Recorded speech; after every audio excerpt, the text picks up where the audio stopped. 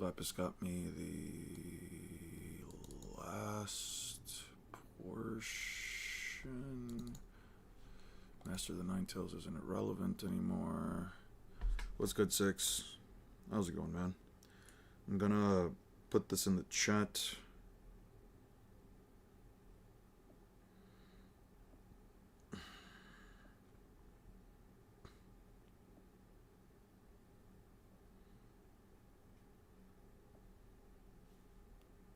At everyone, I'm live.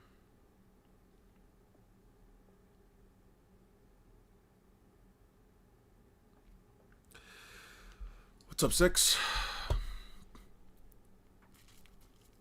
Alright, so I'm gonna just type this in right here just to let you guys know, and then I'll pin the message. There are...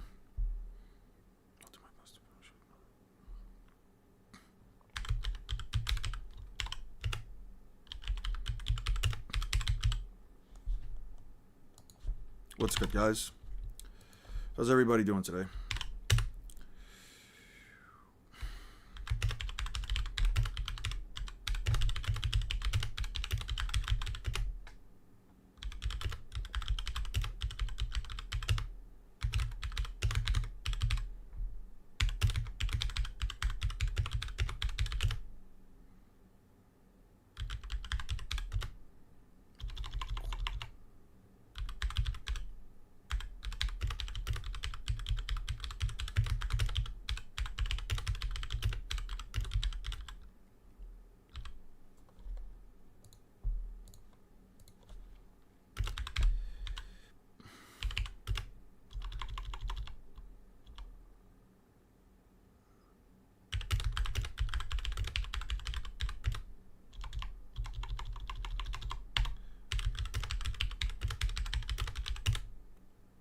What's up, guys?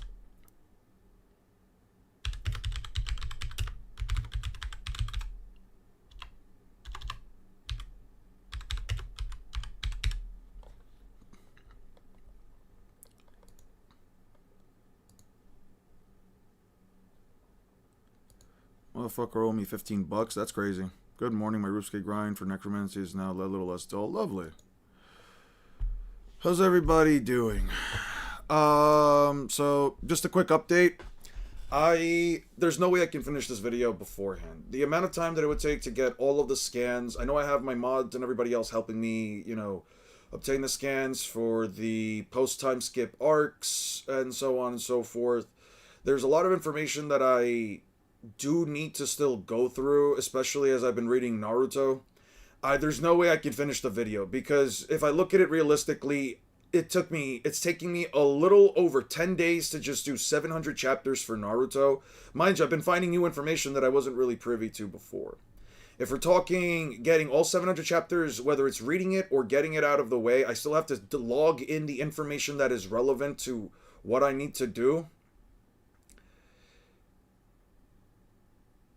So it kind of leaves me in this really weird position where even if I get Naruto done with today, even if I write down all of the information today, I still have to do not only 700 chapters of One Piece, but essentially all 1159 chapters after this Friday or Saturday. It's just too much information. Yeah, it's just too much information to me to go through in less than...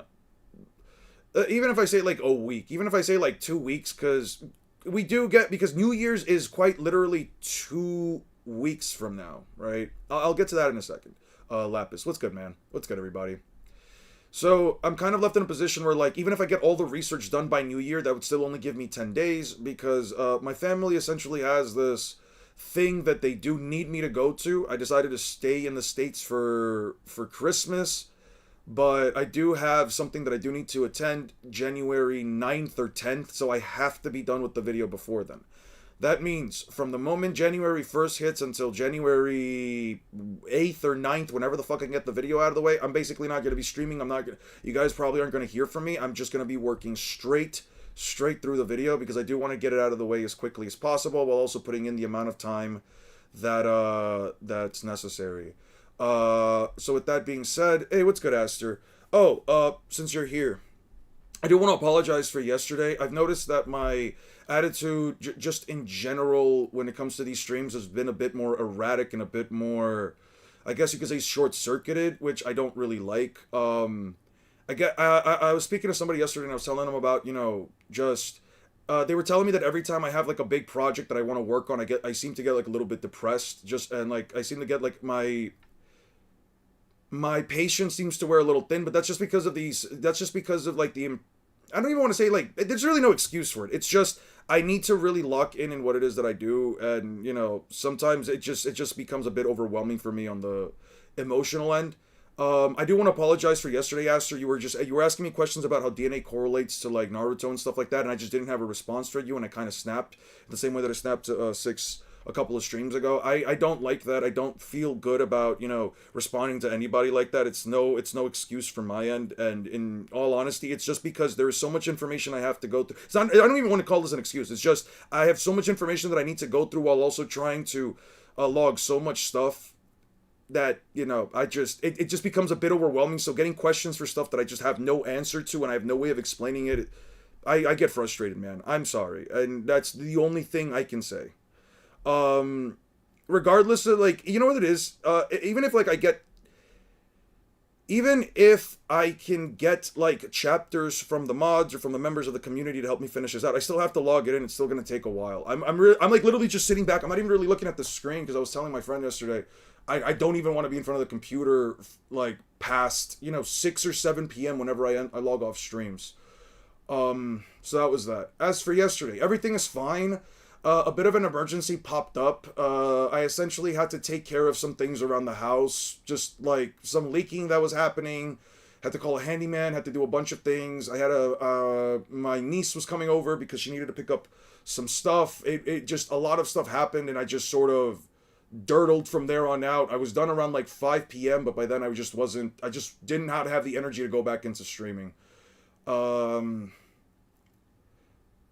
I actually had a conversation with a friend yesterday. She was telling me that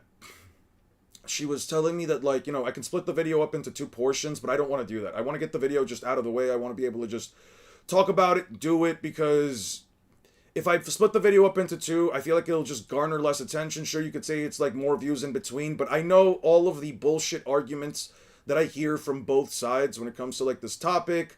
The size scaling, why does that matter? The light speed stuff, the particle style hexes, TSO, all of these different things that I know people are gonna try to like comment, even if I just do like the first half of the video up until like Naruto, whatever point that I get to. I don't want to. I want to just end this topic of conversation once I put out the video, and I want to make it in such a way that if somebody has a discrepancy with it, it's right there in the video. Just you talk, mess with the video. Don't talk to me about it. I'm kind of over it. I'm at the point right now where like, yeah. I'm at the point right now where like, and I've said this before, at least in terms of like the channel. Once I'm done with like Naruto versus Luffy, I really do want to step back from the series for like a little bit. I will be gone after like the 9th or the 10th. I will be gone for like a couple of days, maybe like 2 weeks at most. But then I'll definitely be back before the end of January. So from like that point onward, I do want to focus on either game scaling or whatever other series. But I kind of just want to take a step back from Naruto and One Piece, just because it is just a lot of information to take back to back, and I'm kind of just tired, man. It's clear your channel has grown too large for one person to do alone. Yeah, in certain portions, yeah, I do feel that way. What exactly do I need? Dude, I need all of post time skip, if I'm going to be honest with you. I've been making most of my post time skip, like, related videos. I've just been making it with, like, specific scenes, but I think I need more stuff just to be able to, like, just have it all ready, because I do need to talk about, I never talk about Punk Hazard. I really don't talk about Fishman Island besides, like, that one video with, like, Horty Jones. I basically need Punk Hazard. I need the rest of Dressrosa, because I do want to take into account the stuff from the Coliseum fights. There might be something in there that I could also throw in. I want to make it as clear as possible that when I make this video, it's not just saying, well, Luffy is stronger because of these reasons. I want to make it as clear as possible that there is no real bias that goes into this video. I really have read both series through and through. And I still need to, like, watch the movie, but that one I have to do on my own time.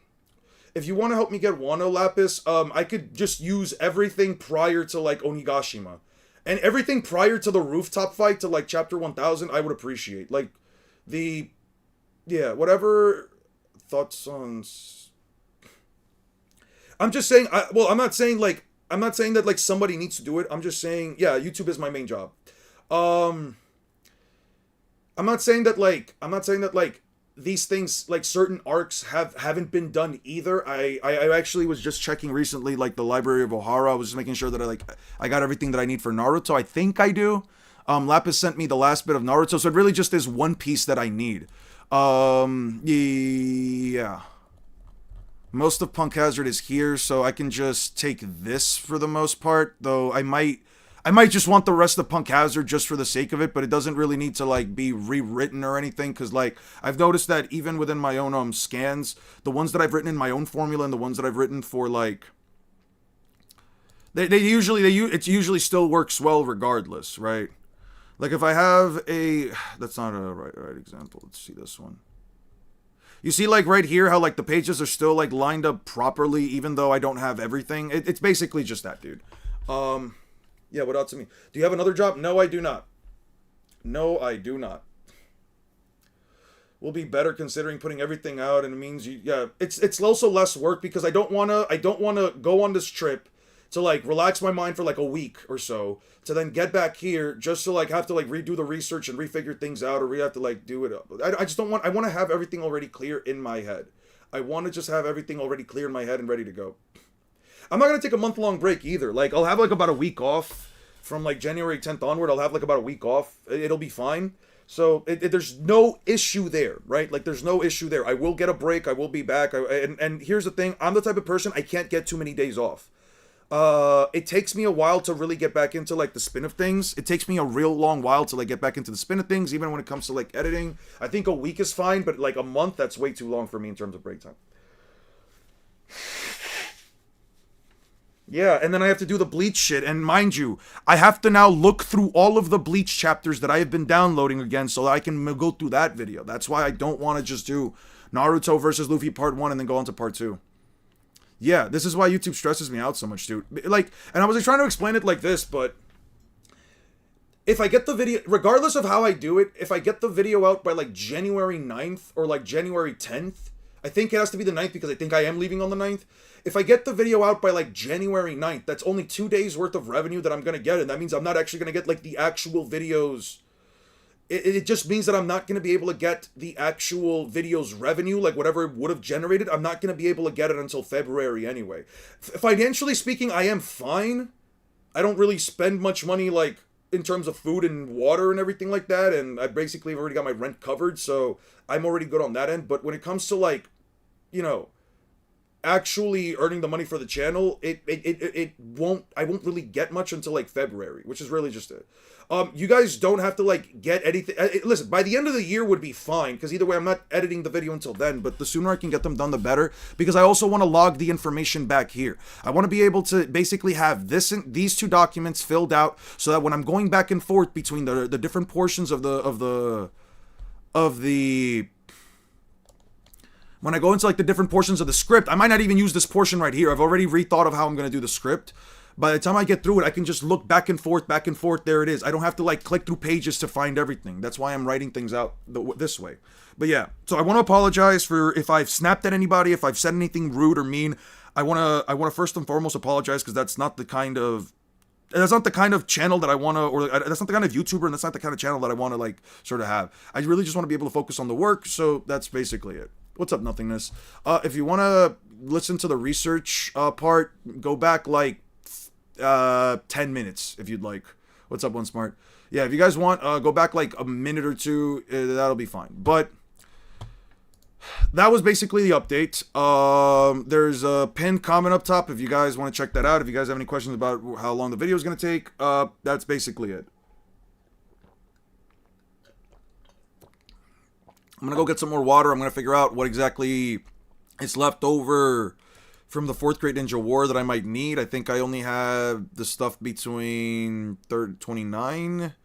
So we're going to start off in chapter 529 and we're just going to move on from there. Everything else I think I've already got. Yes, I should already have everything else up until this point. Yes.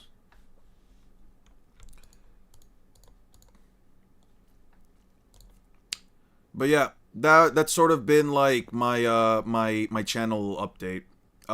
Sorry about that.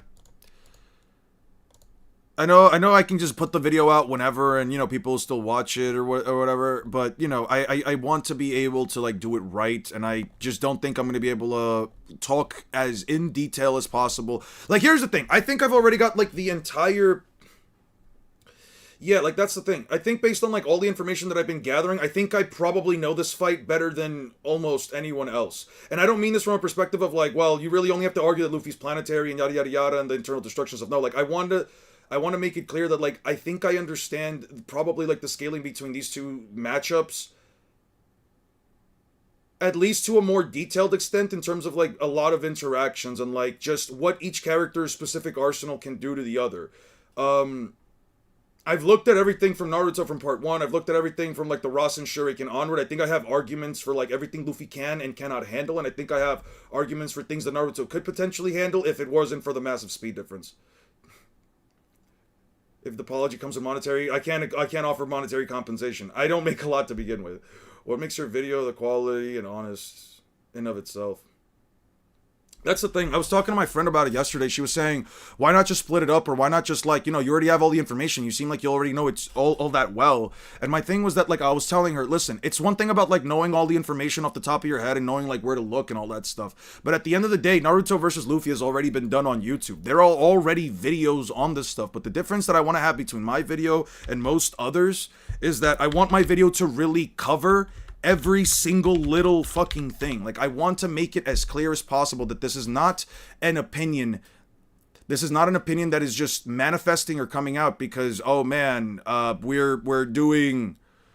Oh man, I just so happen to have an opinion, right? Like, I want to make it clear that as much as this is an opinion, and it really is an opinion, set the diddler, as much as this is an opinion, at the end of the day, like, I did put more thought into this than the average fucking person, right? From the Naruto likely not having a Keirakuke chakra network around his heart, from the potential interactions between Naruto and Gamabunta, how Gamabunta would react to Luffy if Naruto just summoned him in front of him. Would Naruto even summon him in front of him? How likely is Naruto to actually go full Nine Tails against Luffy? And though I'm not going to talk about Boruto era Naruto that much, I probably am going to at least mention that I don't think Naruto makes up the strength or speed difference even in Boruto, considering that he is A, rusty for the beginning portions, at least against Momoshiki, and B, I don't believe that Baryon mode is a sufficient reason to beat Luffy, especially since he has to land more than 5 hits when he only landed 5 on Ishiki and still fucking almost lost that.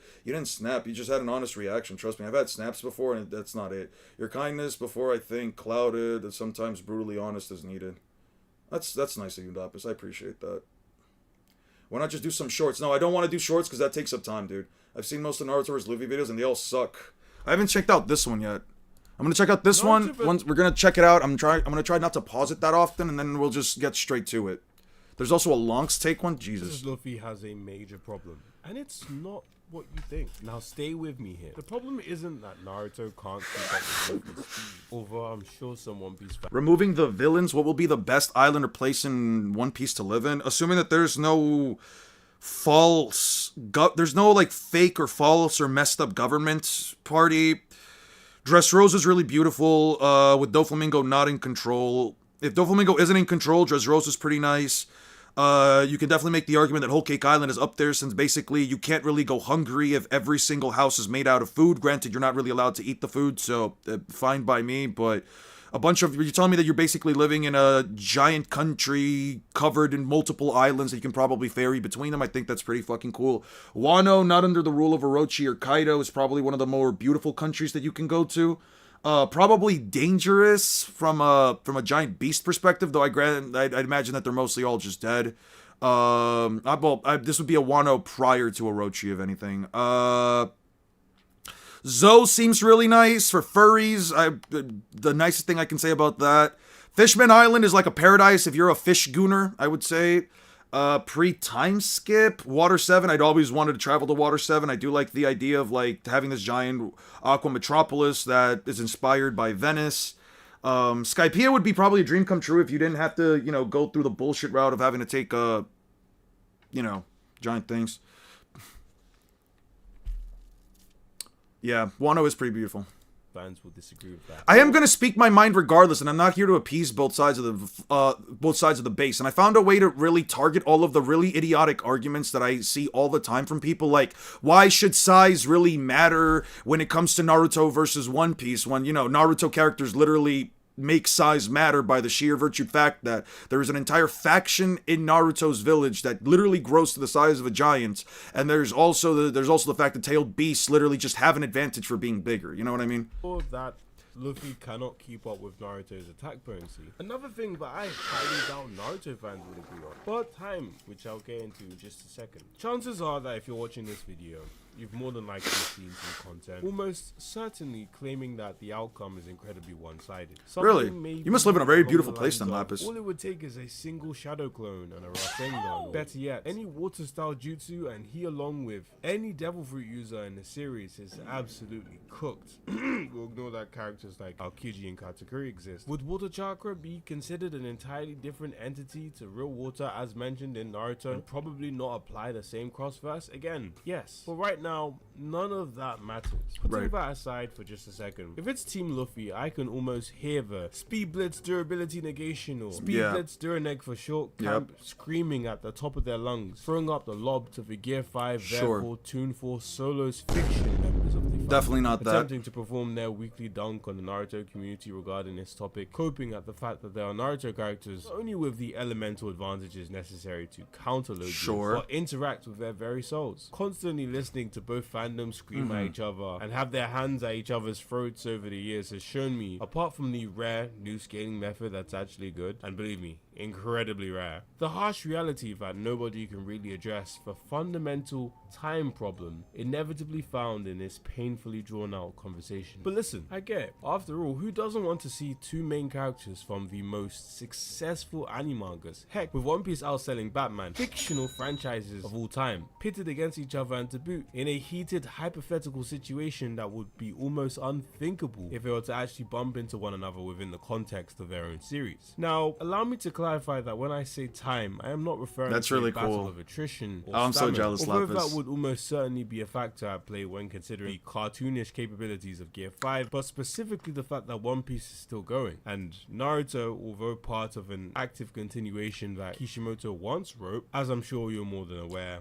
is not. Does this fact prevent Naruto from potentially getting upscaled as a result of the magic of inverse scaling? No, but what it does do is significantly reduce the probability of this happening. Heck, I would even go as far as to say that after Baryon mode, the serious power cliffing of our beloved hot-blooded Sasuke kissing Hokage is only a matter of chapters away. In time, both fandoms will see that the feats in normal circumstances add ferocious flames to this seemingly never-ending fire fizzle out, leaving nothing but the smoke of potential what-ifs and possibilities to cope behind. On the other hand, although Luffy looks like a senior citizen after using Gear 5, that, as for now, has a clear time limit, as the main character of One Piece, one thing that has been made very, very clear to me is that this mysterious thing known as time is overwhelmingly flowing in his favor. The scope of Elbaf has sent shivers down the spines of both Naruto and One Piece fans alike, and if the theories are true about Luffy being the one to realize Vegapunk's dream of completing Mother Flame, perhaps even consuming it, as crazy as this may sound, I can't confidently say that infinite power is outside the realm of possibility. And at the very least, the Nika and Loki lore regarding the destruction of entire worlds is almost certainly going to be a topic of concern in the foreseeable future. Now, I want to make it crystal clear that although much of this is just speculation, the fact is that lots of, and increasingly so with the number of theories being proven in Elbaf, is not. When in the past, Kizaru was the shackle that made the idea of faster than light One Piece incomprehensible for any character not close to Admiral tier, Egghead has gone full circle with characters like Sanji, and more importantly, Luffy himself obliterating said idea. And what you'll notice if you've been paying close attention to the behavior of these fan bases is that they're kind of like water and oil. As one rises, the other tries to sit on the top and observes without mixing. But because Naruto doesn't have time on his side, even more so when you consider that Boruto is a monthly manga, and thus will more than likely lose out on not just the opportunity for new feats, but in the nuance of said feats. While one fandom is being constantly forced to rehash metas for scaling that were once considered horrible on a good day, and seriously consider reintroducing these methods of comparing the characters back into the conversation, the other is doing calculations for all of the ludicrous new things that are being done in rapid succession as we speak. If I received £1 for every time I heard somebody unironically say that mistranslated statement of Kurama turning the world to ash proves planetary scaling for an earlier version of Naruto, or maybe the planetary chakra, or even worse, in retaliation to Luffy eating Kizaru's laser, using Haku in these conversations, I'd be able to buy a good number of volumes from both mangakas. Though admittedly, not sure I want to financially support Oda right now, given his contribution to the Rurouni Kenshin tribute, so we might need to check his computer first.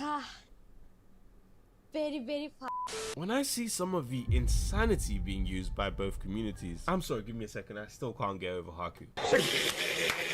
I think to myself, what happened to Light Fight? Or my personal favorite, courtesy of the Boruto anime, Urashiki. Consistent and non-contentious scaling used to be considered good, but when fighting an uphill battle against time, this is what you guys need to understand. As the feats intensify, it becomes more apparent that this simply will not be enough. I mean, if they're not as nonsensically strong as possible, what's the point, right? Everybody has their own agenda. The problem only intensifies when we have to scrutinize the things that were once accepted in the name of consistency, so that we can re-establish the rapidly fading idea that this battle was ever a complete one-sided beatdown for a particular side. This isn't to say that time is necessarily always in the favor of a series that continues. I've seen more shows than I can count Demon Slayer or MASH, but we won't talk about that, introduce completely unnecessary information or reasons to doubt my view, like character, data book, and author statements that can quite literally flip the entire... I don't know about them usually being the aggressive ones, just because that's like rhetorical. Well, not rhetoric. That's yeah, it is just rhetoric, right? Like it's like based on your own experiences. Dynamic I don't know, on its head. Now, fortunately for me, I'm genuinely unaffected by the outcome. I follow what I believe is the truth, and as such, if Vegapunk or Emu gives me good reason to question the size of the One Piece planet when wiping an island off the map, maybe the V-Ray cards once again dropping the size of Zunisha, and thus the attack potency of its strongest characters, you better believe that I can and will accept the result with open arms, because this is what an honest person does. Unlike the respective fandoms, no amount of One Piece speed upgrading is going to bother me to the point of whether you like it or not. The same is true in the Naruto dialogues when discussing the famed...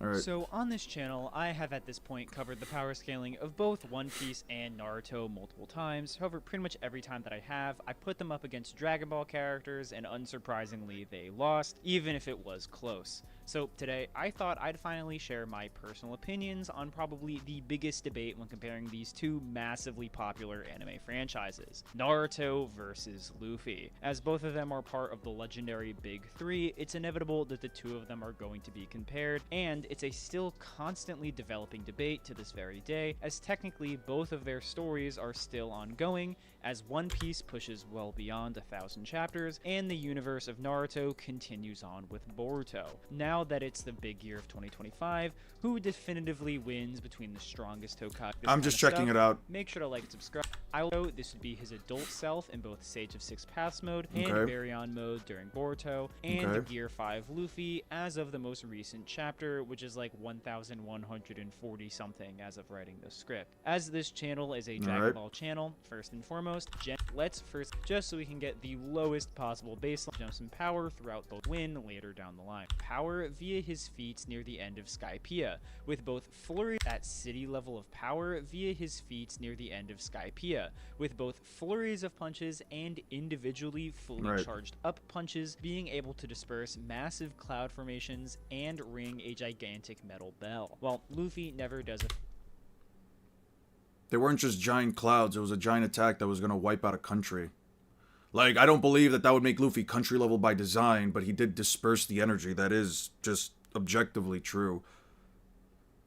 We're saying that Luffy has city level attack potency from being able to disperse a country level blast with like a bunch of ball. All right, whatever. The feat more impressive than this for the rest of pre-time skip era. We do know that he gets stronger, even if his base form somehow remains the same. He does create and begin to use gears 2 and 3, which further increase his power. There are a few misconceptions with the gear 2 multiplier stemming from both a dubious canonicity movie and a mistranslated databook scan. But either way, the most reliable method is going off Doriki power levels, in which Luffy can match Blueno with a power level of around 800, and then with Gear 2 can match Lucci with a Doriki power level over 4000, making Gear 2 approximately a 5 times multiplier.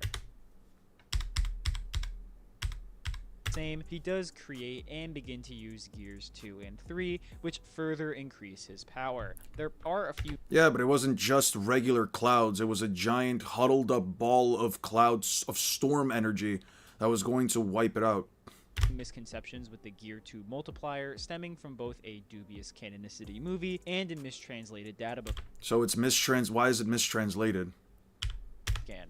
Blueno with a Doriki power level over 4000, sure, making Gear 2 approximately a 5 times multiplier. With this, you can maybe justify Luffy finishing pre-time skip. This is also objectively incorrect. That's also objectively incorrect. He's assuming that Luffy... Okay, let me check out what he says. Blueno with a power level of around 800, and then with Gear 2 can match Lucci. Okay, no. With Gear 2, he doesn't just match Lucci. He's matching Lucci at least to an extent in base, which means that he had to have shot up 5 times versus Lucci. The reason why we say this is because Doriki specifically is tailed to physical capabilities that doesn't talk about or even remotely account for Devil Fruit abilities, which means that for Luffy to fight Lucci first, but that shouldn't change how hard it is to disperse the clouds in the context of the fight. That does change what it is. That does change it. It absolutely changes. This isn't a normal storm cloud. If we were talking like regular storm clouds, fuck, I don't have it. Nope, I do not have it. If we're talking regular storm clouds, or we're talking like regular clouds, sure, maybe. But we're talking about a giant ball of lightning made by an L.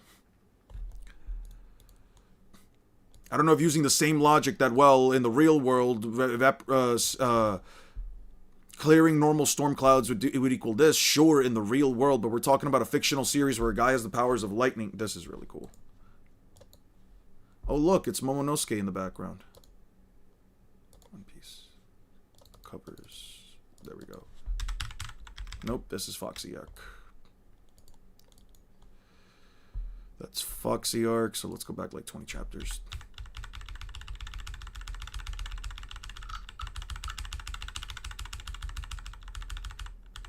Yeah, like this isn't a normal storm cloud either. He's talking about the calc. I get what he's talking about.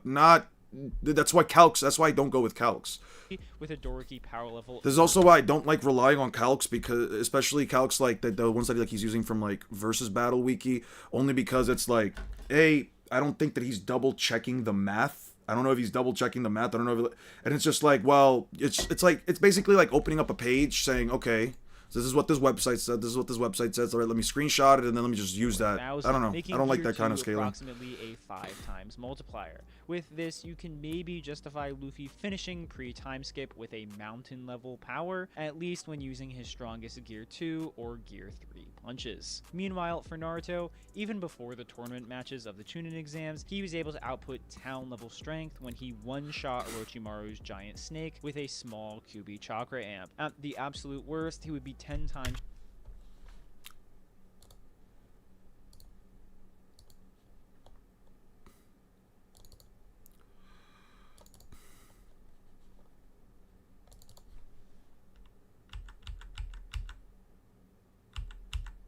He didn't one-shot the snake. Naruto did not one-shot the snake. All he did was stop it. And then Sasuke fights Orochimaru.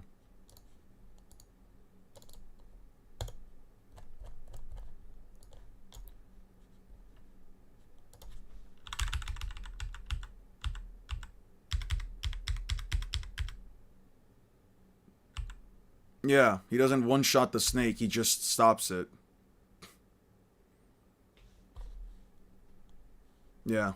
This is a really stronger than disingenuous this in video. his one-tail state, as it's comparable to Sasuke's 10 times chakra multiplier Curse Mark II state. Right. You can get Naruto higher if you think from sheer chakra quantity he should be comparable to early Jonin level characters, which could potentially get him into the city and mountain level ranges. As for speed, both of them are oddly comparable. Both Luffy and Naruto have frankly pretty bad but I agree that it would be unquantifiably stronger. I do agree that it would be unquantifiably stronger. My mods believe that, I think Six and Lapis, or was it Six and Bob, they believe that like it makes them country level because that's the amount of energy necessary. That was the amount of energy that the Raigo had in order to wipe out a country. Mind you, it was a bigger Raigo than the one that actually wiped out an island. But, and while I don't necessarily pertain to the idea that because it's not really stated or implied, you know, that Luffy does have that level of attack potency, at least in my opinion, you can still get Luffy to like island level on a low ball because he quite literally clashes and beats Gecko Moria, who splits an island with a single punch. light speed arguments from Haku and the Noro beam respectively, neither of which I think are light speed feats. Why not? More consistently, they both can react to and fight lightning timers, with Luffy literally being able to dodge Enel's lightning, with Naruto being faster or as fast as Chidori users who can literally cut lightning. No. It's the nickname is its nickname because Kakashi once sliced lightning using the jutsu. The dude's not even reading the... Yeah. So who wins at this point? Probably Luffy. He is more consistently in that mountain tier of power than Naruto is, so he would probably just overpower him with a big fist, especially since it's way easier for Luffy to use Gear 2 and 3 than it is for Naruto to use the one-tail state. So Luffy gets a W, but this was just... By Moria's shadow when he won? No, he was not. He was out of shadows. He used second gear plus third gear and quite literally hit him so hard. You can get an island level as early as episode 1 if you want. Yeah, but you have to go off of the whole, like, all Sea Kings have the same level of durability and they're all as strong as one another, which I don't believe. A warm-up round. So let's move on to their full powers and the real match. Starting with One Piece once again, as Luffy has unlocked Gear 5, defeated Kaido, and become a Yonko, the potential scaling range arguments for him have kind of expanded exponentially. Pretty much all the higher end arguments revolve around one of the former Yonko and the strongest pirate in the world, Whitebeard, who, through his earthquake-generating devil fruit, is stated capable of destroying the world. To determine how strong this feat is, it spills over into calculations for the... Well, it's not to say that Kakashi himself isn't a lightning timer. It's to say that the guy's reasoning within the video, Lonk's reasoning is that Chidori, that Sasuke using Chidori has to be lightning speed because Kakashi was able to split up a lightning bolt without actually, like, there are a lot of leaps. Actually, I'm just going to say there are a lot of leaps in logics.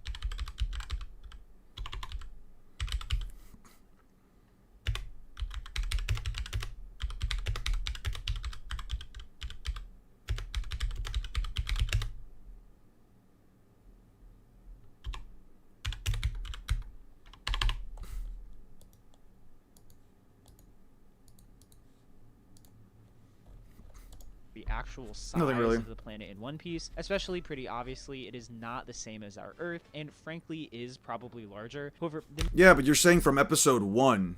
You're saying from episode 1. Like, the Igaram stuff I can agree with, but, like, the episode 1 thing, I don't agree, like, they're that strong. The main issue is that there is no objectively correct answer for how large the planet is, and frankly, it's pretty arbitrary determining the method you want to use, especially when the answers can range anywhere from a couple times larger than the Earth to being several times larger than the Sun. Yeah, but at that... I don't think that you can like read the series and say, oh yeah, Sasuke is the same speed as Kakashi without either being massively misinformed. I can change it to misinformed or disingenuous.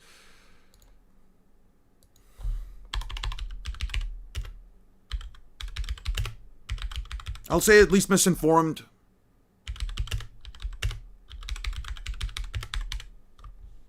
I'll change it to that, but I still think it's a disingenuous claim. I don't think Whitebeard's statements, if current Luffy scales them at all by just having a similar title to him, are being hyper-literal. Whitebeard's power is to create earthquakes, and simply no amount of shifting tectonic plates would ever destroy a planet. I think more reasonably, the world in this instance is referring to society, and that Whitebeard could cause earthquakes throughout the planet like we see, and essentially destroy civilization. This would put Newgate and potentially all Yonko tier fighters anywhere from multi-continental to moon level in power. This actually is super consistent with other feats and calculations, as the strongest attack we've seen Luffy use up to this point, the Gear 5 Bajirang gun, is calculated almost identically to Whitebeard's feat, putting the peak of Luffy's power from multi-continental to, once again, moon level. Just like for attack potency, there is a massive potential range of speed for One Piece characters, mostly due to the oddly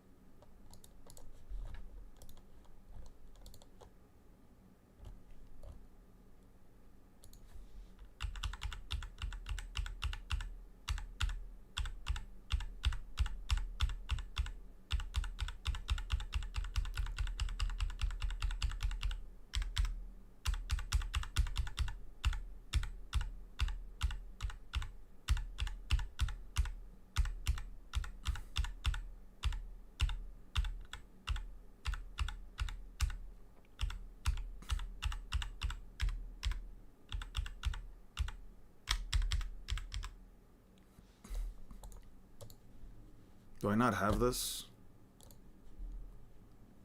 Content, Naruto, Land of Waves. Kind of just jumped the gun on this one, didn't I?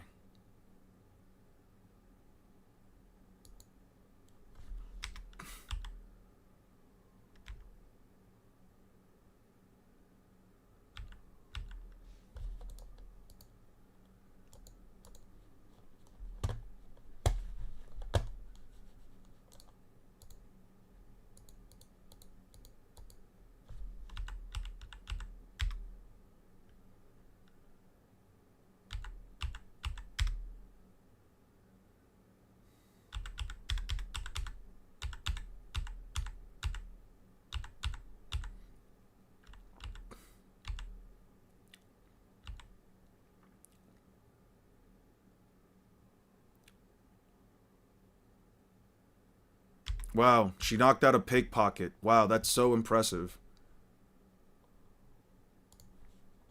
contradictory way. Lightspeed Man, has been she's stated so in the cool. story. Well, several attacks earlier in the story have been stated or implied to be Lightspeed. We have one of, if not the fastest guys in the verse, Kizaru, being a guy literally made of light who is constantly being called the speed of light. And Luffy is only just now contending with him in speed and power. So I'm totally fine putting Luffy as faster than light, but to say he's like thousands or millions of times faster than light seems kind of just blatantly contradictory to No, it doesn't.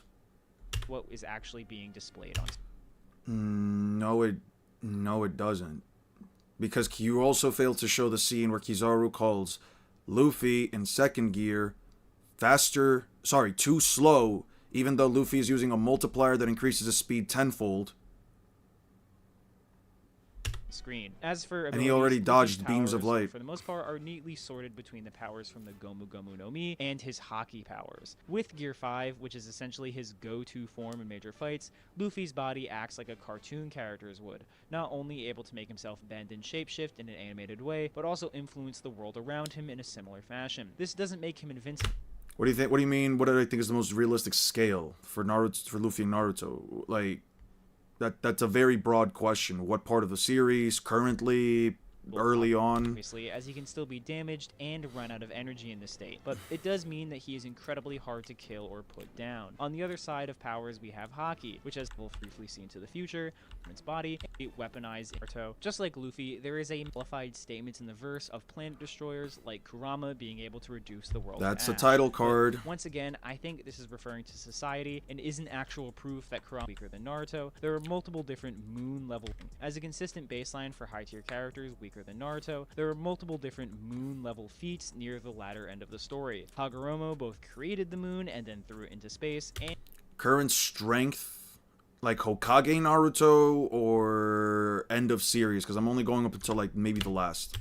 I still have to watch the later movie. on, Toneri was once again able to move the moon while also being able to slice it in half. These feats have various calculations that put it anywhere from moon level, obviously, to potentially planet level in range. As Naruto just scales above the Sage of Six Paths and literally one-shot Toneri, I don't know, she one-tapped this dude.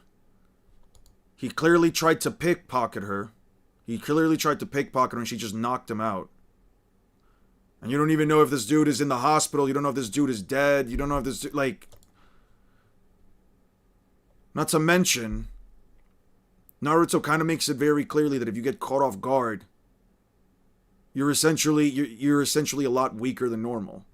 it's safe to say he scales to this level of power as well. Yeah. Beyond this, of course, is Kaguya's Notori. I think it's safe to as Naruto just scales above the Sage of Six Paths and literally one-shot Toneri. I think it's safe to say he scales to this level of power. Naruto doesn't scale Beyond above the this, Sage of Six Paths. Kaguya's notorious Eternal Truth-Seeking Orb, which was going to destroy a space-time. Kaguya was way weaker at the time.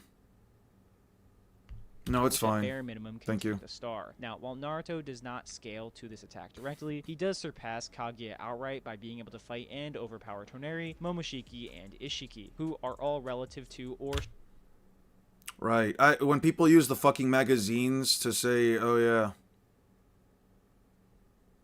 stronger than Kaguya. So I don't think it's unreasonable to say he scales to this attack at least partially, especially when Kaguya herself was able to absorb it and grow exponentially more powerful because of it. She wasn't absorbing the ETSO.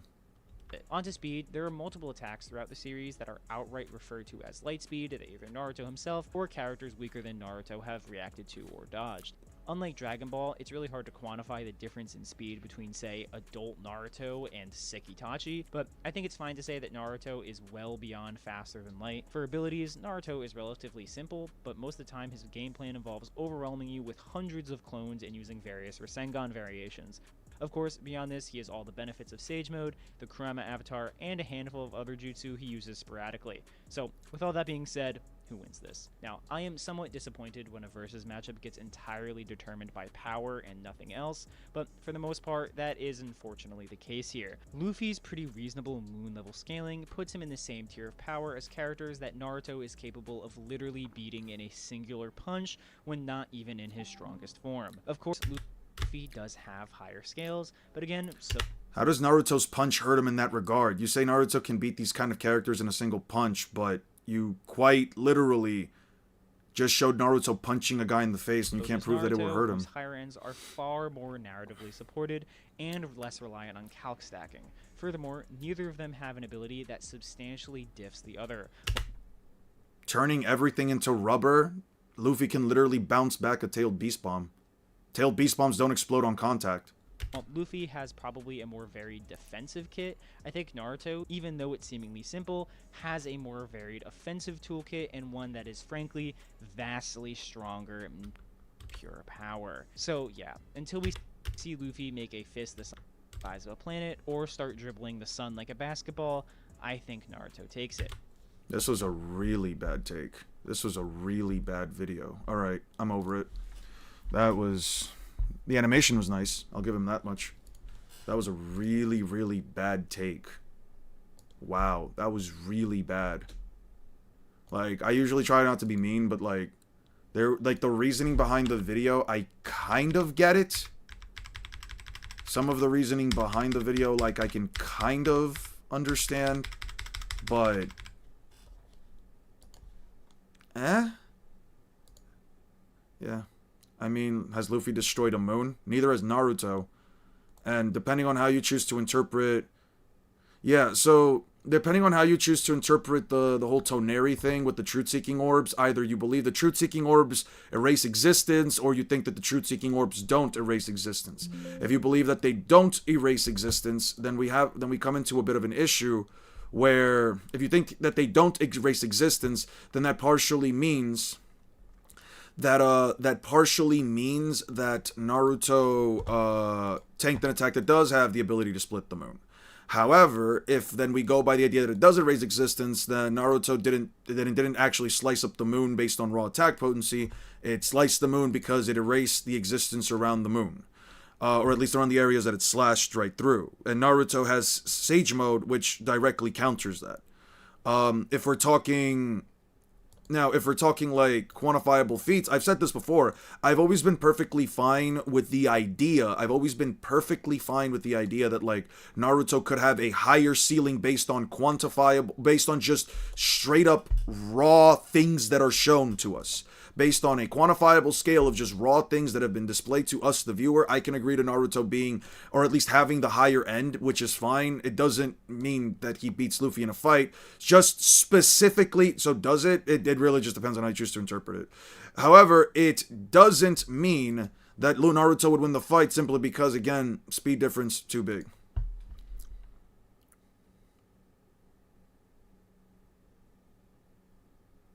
Binge read my last 3 chats. All you have to do is expect... Yeah. That's fine.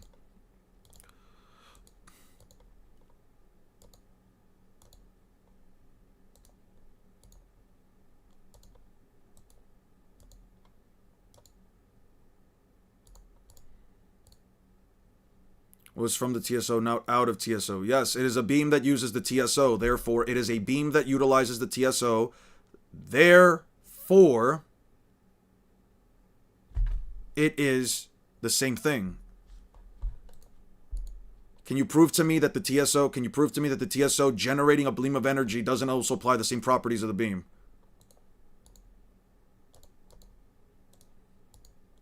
I'm going off of the conclusion that it is made out of TSO, therefore it must have some relevance to the TSO, but it hasn't shown that. It doesn't really show a difference. It just glows and hits a beam. Give Shikamaru on the other team. That's just the teacher's cruel. Okay, Lord Orochimaru's chakra passed through my skull.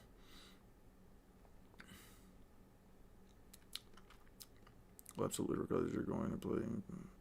One's going to think I've been playing possum again. How undignified.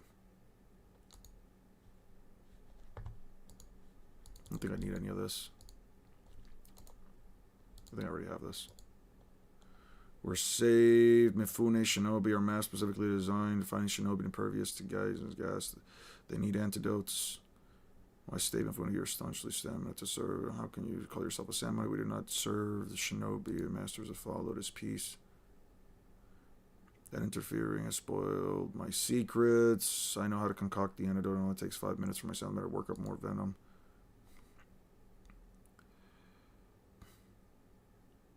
So solid, yeah. Look at me that way. I aim for peace too. I came. Truly does not exist. Battle after battle, they die. According to the samurai way, the people of the sword, and thus Fame Blade Kurosawa here. Don't compare people to blades. Like I told you, conviction lives longer. I will keep you from casting ninjutsu.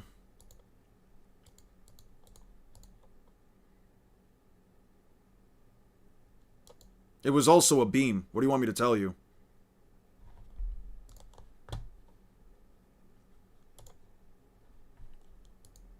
Sure.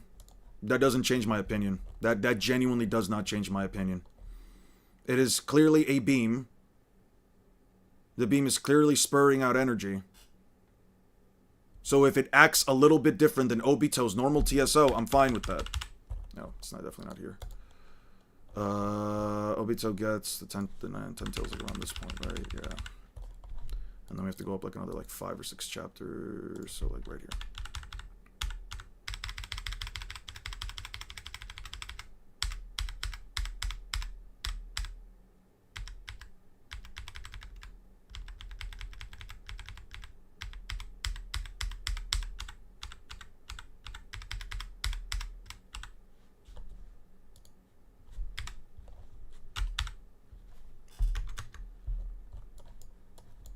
You see these little fragments right here? Yeah. You see these little fragments, Aster? Right here, right here, right here, here, here. Little bits of the blade. Yeah, no, it doesn't just cut it clean off. For streaming these chapters, I never do, so I don't know why I would. Have you cared to change my profile picture because the Joy Boy hockey scene was too peak? That's pretty cool. I have yet to see it fully myself. Do you think Shippuden gets past Gojo's infinity? I don't know how. I don't know for what reason Naruto would be able to. I don't believe... I mean... If he can, like, hurt people with just raw chakra, maybe. You shattered my blade with your sickle chain and smashed my head in, but somehow my life itself was spared, I believe.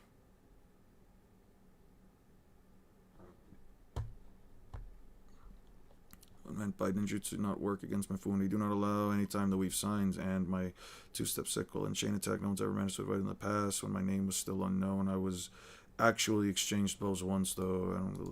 I doubt you would remember. Forgotten my face. You're Yakiko from Nikatsuki, but you're dead. You allied yourself with Danzo and betrayed us, and now you're interested in self-preservation. You're a piece of garbage. I once respected you, but that has changed. How do you have so much power? Now be gone.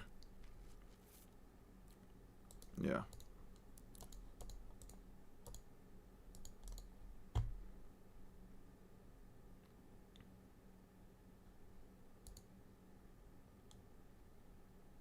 A sword that continuously owns shall become a famed blade, shall be passed from another time, survive the passage of time.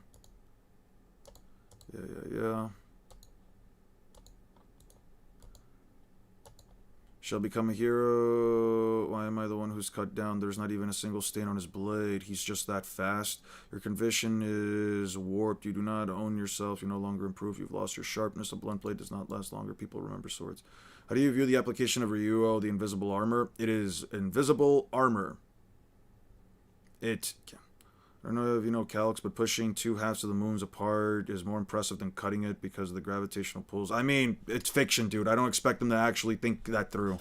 I really don't. Just saw a debunk of your Madara versus Admiral video. Thought I had, though I haven't watched it yet. What was the debunk video? What was it titled? Madara versus the Admirals debunked.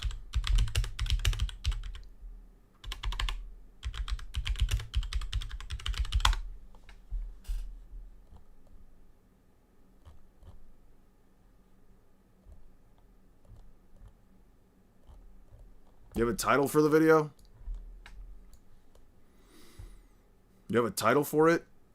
If you're talking about the noodles thing, I've already seen the whole live stream. Did not really make good arguments. He couldn't even really counter the questions I asked him in the... The moon was hollow without a core. The gravitational pull thing doesn't work. Also, it is a literal hollow moon. I don't... Listen, I feel... The people that debate for the fucking moon always do the same thing, where they always forget that the moon is hollow, and the people that debate against the moon being against... And the people that debate against the whole moon thing usually say that it is hollow, but forget that it's still the size of the moon. I think both factors do play into it somehow. But yeah. No, Hanzo Salamander, live the story, I'll be affecting, loss of conviction is the end. Okay, I shall be praised, you'll live as a hero, and your state will be compensated for death. If you die, you'll embrace your convictions. If you insisted on this, there's still a way to stop me. Yes, I am immortal, but I do not tell you. I got the resistance to this poison, although perhaps it's not close distance. So, entrust you with this conviction. He killed himself. Time for mindless mode then. If you remain true to yourself, you're not just a blunted blade.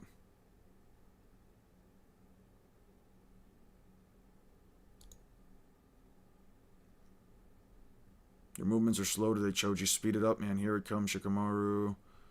Webs and get me to Choji. I was already on it.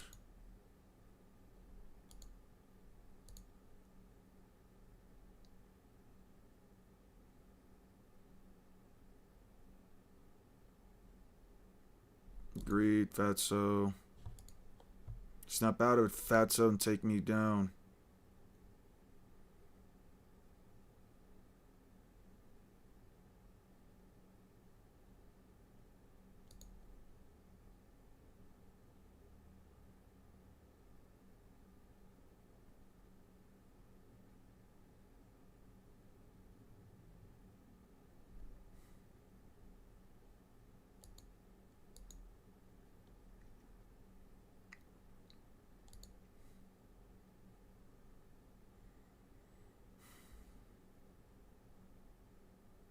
They stay on your full shimmer. You swear these oath on these new piercings, taking responsibility and raising your child on your own and eventually pass them on. You don't? You understand why Master Azuma continues to be hard on you? Look, I was able to marry, wasn't I? Be confident. I don't think you'll be as lucky as you, Pa. Times have changed. Girls aren't as open-minded in Joji. It's time to swear. I thought I'd change when I got older, and I thought I'd be heart and body and soul would get stronger and take on flight. Time to change. He grew wings without the pills? Yeah. Choji Slimmer, did he take the pellets again? It's like when he used the chili pepper. He's fine. He achieved the Akamichi clan's carry control hidden within. He then, without the picks, so no side effects. Your cocoon was stronger than you thought it'd be. Be able to fly. Oh yeah. He's truly worthy of being the 16th Akamichi leader. We've got Azuma. Please take care of the rest, Choza. Weaken him and get him over here. Mind transfer jutsu. My turn. Stitching. This and you'll end up being the strongest of them all. Now you've got it. Confidence you need.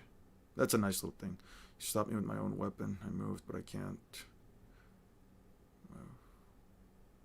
You can't because of my shadow possession. Heard your last words once. You're already going to put us through that again. There's nothing left to say to you three. Your Inashiko Cho formation is now complete. Thank you.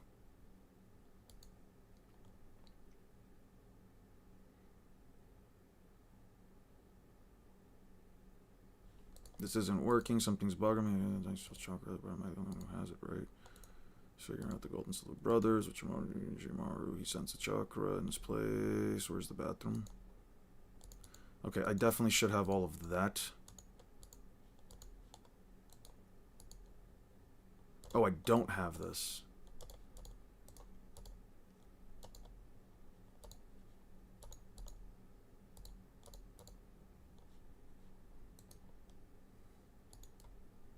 That's interesting.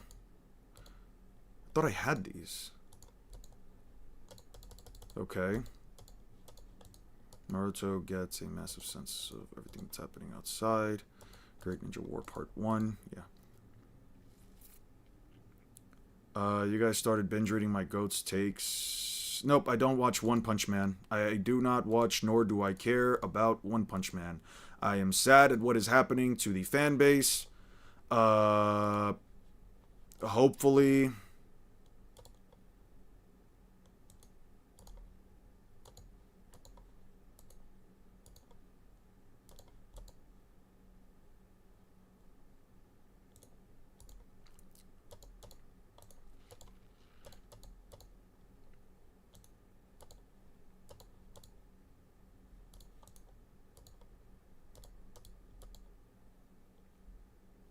Hey, what's good, Bob?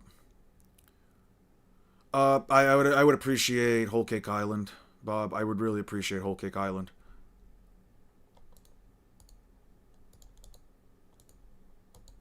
Now you got me, fool. Keep your promise. You gotta go on your watch.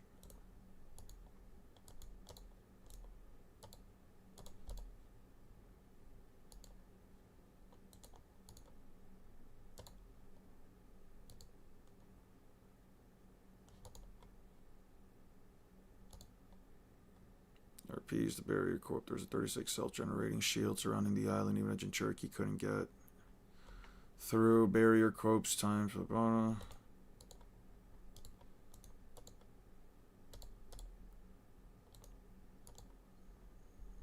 that up ahead is a shield. Together we bust this field. Get the beach. It's no good. You can't regenerate fast enough. We're out. I have to tell them. Tales have emerged. Back on our realm. Shall we kidnap the daimyo for bargaining? No, I don't need the daimyo anymore. If we can capture them, the nations will be pressured. Now that the tales have emerged, there's no need to bargain. The Raikage is no fool. You know, from the beginning, daimyos hold no value in this war.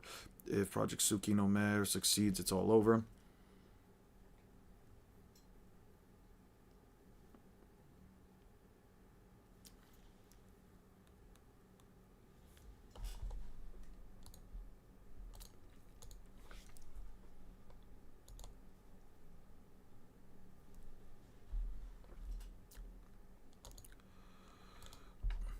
way.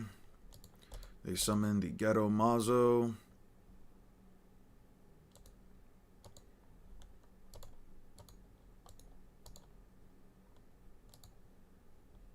Okay.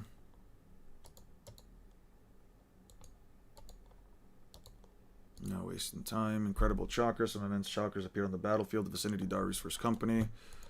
Madara Uchiha. We need a strategy. Leaders showing up. Incoming escape. The barrier.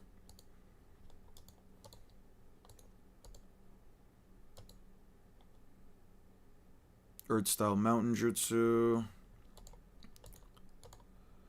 Based on the data Tamari and Suna have given us. I wonder if... Whoa. Control the Sunadakura, humanoid statue, octopus doppelganger. It has to be sorted out of humanoid monster. Is that it? Seals and Jerky's power, right? Get the ninja tools. Have to get them back. Them smart ones, but you're using and chose bearing Kinkaku with fullest honesty. True shame you roar. So that monster is... Oh, man.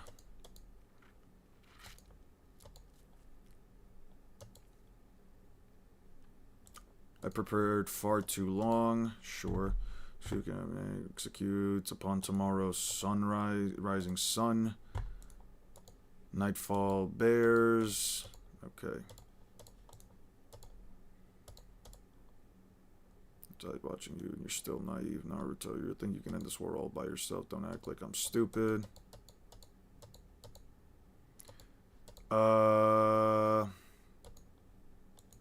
After all that hate inside of you.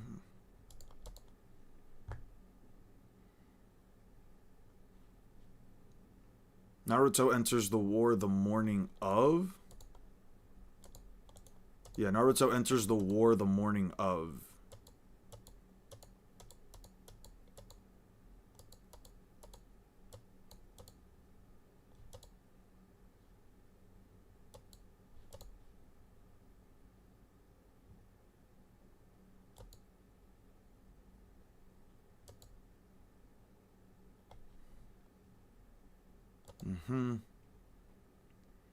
Grammy usually doesn't think things out of existence. That's not in his personality.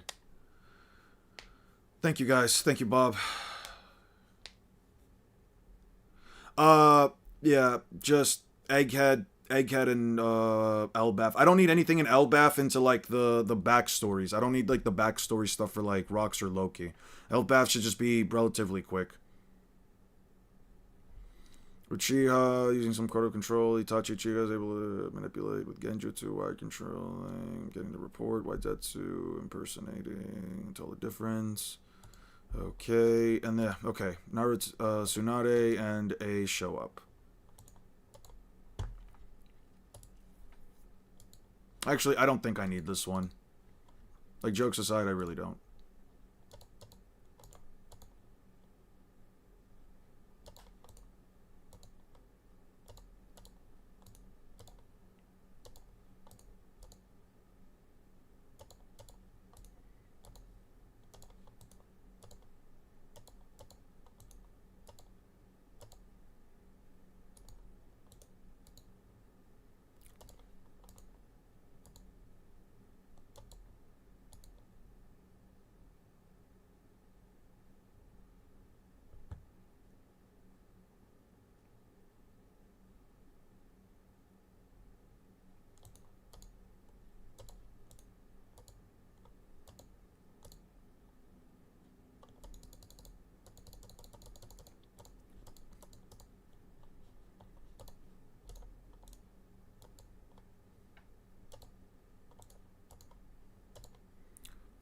One, 2, 3, 4, 5, 6, 7, 8, 9, 10, 11, 12, 13, 14, 15, 16, 17, 18, 19, 20, 21, 22, 23, 24, 25, 26, 27.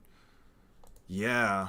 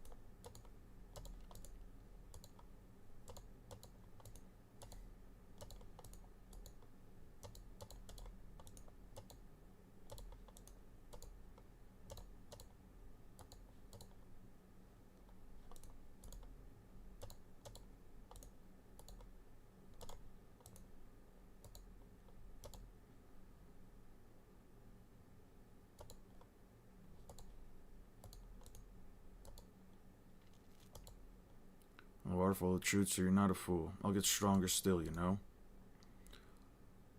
People already on Grammy's ass. We relay the order. Okay. Yeah.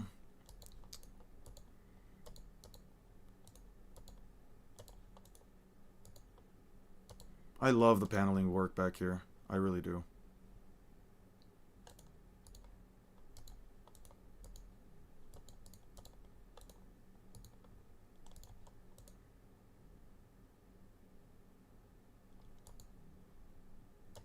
I mean, is it really a point to be made if you're saying you guys are just biased? Like, if your argument, if the end of your argument always ends with you guys are just biased, you guys don't think Luffy loses to anybody, how about you put up somebody that actually beats Luffy? Like, I don't think anybody here's gonna say Luffy beats Goku, like, genuinely.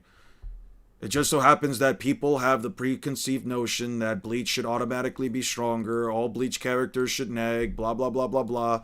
But, like, have you done the scaling yourself? Or are you just going off of what other people say? Because that really is just... Yeah, people here can probably name a relatively large amount of individuals that just straight up curb stomp Luffy.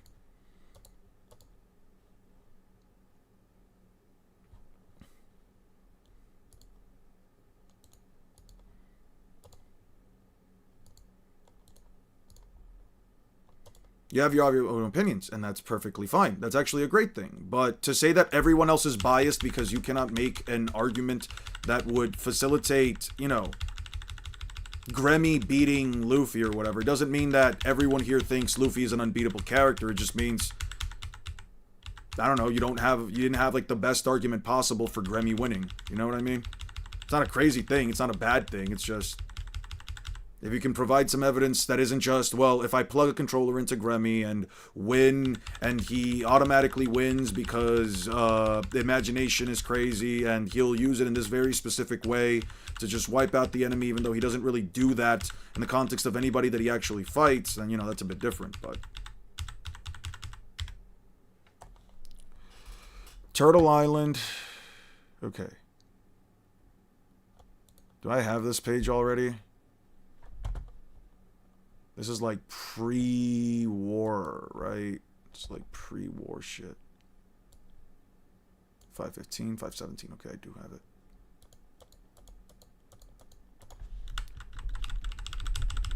Okay, and we've already seen all of these. I think I went up to like, what, 24, 25? I think honestly, it could very well easily be a very reasonable take to say that, like, Grammy does beat, but at that point, you know, have to just be able to back it up with the things that he's actually been able to do. And some people have even said the only thing that, like, Grammy has, or at least has displayed within the context of his own ability set, granted it should be more malleable than just that, is that, yeah, the void space thing and the water thing are things that would give Luffy trouble.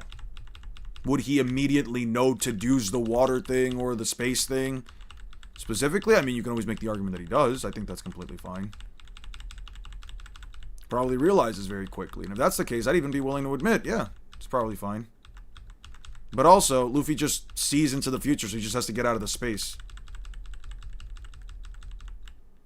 Yeah, and Grammy was very unimaginative, if we're being, like, very honest about it. I don't know. I didn't really see Grammy do anything specific that, like, was like, oh man, that's a really interesting or in-depth utilization of the ability to, you know, sense, or the ability to, like, you know, think things up. You gotta binge read my chat if you care about creative scaling ideas. Probably, but, like, right now, this is just my focus, dude. I don't deny it's probably very interesting stuff, or, like, very creative ideas. Just... you know, I gotta get through this. I spent enough time chatting and yapping it up towards the start of the stream. I'm kind of just out. Like, yeah, I could certainly agree with Naruto bringing in hacks versus Luffy's speed. That's true, but when the hacks aren't good enough to make up for the speed difference, I don't know what to tell you. Okay. Okay, they were slowly retreating. Okay. I think I get this, and I should... this is the Gaara sand stuff. I don't think I necessarily need that.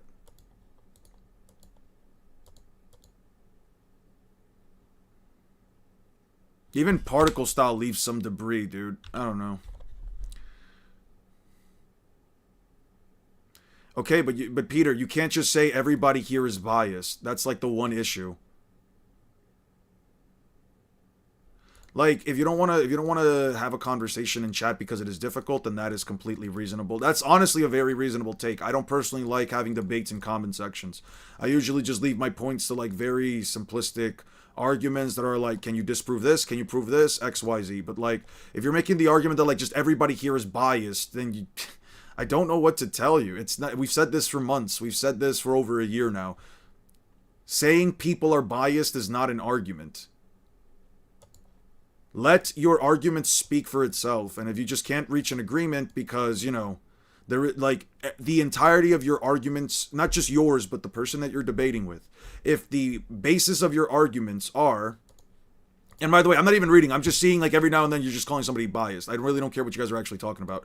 But if the basis of your argument is somewhere along the lines of like, well, you know, if the basis of both arguments are not based entirely on like just interpretation, I think that's fine. Like, if you just didn't want to agree to disagree, that's also completely fine. That there's genuinely no issue with that. But, you know, off of the idea that like, oh well, everybody here is just biased, you're the only one here providing facts, I don't know about that, dude.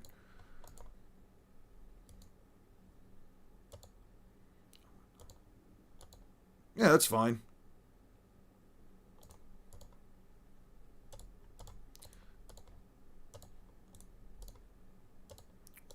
Right now is not the perfect time for me to like really have a full discussion. I'm just looking back and forth, but I do think that like, you know, it's probably not the most conducive thing for a conversation to just say, well, you know, you guys are all biased and that's it. That's all. That's really all I'm just trying to get at here, dude.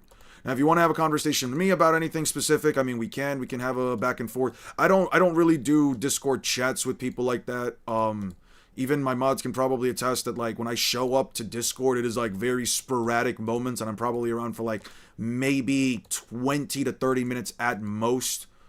On most occasions, if anything, I'm usually out within less than like 10 minutes. I really don't chat with people outside of like YouTube.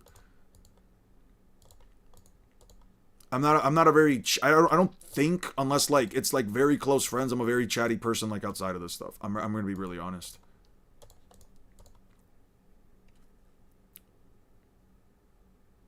Yeah.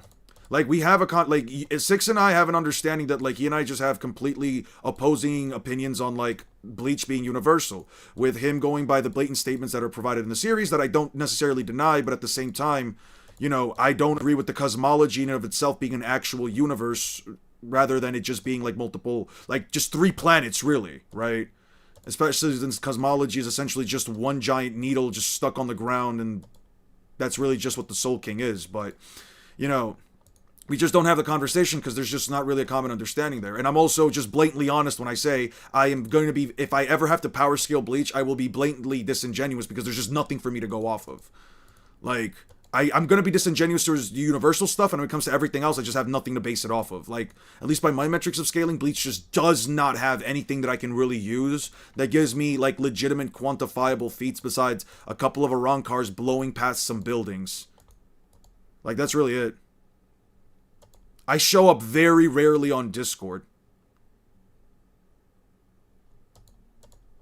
We can have the discussion here. Like, you can just ignore everybody else and just listen to what I say. And I can honestly just tell everybody here, like, hey, listen, whatever Peter and I talk about, you know, we can, it's fine. Like, you know, just try not to interject. Just let us have our discussion back and forth here. That's also completely fine. I don't know about, Skype. I don't do Skype. But yeah.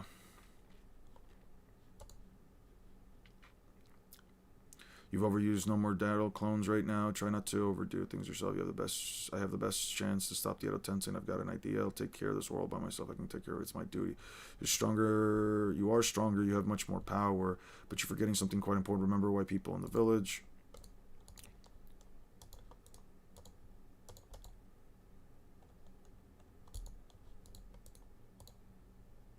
Why? Ishizu's eye won't work for another 10 years, so you won't be able to use it against Sasuke. Possess something more powerful, access to Shizui's soul, and that is what he really wanted to pass on. You don't have my eyes anymore. The eye anymore. You can stop Sasuke without the eye, but you can talk to Sasuke maybe this time.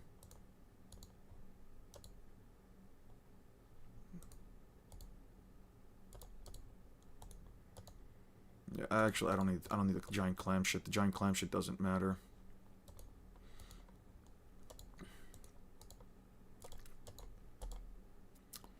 Read the sources about the sizes of the Cerate in Las Noches. Whenever I get back to it, like next month, dude, when I will check it out.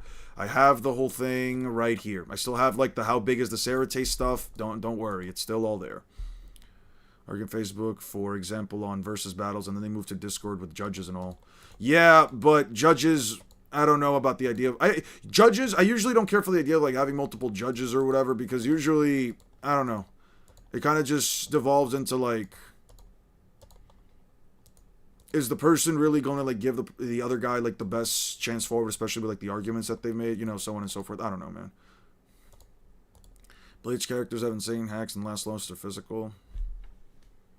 Do you agree that Ichigo is the strongest of the big three protagonists? I don't really know why I should believe that. I don't know why I should believe it. Like, in terms of planetary shit, maybe. Multi-planetary, I could give it to Ichigo, but like, I don't agree with the whole universal meta like I mentioned before. Just because of like the specific way that the cosmology works. As far as like Ichigo's own strength, it's so weird, man. It's like strength is like a relative term. It's like, does Ichigo really have a feat to back any of it up? I mean, he matches up with Yhwach. He's like one of the few people that can, but at the same time, he doesn't have any real answers to Yhwach. Can he hurt Yhwach? Sure, but do I also believe that like Yhwach, you know, can really tank his attacks? I mean, a single Getsuga Tensho one-shotted him. You know what I mean? Does that mean that Ichigo has universal attack potency or multi-planetary attack potency? Like Yhwach, like, did it really matter at the end of the day if he hit Yhwach? If Yhwach can always just make himself come back to life? Was Yhwach just let Ichigo hit him right there? Like, did he just allow Ichigo to kill him just so he can be like, oh yeah, see, here's the thing, I can just also bring myself back. Like, I'm just trying to flex it, you know? I don't know, man. I don't know, dude. Isn't Luffy lower than planetary with your scaling? My scaling tends to bounce back and forth. Pun not intended.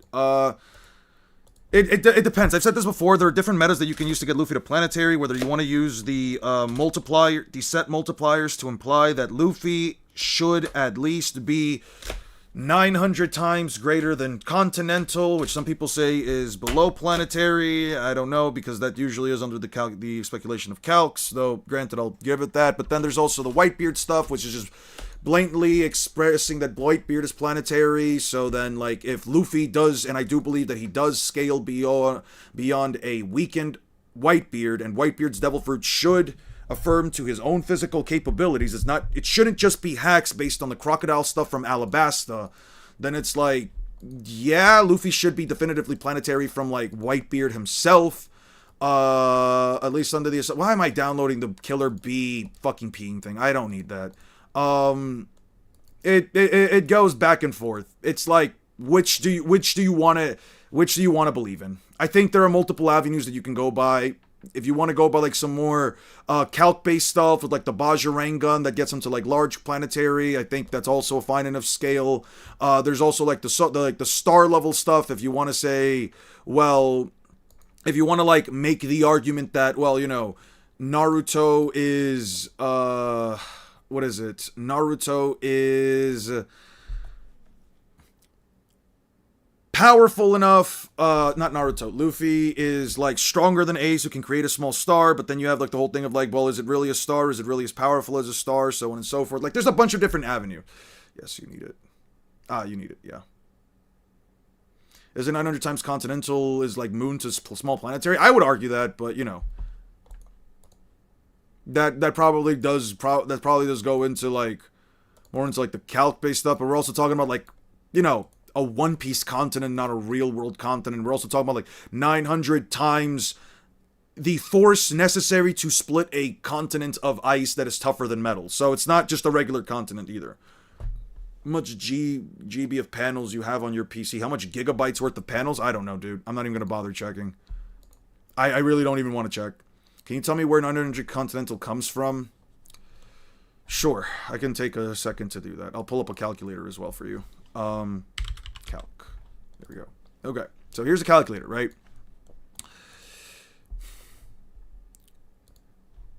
Wait, no, let's go back. I want to stay on this. Here's a One Piece. Dressrosa. Library.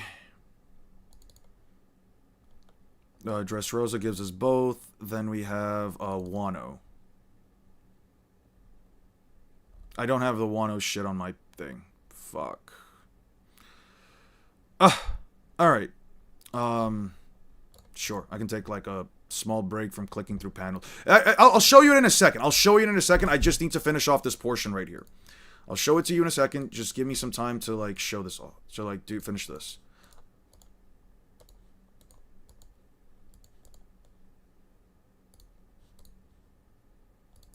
Yeah.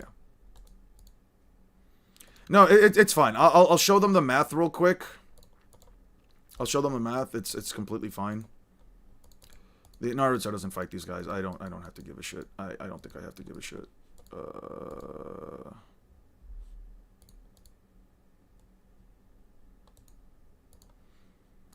Although given the powers of Naruto, it's time to take it. It's gonna take time for him to generate even with an Endo Tensei body. Yeah.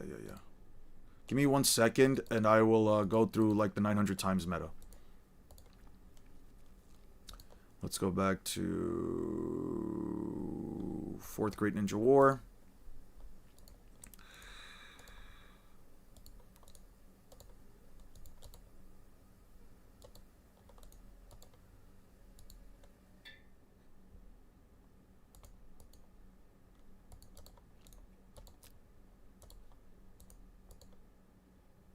No difference from multi-continental and moon level is like 6,000 times. Got you. Still very high into multi. Yeah, but you're also but here's the thing here's the issue that I have with like that line of reasoning, Lapis, is that it's under the assumption also that we're talking 900 times a regular continent. We're talking about a continent of ice that is tougher than metal, which means that the amount of energy necessary to split the continent in the first place is much greater than splitting your average continent, if that makes sense. I don't know if I agree with the idea that because in the real world 900 times continental would still be far into multi-continental, it doesn't really matter to me if we're talking about a continent that is also way, way, way harder than the very material the average continent is made out of, if that makes sense. Which is why I don't really care to like use, again, calcs. It's like, well, how much tougher is a regular continent made out of metal that's tougher than metal versus a normal continent? You know what I mean? This is a different battlefield than this. That is a different battlefield than this. That is a different battlefield than this. So that's 4 clones. Yeah, that's 4 clones. Yeah, but it's unquantifiable. Just going off of low bolts, it's still multi-continental. I don't agree. But sure, whatever. Well, multi-continental if you don't use the Doriki stuff. I'll talk about the Doriki stuff in a second. Right? So let's clear this up real quick, and then can't believe I don't have the Madara stuff. I can't believe I didn't have it. Okay, this I don't have this. No fucking way, dude. That's fine. That's fine. What exactly am I missing for this bullshit, right? Give me 1 second. What exactly am I missing for this bullshit?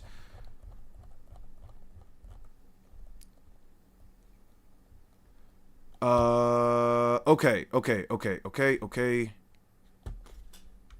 1, 2. I should already have. I'll finish out this chapter. I'll finish off this chapter. I have 51, 50. I'll check out 52, see what I'm missing, and then I'll do 63. 61, 62, 63. I'll finish off this. Okay.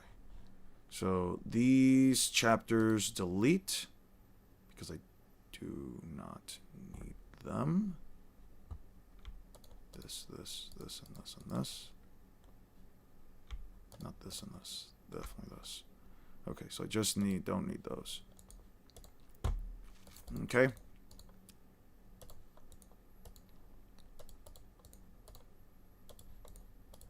content. Also, doing Zo, because why not? Sure. If you think there's any specific scaling that's necessary, I'll check it out. Okay, I don't need 61. I think I've already established I don't. 62. I'll clear up the aftermath. Let me see what I'm missing from 62. I have pages 1.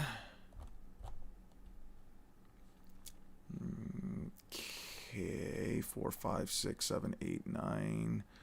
I guess I don't have 10.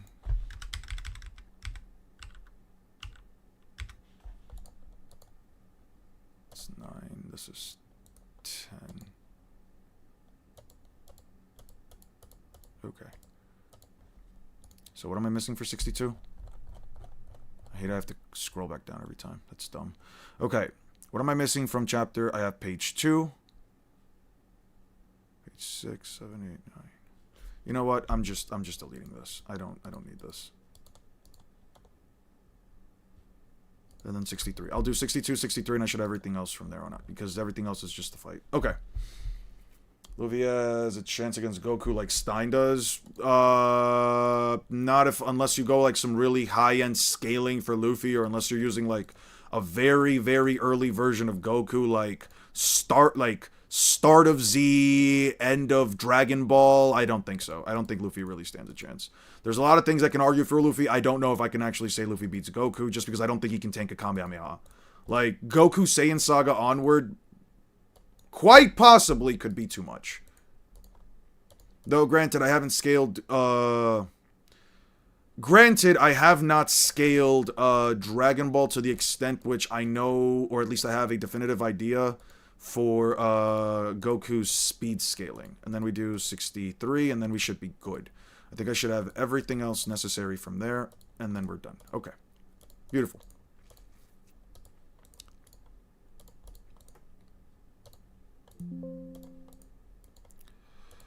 Okay, after we're done with this, I should have everything in Naruto that is important. Then we'll just sit down and write up the rest of the information. I'll try to finish up Naruto today. Tomorrow we start off with One Piece, we end off East Blue, and then, yeah. Okay. I think I got an idea. It's bare minimum planetary, should be Dwarf Star. No, I gathered that. I don't think that Goku's necessarily a fucking weak ass by any means, even at the start of fucking Z. I'm just saying, dude, like going off of start, I mean, like, episode 1, like, before Raditz. There's no way to quantify. So is there any way to quantify how fast it is? What are you talking about? Okay. This is the Jinchuriki fight. Jinchuriki v Jinchuriki. I think I'm good. Because this is 65, 66, 67, 68. 69, 70. Let's delete this, this, and this, and this. Okay. Oh, and, this, and this. And then everything from 4th Great Ninja War onward is the stuff that Lapis gave me. Thank you again, Lapis, for all of that. I should be good.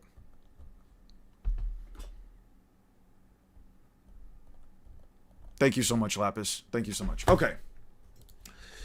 So why does Naruto scale... Sorry, why does Luffy scale to that extent, right? Okay. Let me, I should have the statement. It's so weird that versus... I don't know where the fuck I got the scan from again.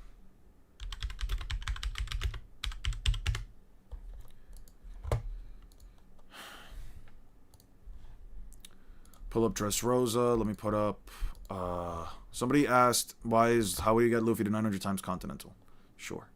So we go here. Where's Luffy versus Lucci?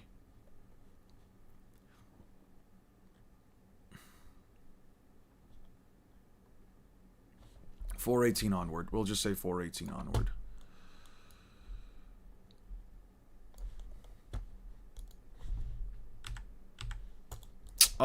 It's like this. I have to scroll down. Ew. Ew, ew, ew. I don't like scrolling.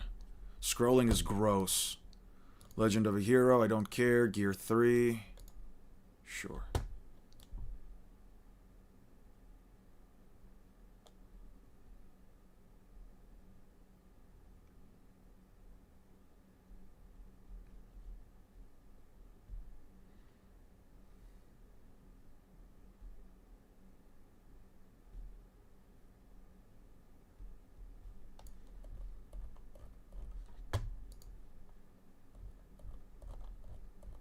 You fundamentally disagree with him in his scaling. Why is that, Six? What do you feel that way? Just genuine curiosity out of my end. Okay, so hits Rob Lucci. I see it's like injecting your power. Indeed, your physical abilities go through the roof, but your physical strength can't keep up with the intensity. Oh, so he's using a different translation. Shit. This is 420, right? Haha, 420. Haha, funny number. Oh my god. Guys, he said the thing. He said 420. Ha ha ha ha ha ha ha ha ha ha. Ha ha ha ha ha. Alright, when does the flamingo do the 84? Look up 784. 784. Guess I just don't have the scans. Holy shit.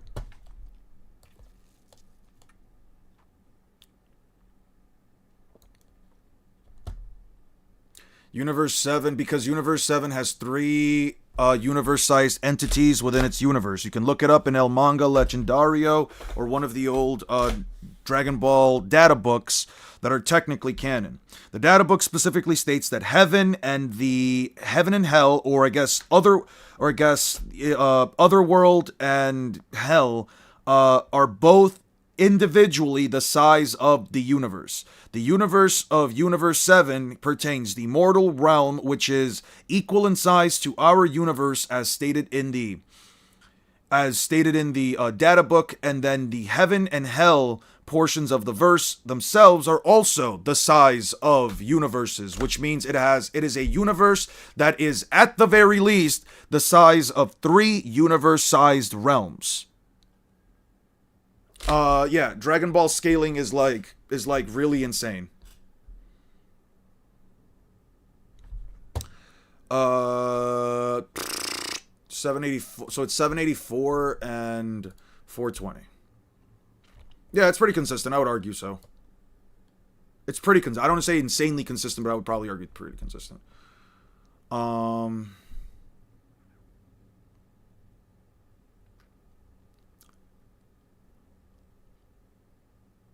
Okay. That is a very cute scan of these guys.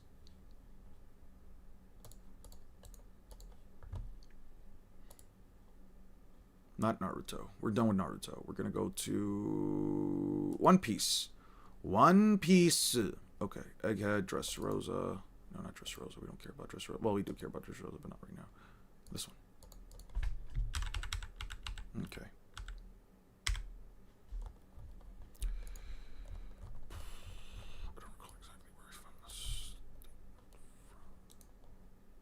Okay, so here is why I say that that Luffy is several times beyond, 900 times beyond Continental. So, for simple ease of use, Luffy essentially fights Don Chinjiao and Don Sai. He actually clashes fists with Don Chinjiao to fix his head, right?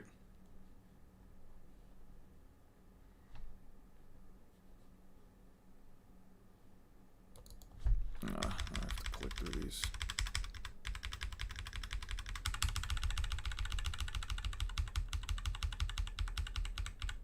Nope, don't have it. Fuck. I'm not gonna look for it. Anyway. So, just for context. Okay.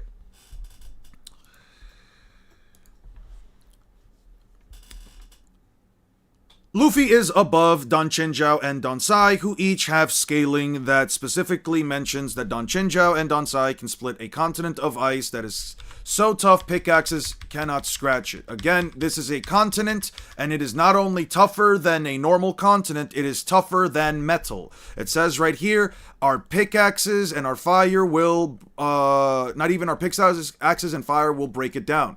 There is a separate translation that says they won't even leave a scratch. So that's pretty blatant right there. Don Chinjiao has the attack potency to do it. Now, Luffy's grandfather breaks Don Chinjiao's head, and he's no longer able to break the ice continent. However, Luffy later fixes the damage that his grandfather did to Don Chinjiao's head.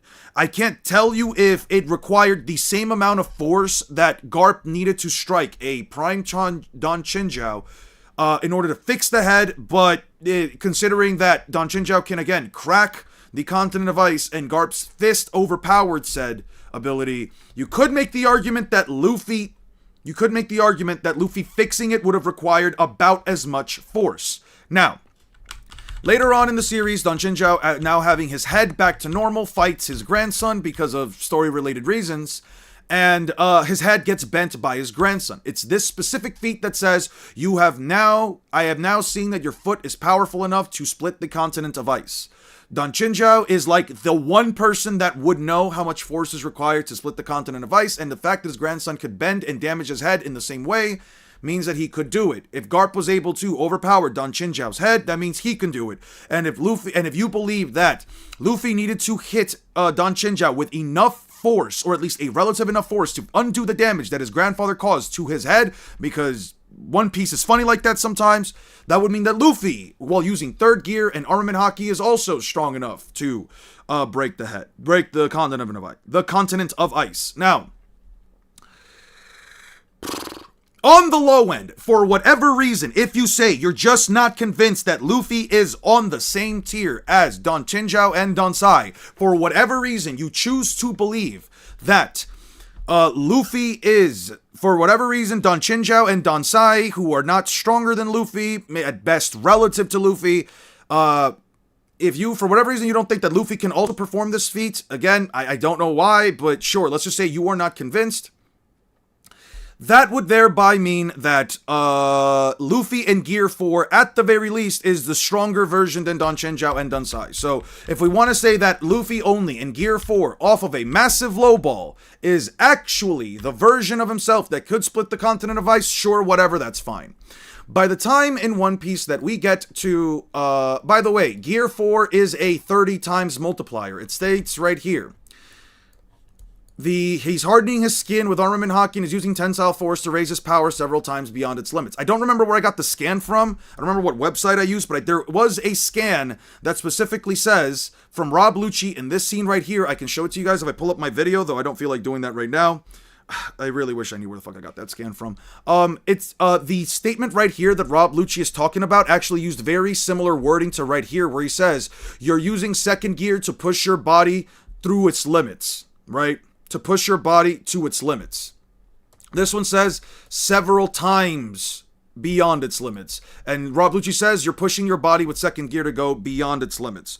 The similarities in the wording make me believe that Gear 4 has to be, at the very least, a multiplier that is several times greater than second gear. Though we know for a fact, because of Wano, specifically because of his fight against Kaido, that fourth gear is actually stronger than second gear plus third gear. But we're gonna again lowball Luffy, because as always I have to lowball Luffy, unless I have to lowball Luffy because it's just unimaginative for so many people. It's just completely impossible that any of these characters are actually this strong. But as always, it doesn't matter what One Piece fans thinks, we have to go the extra mile to prove things, so we lowball Luffy. Yeah, Red Rock, the ability that combines second and third gear, yeah, this move is still weaker than like anything he has in fourth gear, but whatever. We'll still say that fourth gear is only several times, and the term several usually offers a quantitative amount of, at the very least, more than 2, so 3 bare minimum. So, how do we get a multiplier for second gear? Well, the One Piece yellow data book states it's a 10 times multiplier in the French translation. Oh, but I don't give a shit if people don't like the French translation. It's still canon, and it's never contradicted by anything within the story. So, 10 times 3 equals 30. Okay, so we know for a fact that if you, for whatever reason, believe Luffy is stated to be second and third, it is literally second and third gear. Luffy inflates his arm to third gear, his fist is the size of third gear, and he uses the heat of second gear. Red Rock is never used in Gear 4. That is not true. Red Rock, the Rock series of attacks are only ever stated to be used in second and third gear. But regardless, so now we have Luffy at this 30 times right here would be, let's say, Gear 4, right? So this right here would be Luffy, so Gear 4 Luffy is Continental, and Gear 4 is a 30 times amp. Now, Luffy surpasses his previous self. Luffy blatantly surpasses his previous self, who could not hurt Kaido with his strongest attack. If we know for a fact that Luffy's normal punches in Gear 4 are stronger than everything else that he has in 4th gear. We know that Luffy's normal punches, his Kong gun, is stronger in 4th gear than any of his attacks from 3rd gear. But Luffy attacks Kaido with his King Kong gun, and if you want to go by the anime, if you go by the manga, Luffy uses Luffy just straight up gets blitzed and one shot by Kaido. But if you believe that Luffy's King Kong gun, especially without accounting for the fact that he did get stronger after Dressrosa and into Whole Cake Island, Luffy should be at the very least the Continental Ice Mask thing in 4th gear by the time he fights Kaido. Again, I am low-balling the fuck out of Luffy. I am assuming that he doesn't get any stronger. I'm assuming that 4th gear is the version of himself that can split the continent, not 3rd gear. Like, again, we're low-balling the fuck out of Luffy. On a massive low-ball. And, Luffy in his new base is able to hurt Kaido. Yes, this is technically a move that combines 2nd and 3rd gear, but Luffy in this current form basically utilizes 2nd and 3rd gear combined into his base. They're not really separate forms from his base at this point. Everything that he can do in 2nd and 3rd gear, he just does it here. The only real power up he has from here on out is just 4th gear, right? So Luffy right here should be 30 times stronger at the very least than his previous self. So Luffy should be at the very least 30 times stronger than his previous self. We're just going to use the number 1 to validate the fact that Luffy now should be strong enough to split the continent of ice in his new base form. Isn't Red Rock Jura Neg? Yeah, and it's still too shallow to hurt Kaido. Yeah, it's still too shallow. I can show you the scan where even if he's Jura Negging Kaido, Luffy says it himself, it was still too shallow. It was still too shallow. Luffy's talking about everything that he was doing. All the attacks he hit Kaido with, everything that he's done, advanced armament hockey, it's still too shallow to hurt Kaido. Doesn't matter if it's durability negation. Multipliers in to get like 1,000 times rather than just saying, give me a second because I'm cooking right now, right?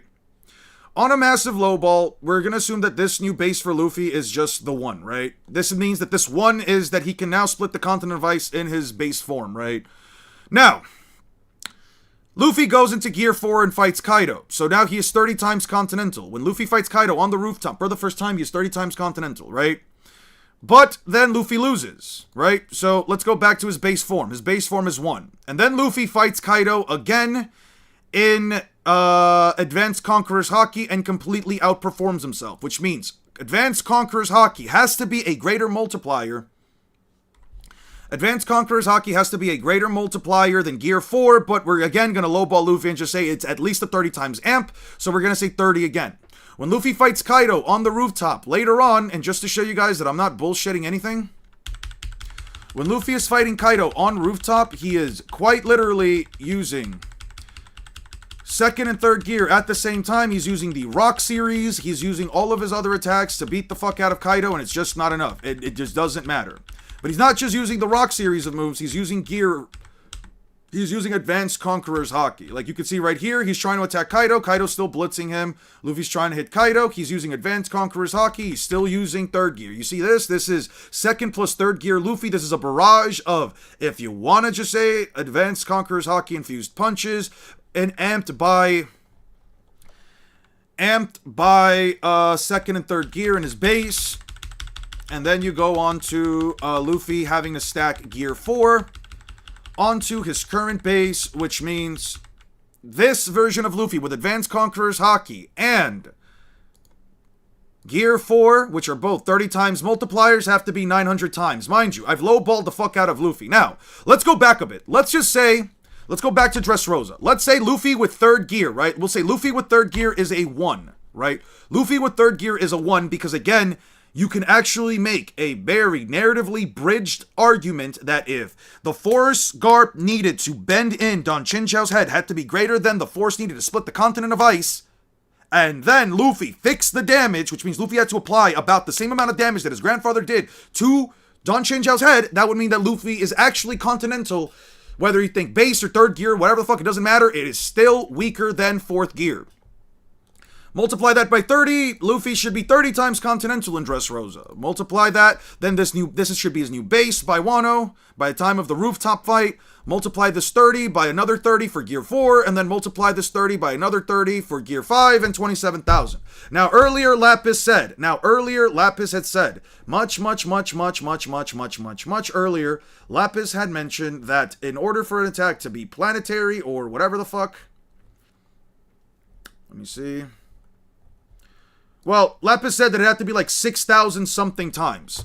If you actually do believe that Luffy is, at the very least, stronger than Don Chinchou and Don Sai by Dressrosa, Luffy's base form, whether you throw in third gear in there, it doesn't matter. If you think that Luffy with third gear is as strong as Don Chinchou and Don Sai, or at least as strong as Don Sai, then Gear 4 being a 30 times amp, and then throw in then the new base, and then third Gear 4, and then Dance Conquerors Hockey. Luffy without Gear 5 should be 27,000 times Continental. Again, stronger than a continent of ice. I can't tell you if this value is enough to say that part of having a semi-photographic memory. You can easily get them to 900 times to planetary with the multipliers, but 900 times is not... Yeah, that's fine. But you see where I get... But you guys see the logic behind it, though, right? Like, I'm not just bullshitting out of my mind. So, yeah.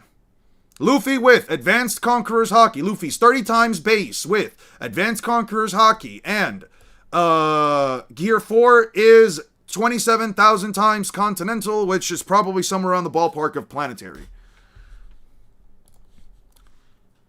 Versus Battle Wiki Power.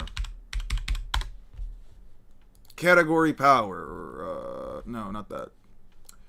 Tiering system. Let's just see this real quick. Attack potency. Let me just look this up. It would need to be roughly 27,000, but it wasn't using all the multipliers you were using. Roughly 44,000? Alright, yeah. Well, I mean, listen, Lapis. I'm pretty sure that splitting a continent that's tougher than metal is at least twice as hard as splitting a normal continent, so the number will be like 54,000 if you want to throw it in there. I don't know, man. Yeah, anyway. So, how much force does it take to, like, let's say, be continental? Okay, these values right here, right? 7.6000 to the 14th power, and then multiply that. Talking about over a black screen. Unk is probably hallucinating or something. Black screen? What the fuck are you guys talking about? Okay, no. Yeah. Okay. Yeah. What value is this? 7, 6, 1, 2, 3, 4, 5, 6, 7, 8, 9, 10, 11, 12, 13, 14. Right? It should be like 10 to the 14th power or something. In tons and joules. I probably should use joules of force, actually. Continent. 3... Wait, fuck, I closed it. Calculator. Okay. Continent is 3.17. Yeah, I'll just lower that down to 3. So what is it? 3 times 1... Oh, shit. No, sorry. 3... 1, 2, 3, 4, 5, 6, 7, 8, 9, 10, 11, 12, 13, 14, 15, 16, 17, 18, 19, 20, 21, 22, 23, 24 times I don't know, another 900 because I did 27,000, so yeah, 900. Okay, let's see. How many zeros is this? 1, 2, 3, 4, 5, 6, 7, 8, 9, 10, 11, 12, 13, 14, 15, 16, 17, 18, 19, 20, 21, 22, 23, 24, 25, 26. To the 26th power. High multi-continental. I don't know, man. I agree with you. I was just giving the difference. Okay, yeah, that's fair. But One Piece doesn't have any good multipliers. Naruto is planetary 1. This is something I heard from a debunk video. So what do you think would happen when con for Naruto if Luffy's really just a big old white star gun to the face and knock him out, and Bajirang gun if he's feeling fancy? I mean, if I give Naruto every single... Oh. Sure. Fair enough. Fair enough. Fair enough. Fair enough. Fair enough. Fair enough. If I give Naruto every single benefit of, you don't have to count the number of zeros, you can count every number except the first. Oh, right. So, 28 zeros. 26, 27, 28. Yeah. Whatever. Listen, if I give Naruto every benefit of the doubt, if I use the Boruto scaling to say that he is verbatim at least planetary level with a tailed beast bomb, I mean, Naruto's win condition should just be land those giant fuck-ass tailed beast bomb Rasen Shurikens at Luffy. You could probably make the argument that they're strong enough to, like, damage Luffy to a great extent, but he never lands them. I don't ever have to worry about it happening because he never lands them. I'll mention it in the video, don't get me wrong. I will mention it in the video. I will say, now, can Naruto potentially one-shot Luffy? Probably. I mean, you have to kind of just believe all the star level or the planetary level shit as well without having anything to really back it up besides a single data book statement from Boruto and not the main series. But, yeah. If you want to argue that Naruto can chuck so many Rasen Shurikens at Luffy that they can potentially put him down or even wipe him out, sure. I mean, I think that's a fine enough take to have. I don't really care if somebody thinks that, yeah, Naruto, if he hits Luffy with enough of those planetary Rasen Shurikens or beyond planetary tailed beast bombs or whatever the fuck, you think it's strong enough to beat Luffy, whether it's 1 or 1,000, I don't care what arbitrary value somebody has to throw in. The simple objective truth is that, like, they're just never gonna land. There is no situation I can remotely think of, especially if I just look at the things Naruto has done for himself within the context of the story, that would make me personally believe Naruto can pull off some weird condition against Luffy, considering that he just knows what the future is. He just will always know what the future is going to be. So Luffy's win cons are just much easier to land and more consistent victory. Yeah, it's really just that. It really just boils down to, if you think Naruto, for whatever reason, can get Luffy to just stand there while pelting him with whatever arbitrary amount of tailed beast bombs and tailed beast Rasen Shurikens and TSO Rasen Shurikens, whatever the fuck combination of attacks you think Naruto has to land. If you think Naruto can take down Luffy by hitting him with all of those attacks back to back without Luffy doing anything about it or even sakura trying to evade it, if you think Naruto wins, I think that is a perfectly fine take to have. I genuinely do not care. It's like saying, do I think Sakura can one-shot EMS Madara or Rinnegan, or like an alive Rinnegan Madara, if she punches him straight in the chest without him substituting or doing anything. Like, yeah, Sakura can probably one-shot a Rinnegan version of Madara that's alive if he just stands there and takes the hit. Probably. She can probably blast the entire upper part of his body off. Is that ever going to happen in an actual fight? No, but, you know, I'll give quite literally anybody whatever amount of, like, cope they want to, like, make themselves feel a little bit. I'll say it at the end of the video. Believe whatever you want to believe. I wouldn't go into Boruto. No offense, but I wouldn't go into Boruto. Wait, for what? You're just using superficial stuff, especially if you want to go in depths on everything else. No, I'm going to go into Boruto. I'm just going to say my fucking honest truth about it. I've read the series front and back. When I like throughout all the past few years. This is not a definitive statement. I'm not saying that Boruto era Naruto, but as far as everything that I've seen yet, there's nothing in Naruto's arsenal that can beat Luffy, even if I go into Boruto. What the fuck does he have?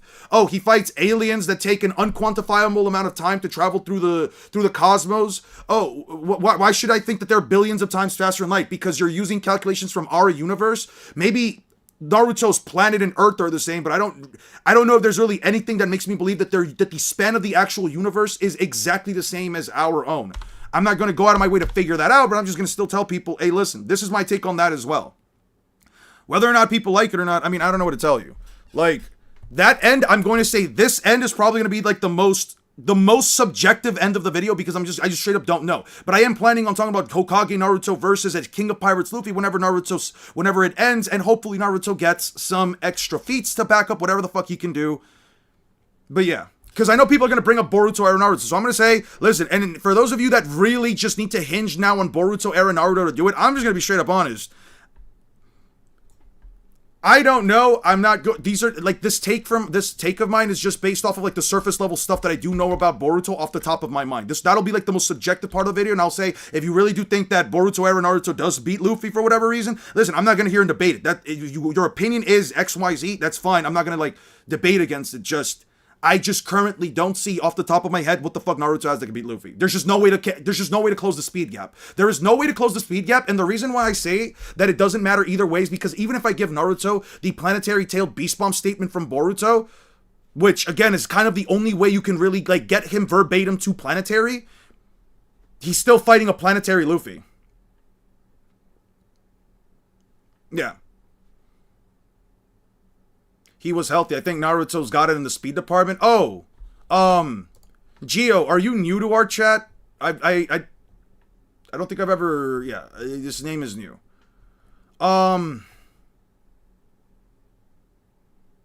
If you're still here, I can just show you a quick clip of why that logic just is remotely is just completely disingenuous.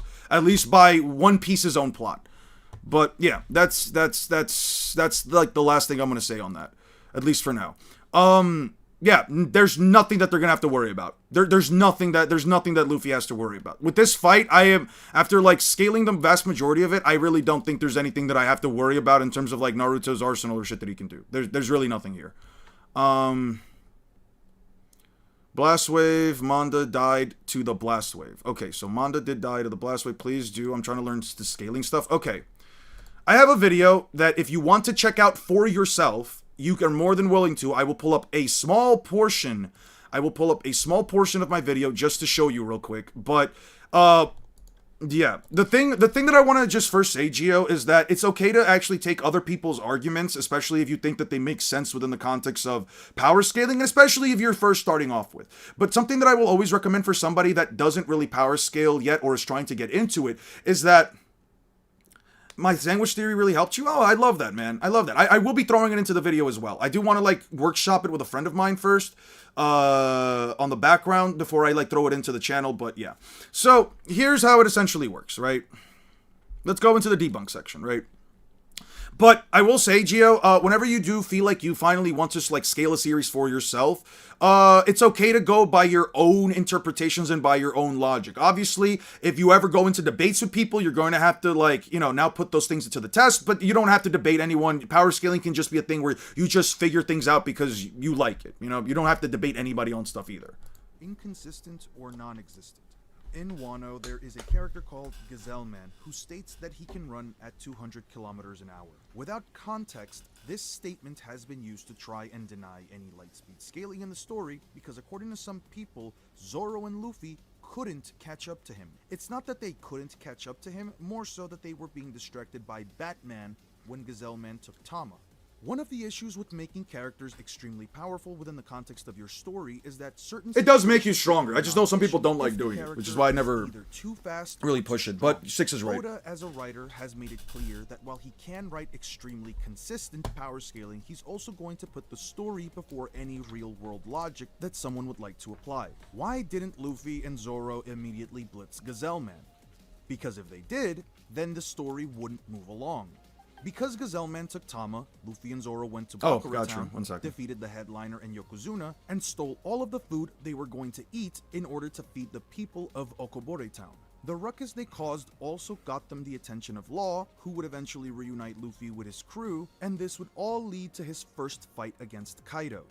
This is why context is important when one is power scaling. Without said context, one can make either misinformed or disingenuous claims. But let's just say for a moment that you are not convinced it was a story-related reason as to why they didn't blitz Gazelle Man. The hierarchy of Kaido's crew is structured through strength. The stronger the pirate, the higher the position they will get in the crew. Gazelle Man is a gifter, which means he got a smile fruit, and he works directly under a headliner named Hold'em.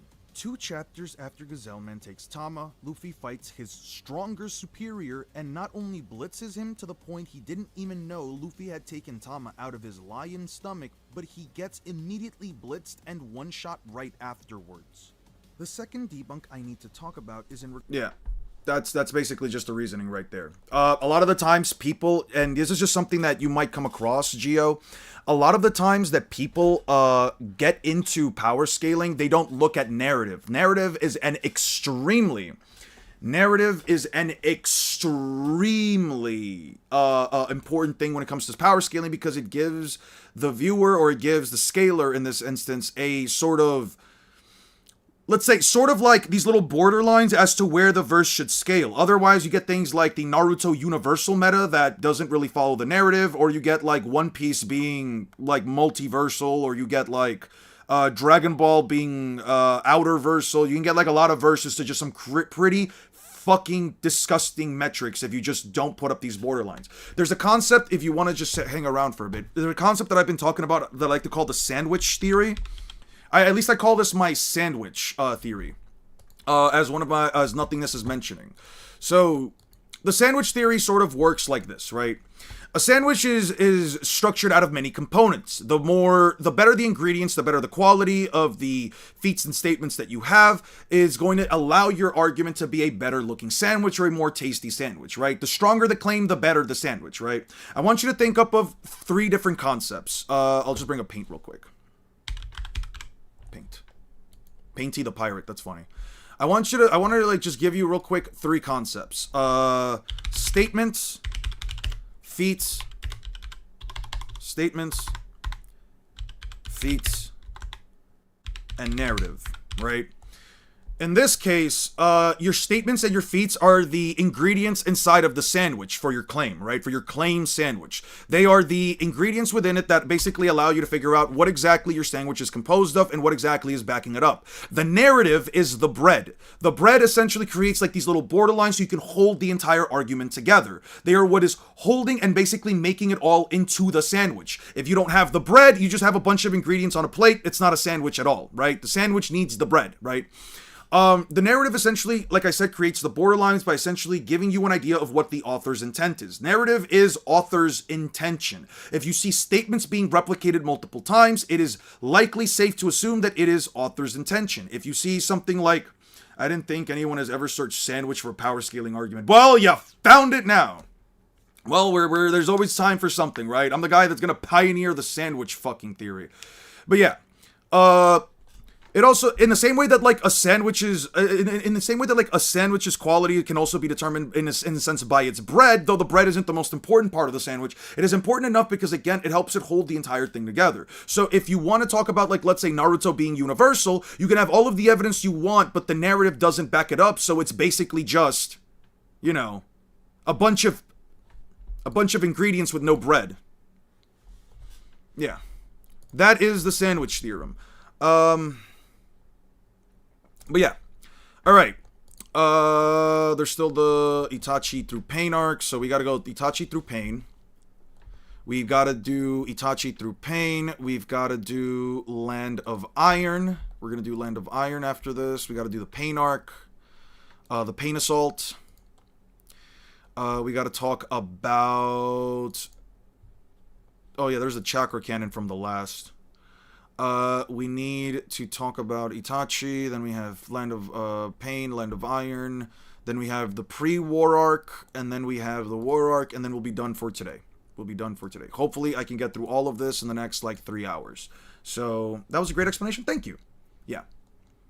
A lot of the times, like I've said, a lot of the times when you see, like, arguments, you'll mostly just see people nitpicking, like, statements or feats without taking in the representation, right? It doesn't matter what the ingredients you're using are, as long as, again, they follow within the narrative, or otherwise you've just got... What would eggs be in a power scaling sandwich? Eggs would still be part of the ingredients. It doesn't matter what the ingredients are, they would be eggs. But I would probably say that an egg in a sandwich, especially a hard-boiled egg, it's probably like a really... you could probably call this like your zesty ingredients, like the stuff that you wouldn't see in an argument, right? So like the more outlandish the ingredients are, you probably make them like more outlandish claims, but you still want to keep them within the narrative. You can also serve up an argument that doesn't have any of it, you know, just an argument that just straight up, you know, a lot of like fictitious bullshit, but at that point, you know, is it really a sandwich or are we talking about something else? Avoid rotten ingredients. Yeah, we don't want rotten ingredients. Okay, what else do we have here? You know, 10 kilometers in Naruto don't look that big. Kishimoto, I think Kishimoto just has trouble. I think Kishimoto genuinely has trouble, like, writing things, like, drawing things in terms of, like, distance. You know what I mean? Also, can I show you guys something? You see, like, this big... Let me show you guys something real quick. You guys see, like, this really fucking long line that Sasuke makes with his Chidori spear? You see, like, how it reaches up to, like, right here or, like, right here? Yeah, that's only 5 meters. This is, like, the distance of, like, 5 meters.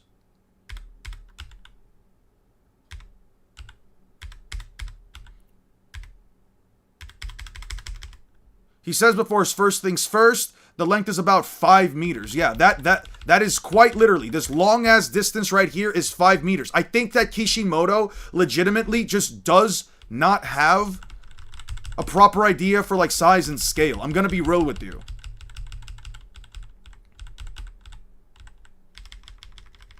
Because, like, Naruto looks bigger on Gamabunta than Kishimoto drawing Sasuke with a 5-meter long spear.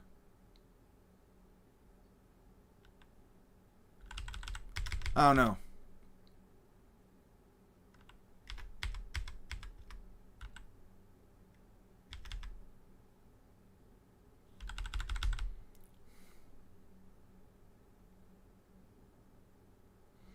You can use your parents' their statements and feats for the bread. The narrative isn't there to hold the sandwich together. Then it's not a sandwich. Yep.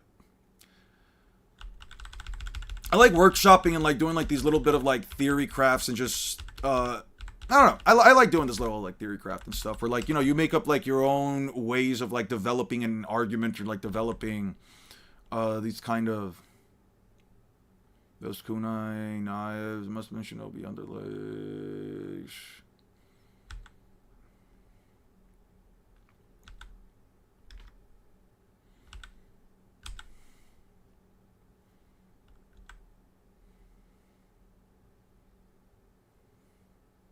Well, never mind. So what did you mean? It is.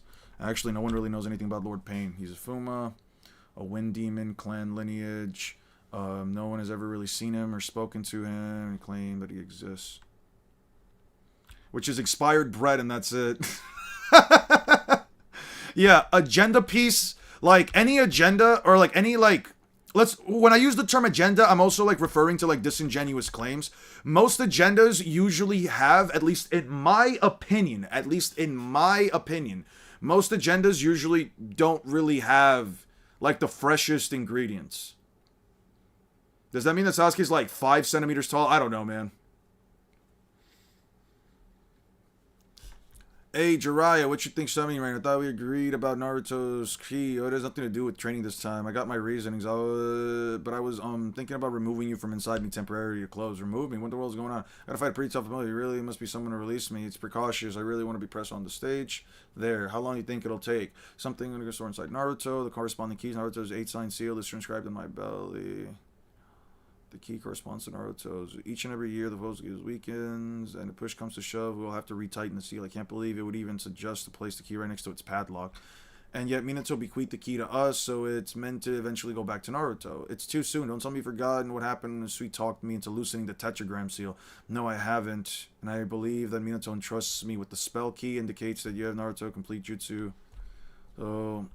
his will to have Naruto complete that jutsu one day. You really think Naruto requires such a jutsu? There's no way he'll be able to control the Nine-Tails chakra. If you look merely loosening, log Naruto's pushed aside. Naruto, which leaked out, it runs him out and do the seal. It consumes. And that would really go against the Photokage's will. Oh, do you think that the source of Devil Fruits is universal due to... Well, we don't know yet. And I don't like making up, like, you know, claims or, like, theories and stuff without necessarily having, like, a lot of evidence to really back it up.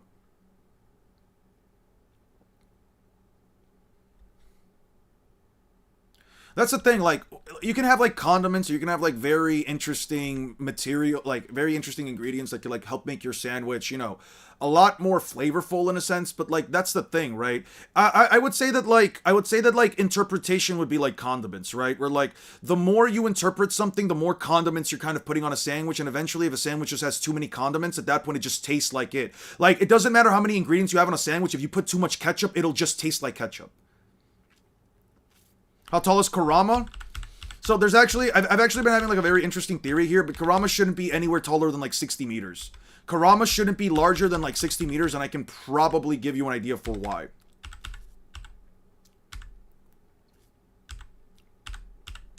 Is there anything here that I specifically need to use? With Jiraiya specifically, I do not believe so.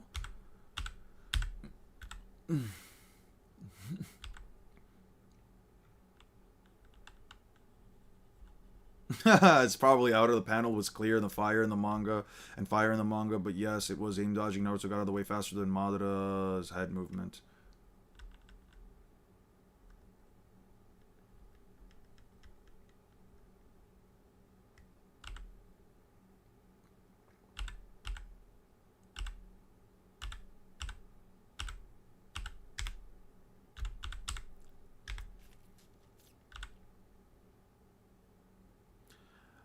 Hajuden Bragi beat Mihawk because Mihawk is the world's greatest swordsman. That means the giants I just mentioned don't use swords. That is true. I guess they don't use swords. And because they don't use swords, they're technically not swordsmen. Therefore, they do not...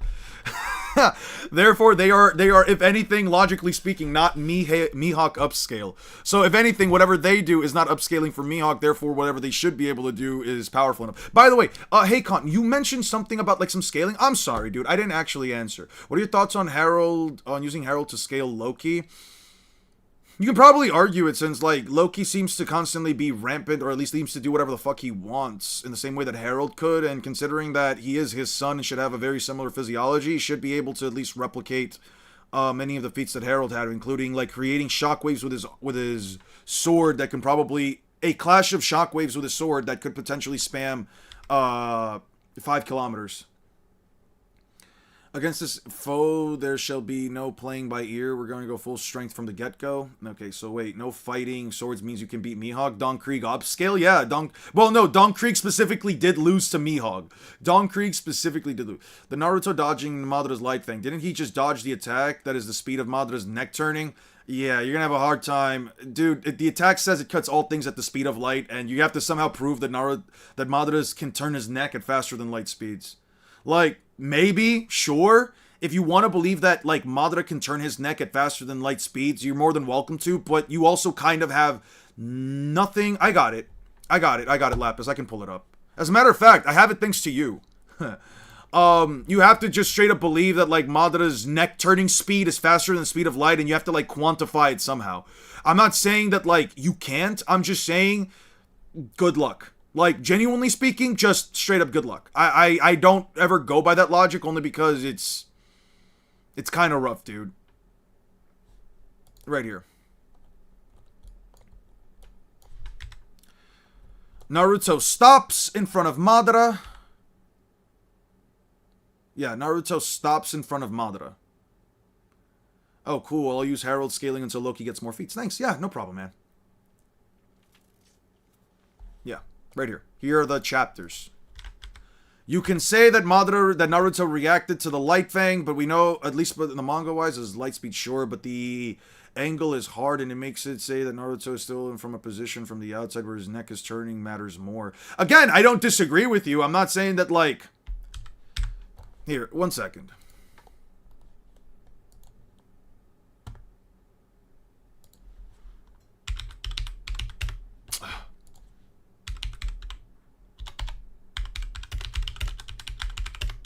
I've been watching some chess scandals recently, by the way, guys. I've been watching some chess scandals recently. It has definitely been a thing that I've been checking out. All I've kind of gotten from it, though, is that, well, a lot of chess pros don't seem to like the fact that if they lose,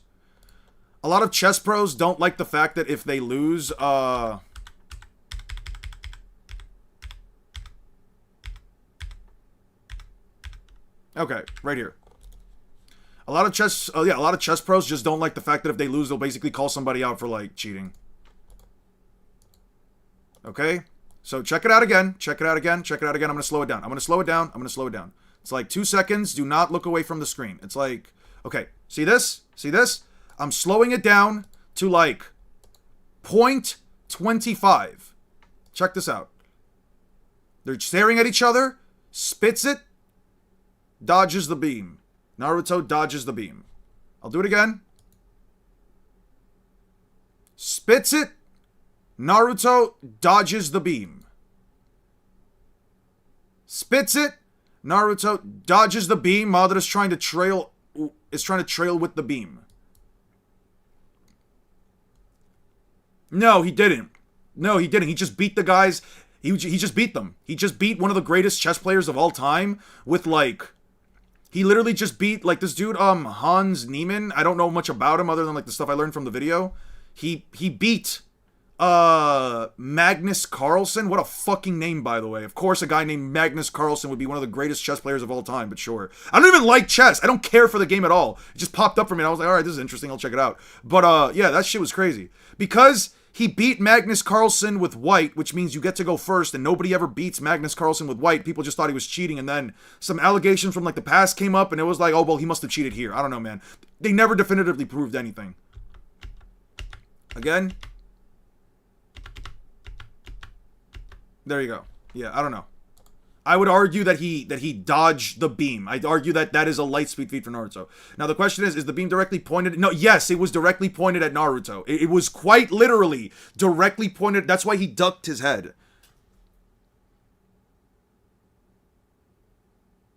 No, it doesn't start at his right. You can see the beam literally extend forward. I just go back. I'd go back like multiple times. He literally extends the beam. It breaks through the TSO rod, and then Naruto goes down.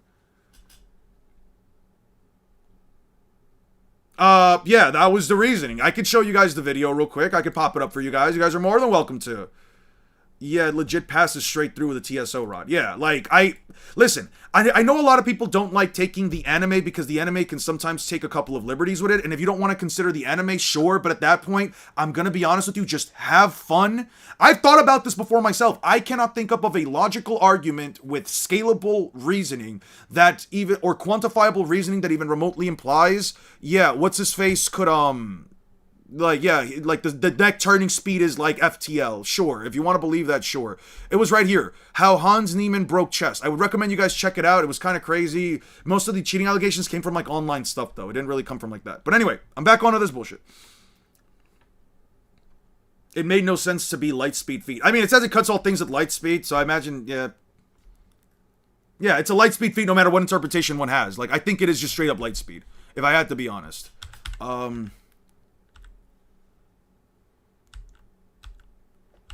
I don't think I need any of the stuff for Jiraiya other than Jiraiya. Okay.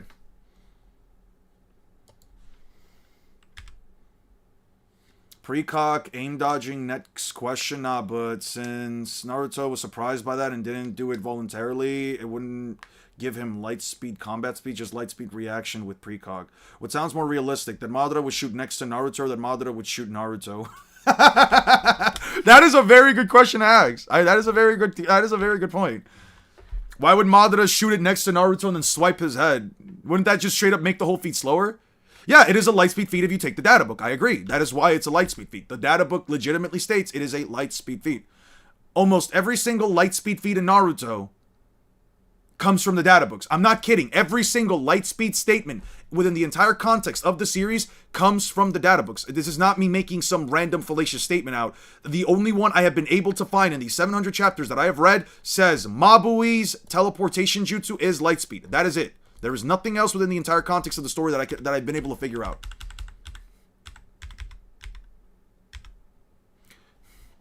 Jiraiya in Sage mode is able to... Okay.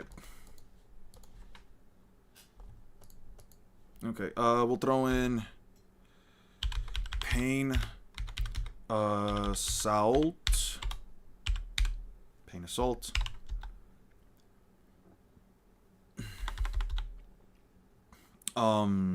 We'll do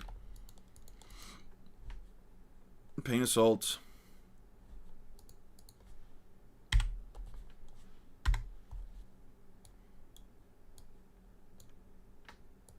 We'll do pre-war.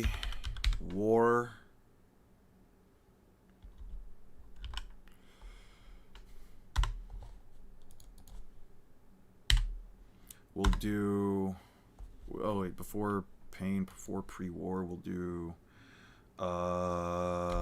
Land of Iron. Let's throw the dash in, and then we'll do War Arc.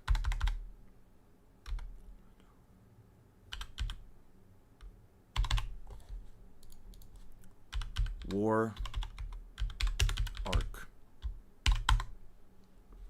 Okay.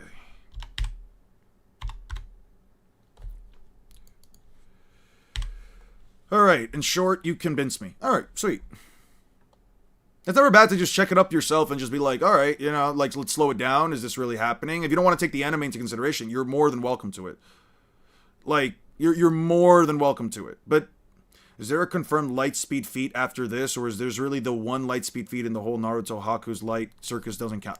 You know what? I'll do you a favor right now. I'll actually just show you straight up the quite literal, under no kind of fallacious or other interpretation, the very only, the quite literal only light speed statement in all of Naruto. I'll show it to you right now. Technically there's two, but, 1 second. Let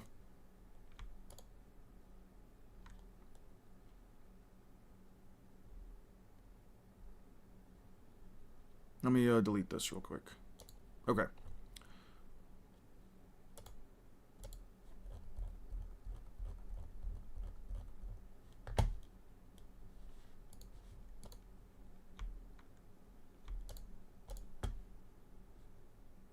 Okay, let me just delete these.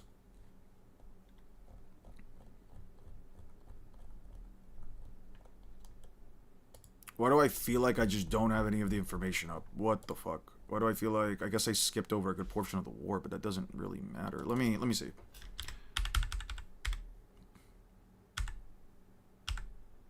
Okay. Mabui's ninjutsu skill is object teleportation, so she can send any object anywhere at the speed of light. That is why she's my secretary. Okay, that is the first statement. Here is the only other statement within the entire context of the story. Here is the other statement. Mabui, prepare for the ethereal transmission jutsu. The ethereal transmission jutsu is for transporting objects. It's not like the Kuchiyose summoning and reverse Kuchiyose summoning, the reverse summoning jutsu. It's not meant for people, really. There's no time to debate the fine points. We don't know until we try it. We do know the transmission rate is so fast that the body cannot keep up, and one just comes out torn apart and dead on the other side. And then it just goes on to, like, the Raikage being the only thing. Yeah. That's like the one verbatim statement in all of Naruto. That is the one verbatim statement in all of Naruto that implies, from chapter 1 to chapter 700, that implies actual light speed travel. I would believe that they have light speed scaling in Boruto. I'd actually be surprised if they didn't. If they have a couple light speed statements in there, I'm fine. Okay. Now I'm back on my bullshit. Blast Wave. Jiraiya says he needs to go all out against one pain from the start. Against pain from the start. I'm not going to throw in one pain because that might muddy up my... Punches away a large bull summon with Sage mode. Okay. So those are that is quite literally the only light speed statement in all of Naruto. Haku does not say light speed within the context of the fight with him and Naruto and the others. That is the one light speed statement. Back on my bullshit, is that Big X the Plug reference, aka the greatest music artist of all time? Yeah. Hey, what's up, Obliterate? Sasuke fighting dinosaurs and new Naruto and new Boruto had to be a genjutsu. That's crazy. Alright. Yeah, I'm not going to comment on that. So where's the Sage of Six Paths? Okay. Erect a pro barrier that just maintains the stalemate.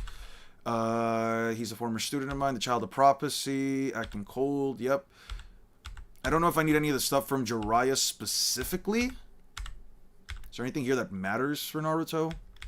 Naruto doesn't really use the Granny and Ma and Pa, so I don't know if I should. What should you save? Yeah, that's more concrete. That's the most concrete statement. That's literally the only concrete statement. The Mabui Ethereal Transmission Jutsu is quite literally the only concrete statement. It's the only one within all the 700 chapters. You have to use the data books if you want to scale Naruto to light speed. I'm fine with it. I'm not going to not use them. I'm just saying. It's entirely reliant on data books. Vanished Oil, Massive Rasengan, Rasengan has the power to carve away at mountains. Data book, okay. Yeah.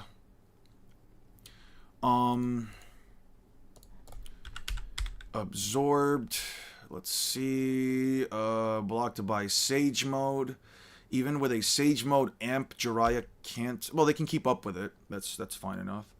I can understand a bit more. Contact. I don't know if I really need anything.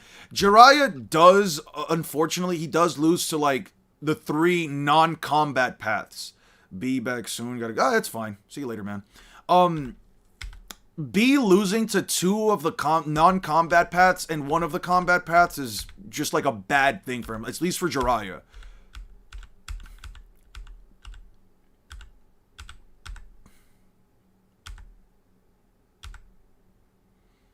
Ships and battles in One Piece are so ass. If the Navy ever fires at you, just relax. They never hit anything.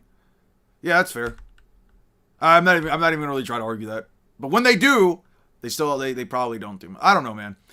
I watched the first Pirates of the Caribbean. I wish Luffy and Blackbeard happens like the Maelstrom battle in the 3rd movie. That shit was cinematic. I've never seen any Pirates of the Caribbean movie beyond like the 2nd one with like Davy Jones. That was quite literally the last one I saw. Jiraiya gets caught off guard. Jiraiya gets caught off guard by Ashura path. Off guard by the Asura path and loses an arm in Sage Mode. The Stormtroopers of One Piece. I think I could probably do it. I could probably like look at some Pirates of the Caribbean. I think as a kid it was mostly just that like the movies would kind of gross me out. I don't know. I'm very like squeamish about a couple of things. Not so much like blood or anything like that. Just like the guys there were dirty. I don't know. It's probably one of the reasons why I didn't like One Piece like growing up as a kid, or I didn't really care for like the idea of pirates, because I just think to myself like, man, pirates are like gross and dirty, and their teeth are rotting. That shit is just nasty. I don't know. I could definitely like stomach it now as an adult, but I'm like as a kid, I don't know, man.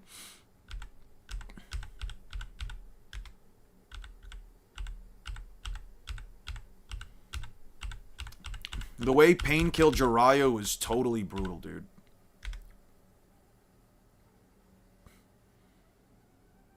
Can destroy a relatively large rock. A missile punch from Asura Path can... Missile punch from Asura Path can destroy a large stone. I don't know.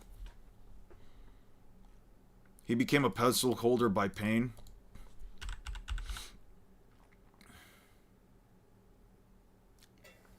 Yes, I think that he could literally figure out where the hell, well, you're talking to 6. But yeah, he should definitely be able to keep track of wherever they teleport. His opponent was Jiraiya.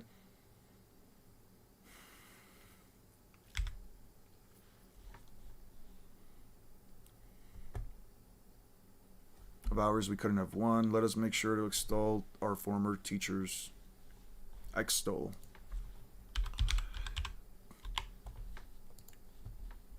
Praise enthusiastically.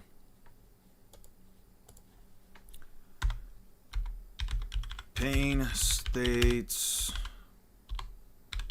without secret, they couldn't have won. Sounds like they're praising Jiraiya.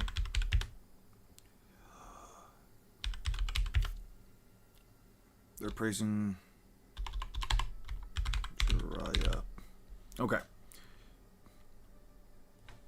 With one arm, did he hold him off for a bit? I don't agree with that.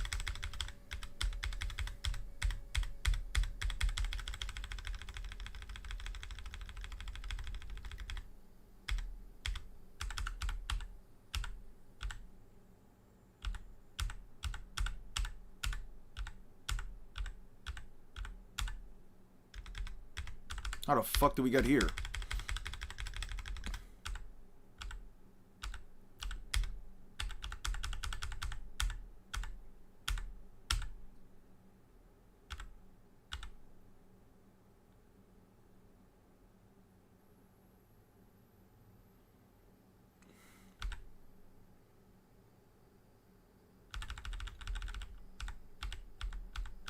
Nah, it just really skips to the next chapter. Really don't have anything else to go off of. The only thing I can probably use from here is the Sasuke Kirin stuff. I don't think I really need to look at that. Sasuke's Fireball overpowers Itachi's. I think the only thing I need from this fight is like Sasuke's Fireball overpowering Itachi's Fireball.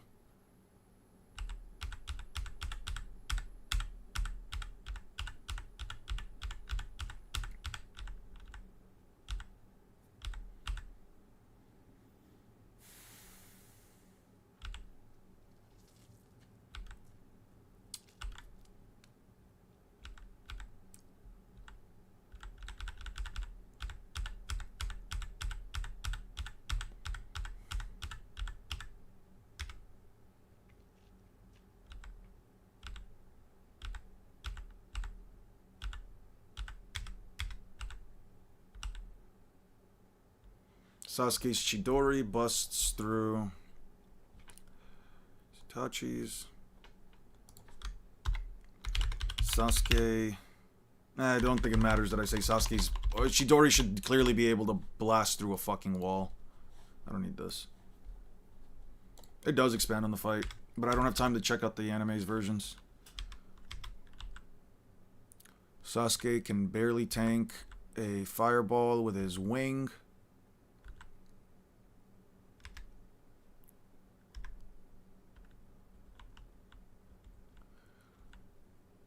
Sasuke requires...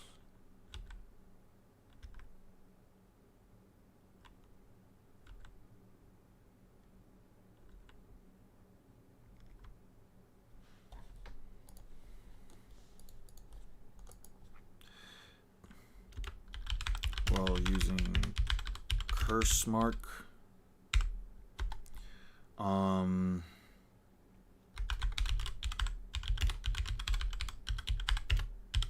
Burns out fireball.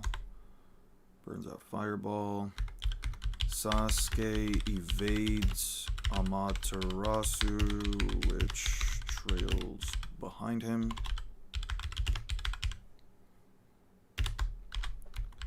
Obito implies Itachi held back the entire fight.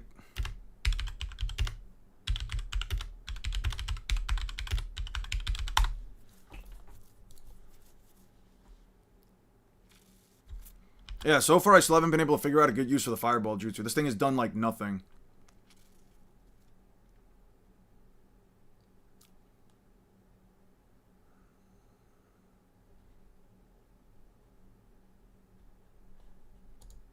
Okay.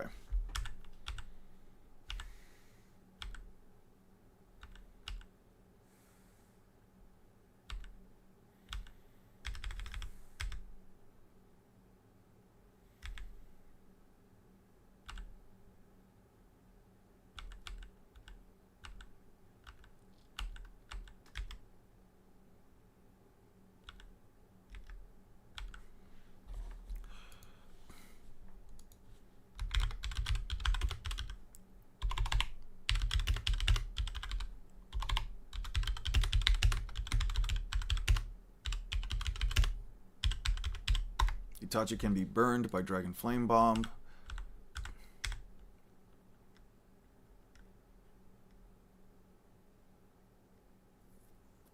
You're skillful, but you use too much chakras because you're scared of the Orochimaru. I don't have any chakra left. I use the fireball juice. But everything I would come here to kill, I'm prepared. It only lasts an instant, just like Amaterasu. It cannot be evaded or blocked. Now you want it, so here it is, your death. No one can evade the jutsu, just like Amaterasu.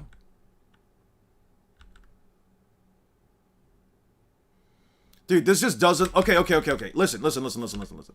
I'm gonna be real with you guys. Not really. I'm gonna be real with you guys. Listen to the wording right here. Sasuke as a character for like the last 2 years, I would say, is someone who, yes, he doesn't really know about the highest echelons of power within the context of his verse. He doesn't. But at the same time, he's been sort of like min-maxing and crafting a way to like beat Itachi for the last 2 years, right? He spent 2 years worth of training, killed Orochimaru, absorbed all him, did all the jazz just to beat Itachi, correct? So here's why I want to bring this up, by the way. 1, 2, 3, 4, 5, 6. Yeah, okay. I have to get through this fast. By the way, the reason why I bring this up is because he says it only lasts it only lasts an instant and cannot be blocked or evaded. They ask themselves, no one can evade the jutsu, just like the Amaterasu? Hey, what's up, brown pants? These are sort of implications saying that, like, on average, towards the average shinobi up until this point, they cannot evade jutsu of this level of speed. Sasuke and Zetsu think to themselves,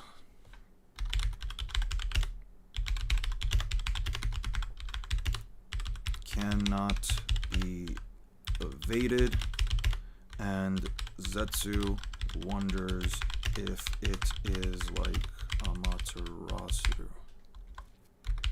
Kirin is stated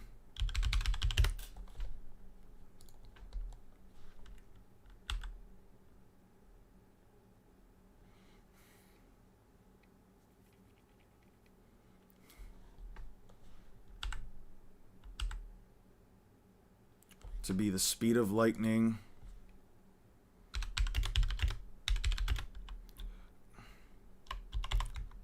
Okay, wait, let me go back because I'm gonna just keep bouncing back and forth.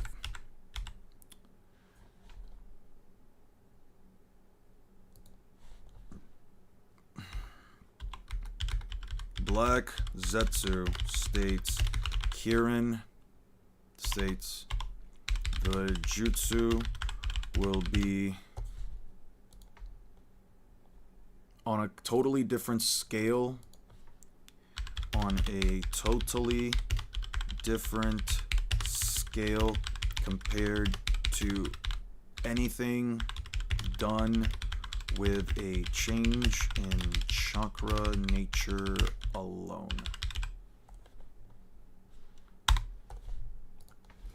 Skill that than what anyone can create using change in chakra nature alone. So deliberately lured us out and generated by the Amaterasu. The Jutsu guy's light strikes down from the heavenly shard power. It's just as a thought, which is why it cannot be evaded. Why not? The speed of lightning is faster than sound.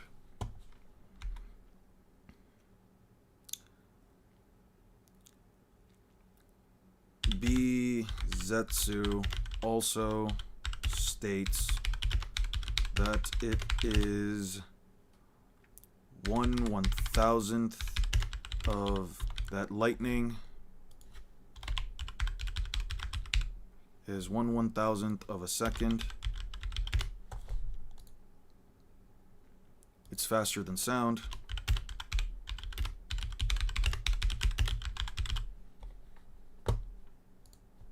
Kirin? Did Nagato... Has Amaterasu ever offed anyone? Genuine question. A samurai. It offed the samurai. It offed the Raikage's right arm. Zetsu, if you want to count him as people.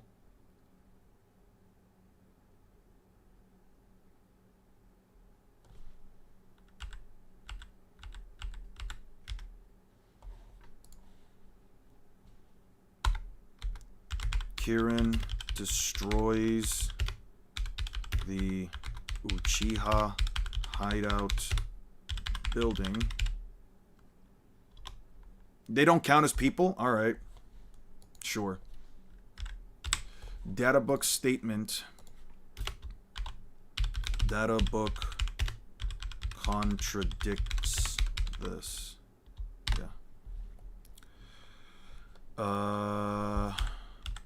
Itachi survived by blocking with Susanoo.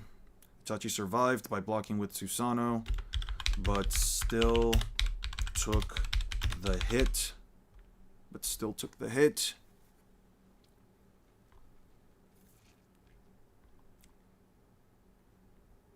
And then Totsuka Blade, Yada Mirror, yada yada yada. Yeah, none of this matters.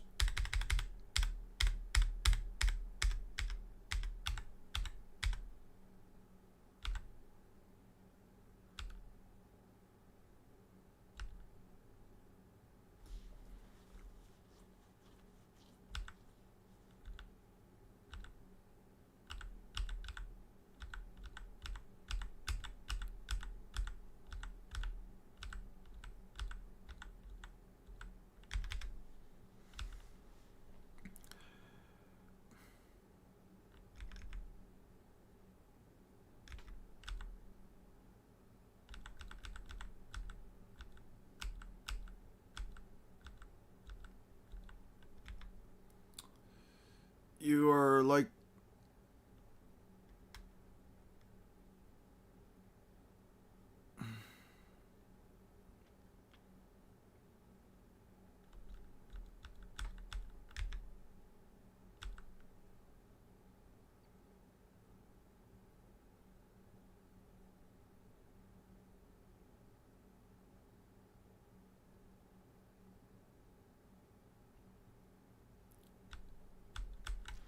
Itachi was obviously sick. Alright.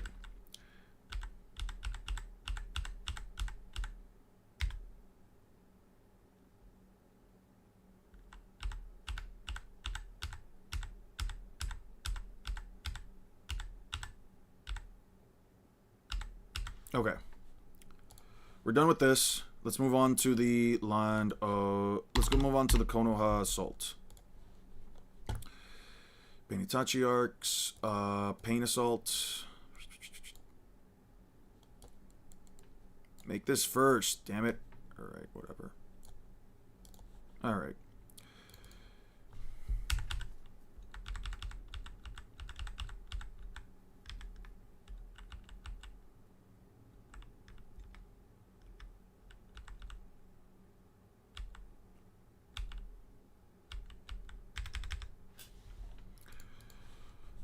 Naruto goes to train.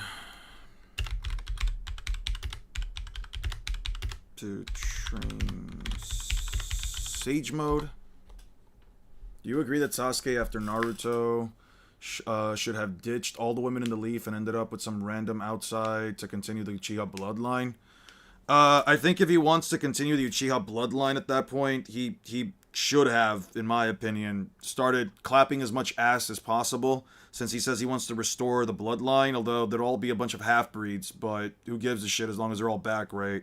Having a singular daughter who can, I guess, give birth to another Uchiha child does also work. Yeah, I don't know, man.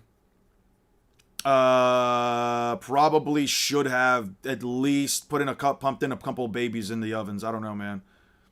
Didn't the data book say that Madarasu is as hot as the sun, but couldn't off some fodder samurai? You tell me, dude. Press of lightning is as hot as the sun. There's an outer layer heat and the heat of the sun's core. It's really important which one is meant. Usually when anyone's talking about as hot as the sun, they're usually referring to like the outer layer of the sun. Naruto goes to train Sage Mode. Sage Mode explanation.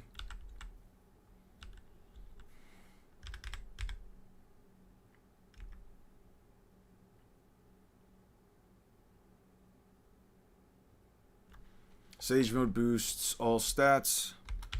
Sage Mode boosts all jutsu types.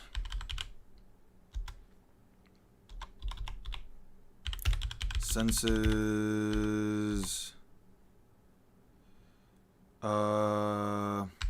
Opponents. Attacks.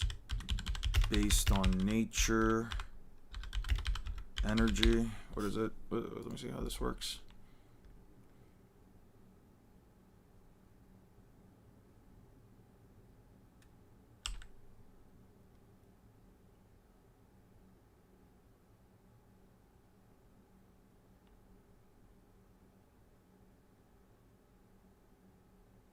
it took that to make you understand it, so that's the nature thing. External energy exposed exists in the terrain and in the atmosphere. Nature energy so easily.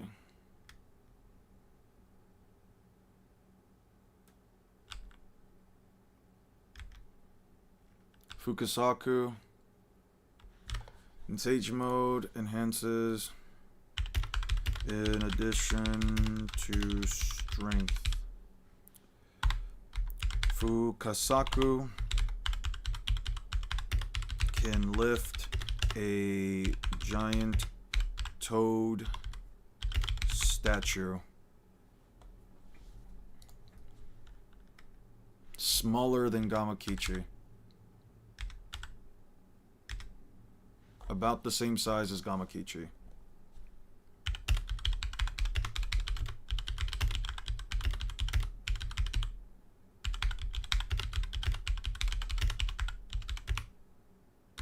Yamabunta. Okay, I don't need to focus on that later. The clan's honor. ¿Por qué no los dos? Why not both? Why can't he restore the clan and also restore its honor? I don't think those are mutually exclusive.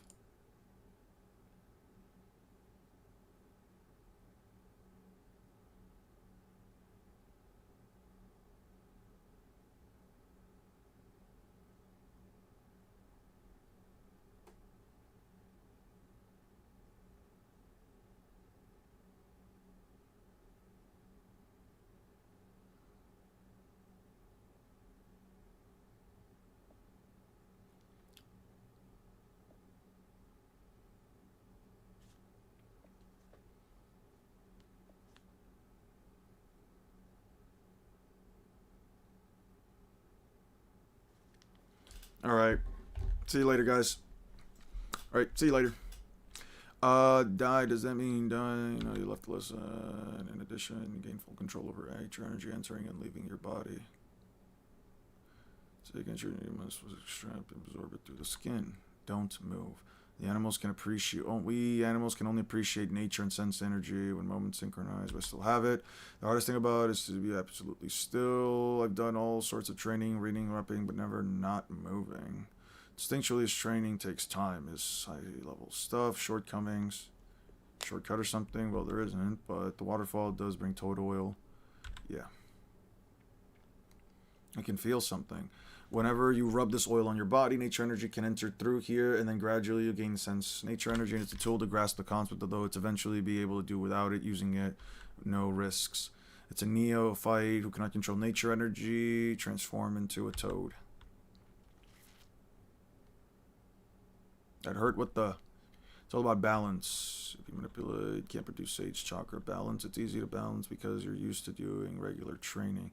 But you combine nature energy harmoniously. It isn't. If you take in too little, you won't get into sage energy. If you take too much, you won't be able to turn into a frog. Take too little too much, it's reversible. If you only take in a little too, but if you can't go beyond a certain amount, you'll never revert back to human. What I meant by die, you have to stop. You might have to stop being human. What I meant about you having to die is that you might have to stop being human. And once you turn into a frog, then the process further towards down permanently becomes one of the statues beyond you and all past acolytes.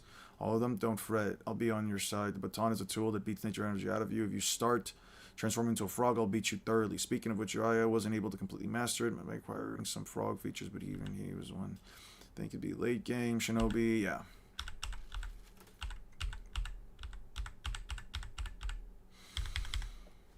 Ah, man.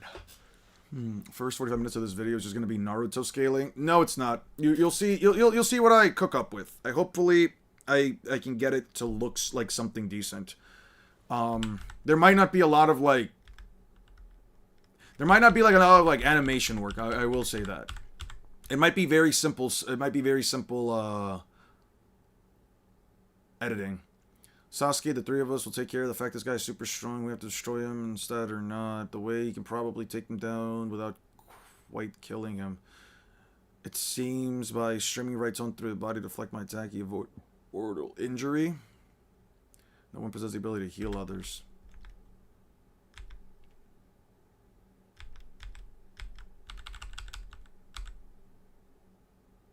teams by shooting right through his body to deflect my attack. He avoided a mortal injury. Tomorrow I'm going to be bruised and bleeding on the inside, with a quick belly. I can never whine and complain. I know a much better training method was training with Shadow Gun increases training progress. While it is true that whatever experience is right, if you transform into a frog, you're done for. I know. Me and the baton can't keep up with any more than 4 of you at best. This ain't whack-a-mole. You're supposed to be training me. I'm not gonna last doing this. My face is puffed from all the beatings, not because I'm turning into a frog. Retraining sense energy would be this hard. Change is also not everyone can master this training. You could say it's only because it's Jiraiya boy, or else I wouldn't have brought you here.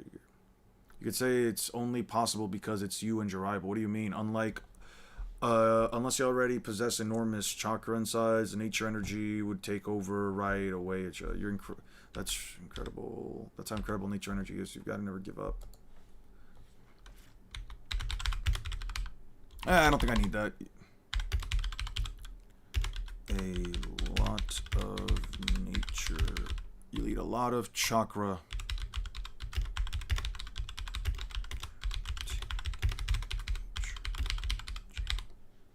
Okay. I don't like Boruto. I won't change anytime soon, so I guess we can leave it at that. Yeah, if you guys can't reach the conclusion about Boruto, you guys can just leave it at that. That's fair.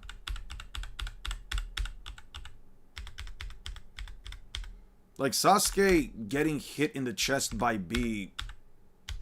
Yeah, dude.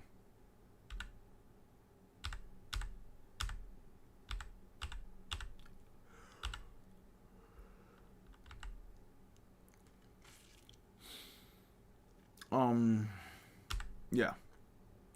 I started able to sense nature energy. Woohoo, Naruto, take a break, let's eat. Boy, you're gonna try lifting one of those stones using Sage Mode. Yes, sir. Eventually... Now, we'll eventually get a real X, but first, why don't you try lifting? Okay.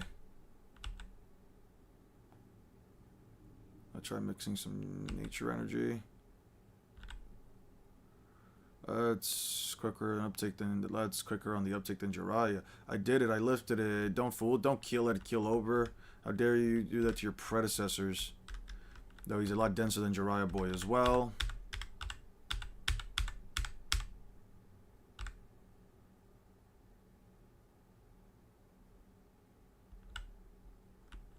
It will extinguish the flames of Matarasu. There's another power of the Mangekyo. You see him afflicted, K out. He made a mistake. It's against the mindset. You seem quite affected physically, especially since the additional... You haven't been able to heal from your battle against Itachi. You haven't quite healed, yeah. I really didn't expect it to have such a fight on our hands, but now it masters assisted control. Now you need a master controlling nature energy without using total. I can feel the power flowing inside me. What? Oh, no, it's nothing. I remember...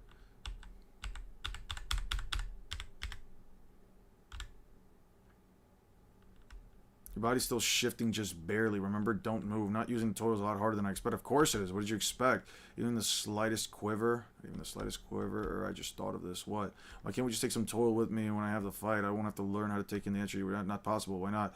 Out of Mount Byakugoku's climate, the oil rapidly evaporates. It vaporizes. Gah. Really? I told you. The oil's just a tool to keep things to get a handle in it. Your powers or concentration are still lacking. Yeah, amateur despite... Did all learning from the tricks and focusing from. Just come along. What is this place? You must learn to keep your motion as an animal. You need to center of balance and motionless synchronize with nature. We'll have to take in nature energy until you're perfectly being still. Okay. Rogue Ninja, several missions, lizards, rescue Killer Bee, and wipe out the enemy. I've heard Konoha Fellow and kidnap my little brother. Konoha Fellow kidnapped my little brother. Why are the Uchiha members in the Akatsuki? It was Sasuke Uchiha, it appears. He went rogue quite a while ago. Why doesn't the Hokage do anything about the rogue ninja? Why are you so quick to react over it? It seems Jay has either been killed or captured. Figure out as much as you can. The intel start combining. Okay, battalion. Yes, my lord. Summon Samui Cell. Give him the documents. Confer attack. Will not be forgiven. Samui would fill with cream. Just saying. Naruto going well. He's playing the rings around his eyes. It's excellent. It appears no act. I mean, the Naruto boy has become a sage exceeding Raya boy. Naruto masters sage mode beyond Jiraiya. Did I get something here specifically? Pain arcs Kakazu folded. So now I misstates that the Rasen Shuriken works more like Kakashi is. As a cell cannot be cut from this, you can't heal it. Could potentially mean Naruto doesn't have a chakra network around his heart. Okay.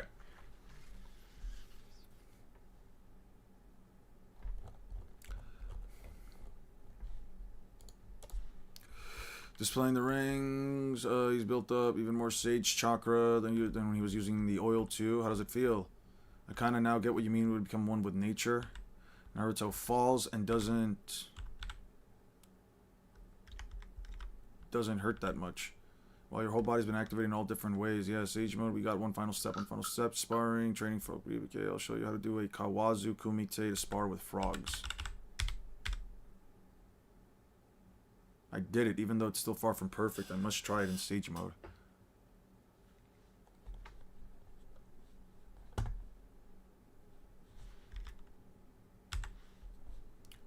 Okay.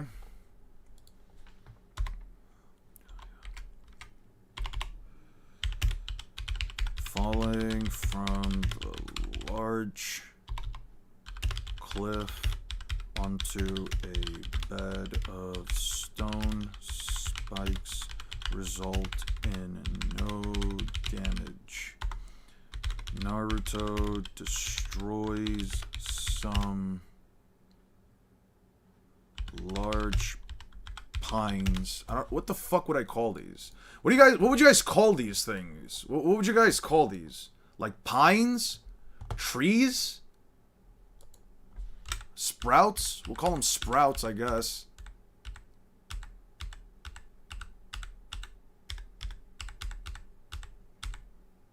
Spikes? Well, they're not... I wouldn't call them spikes. I would call them like sprouts. How much of a buff do you think Sage Mode is? I saw some scaling saying due to the imperfect Sage Mode, pre-time skip perfect Sage Mode should be at least... I think that it's at least a 10 times amp. I think it's similar enough to the Curse Mark version 2, and it's also similar enough to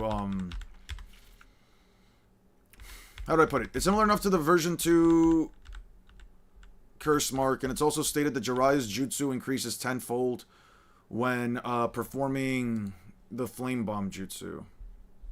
Addition to strength, 10 times amp implied in the data book.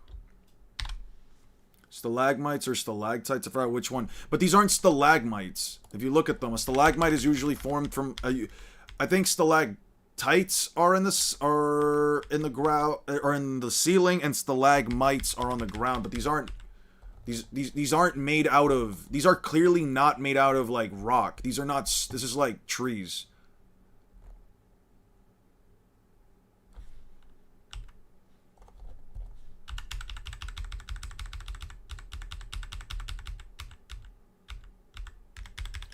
Okay, Kakashi versus Pain.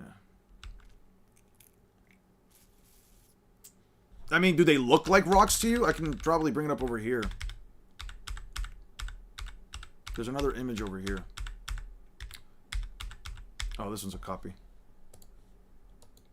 Like, you see these? They're clearly not stone. At least to me, they're not stone. They look more like trees. Like, really big shrubbery. Yeah, you see that? Like, stone doesn't bend this way, and it doesn't have these things. These are, like, large trees that he's, like, clearly slicing through.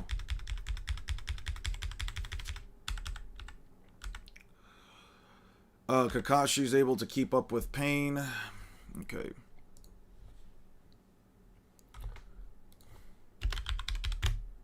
Rasen Shuriken tests. They look like spikes on roses. Spiky stumps? Probably. Yeah, they look like huge trees. I'll call them like sprout trees. I think that's fair. Large pine / sprout trees. They even have layers, yeah. I kind of get where you're coming from, by the way, Six, with like the whole like Naruto doesn't really like looking through the series, like reading through it. Naruto, he's always trying to find like some level of a shortcut for things, but it feels like especially with all the pain then to War Arc stuff, Naruto doesn't really like taking shortcuts anywhere. I can probably see like Naruto's reasoning for not making clones to do the paperwork for him, in the sense that like Naruto likely wants to do the work himself like any Hokage would. Like when it look at the inside, those are trees, yeah. Kakashi's able to keep up with pain. Pain can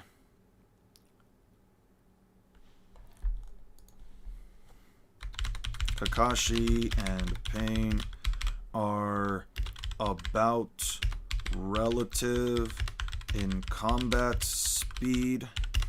Pain can react to a close range Chidori.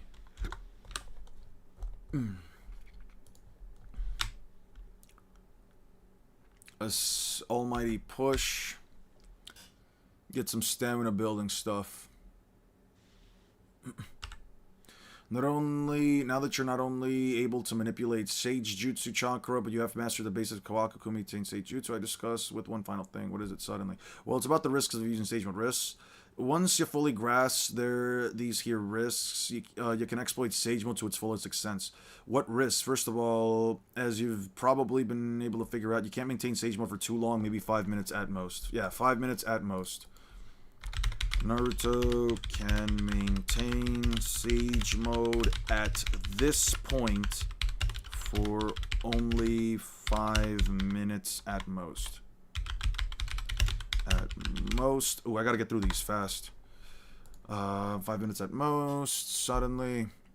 Well, it's about one risk. 5 minutes at most. Enter Sage Mode, you draw it in, but you need to follow the principle of don't move, which means you can't use it in battlefield. You're becoming an easy target for your opponent. So the only time you can go into Sage Mode is when you got plenty of comrades around you that can free you up. If you wanna have to go into Sage Mode, then you're by yourself. I gotta withdraw from the battlefield in order to gather nature. What? That's stupid. What was all the training? Don't be glum. I'm here for. What do you mean? It can merge your body. It'll be fine.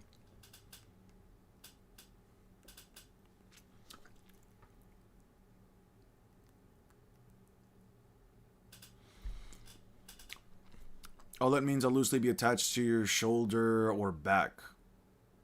Oh, but why is it gotta be fine? But why is it gonna be fine if we do the merge thing? To put it simply, we split the rows of stillness and action. While one of us is moving, the other one is taking in nature energy. Final form, Jiraiya, we're both riding on his shoulders. Okay, I get it. The chakra meter suddenly reacts to these black rods started emitting heat, which I thought was weird. But these are demodulators that respond to high chakra rays. Demodulators, which mean they're chakra receivers that's receiving chakra right now. What do you mean? The fact that they're receiving yours, mine. I must report to Lady Tsunade right away.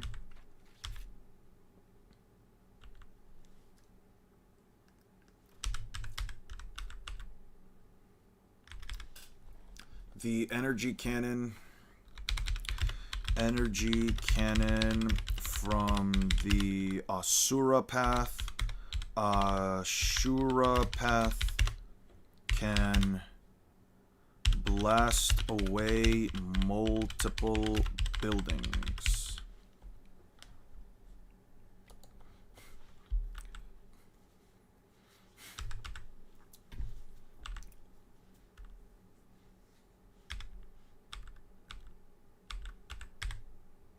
Naruto wipes out.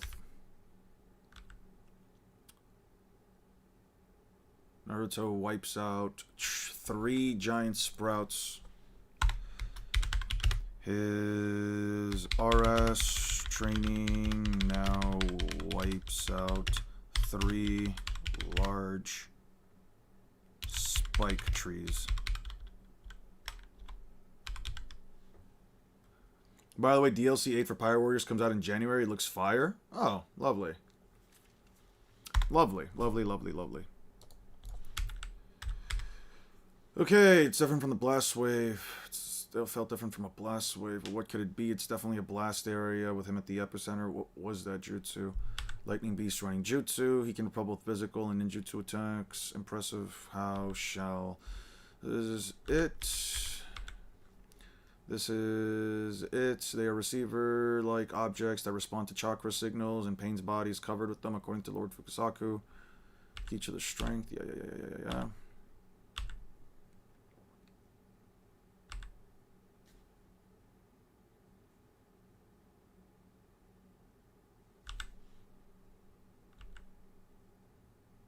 Pain is fast enough to react to a lightning blade.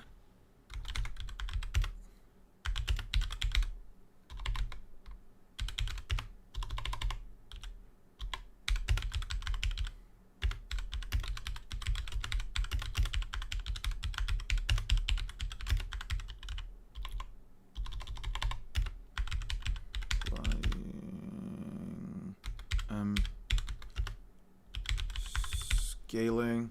What are your thoughts on Boruto and its writing? I think Boruto is fine. I just think that people have to get over some of the issues with Naruto. It's not a story anymore, so the characters are obviously going to take a backseat.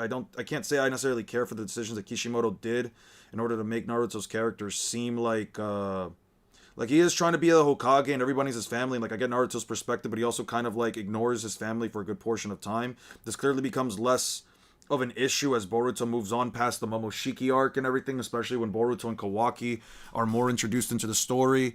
When Boruto gets his karma and when Kawaki does his thing, you know, like, by those points, I feel like Naruto is, Naruto feels a bit less bad as like a dad and everything. You can kind of see he's really trying to put in effort.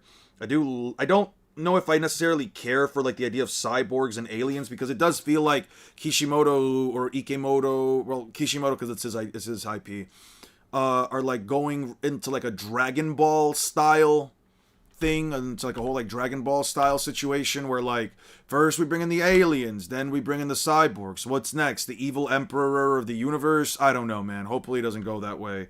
I like the idea of like the Shinju trees being the villains, especially like in Boruto True Blue Vortex. I don't like the idea of like these cyborgs being so powerful. What exactly, like, I get it for like Dragon Ball, but with like Naruto where like everything feels so much more grounded in a sense. And yes, I do think that Naruto is by far one of the more grounded series I've seen, especially in comparison to like Bleach or even One Piece, though I would say Bleach is probably the second most grounded of anything. Is that the thing that I feel about the series like as a whole is that like, I don't know, I would like to understand how one even gets the materials or the tactics necessary or like the intelligence necessary to reconstruct a human body to where it can not only transform but also develop, you know, all of these crazy abilities. There's something about Amado that like always throws me off about the character, but that's kind of as far as I'm willing to go with it, right? Asura Path is heavily damaged by Choji and Chozo's combined blow. Ashura Path is heavily damaged by Choji and Pops. I don't think Boruto is bad by any means. I think that there are moments where it is. I think the worst thing about Boruto is honestly the art style. I can't say I care for it. Yeah, the extra dimensional 6D time gods. Yeah. It just shoots up in certain ways where I'm like, it's fiction at the end of the day. If it has to shoot up in a direction that might seem a bit too out of the ordinary in my opinion, it's still fiction at the end of the day. I can probably wrap my mind around it as long as the reasoning is fine. But yeah, I don't know. Boruto's okay. Like I don't have a massive issue with it. Like I'm not gonna sit here and say that it's terrible, and I'm not gonna sit here and say that like I despise Boruto, right? By the way, most characters aren't capable of dealing with the 5-second timeout. Kakashi's off-guard attempts consistently fail.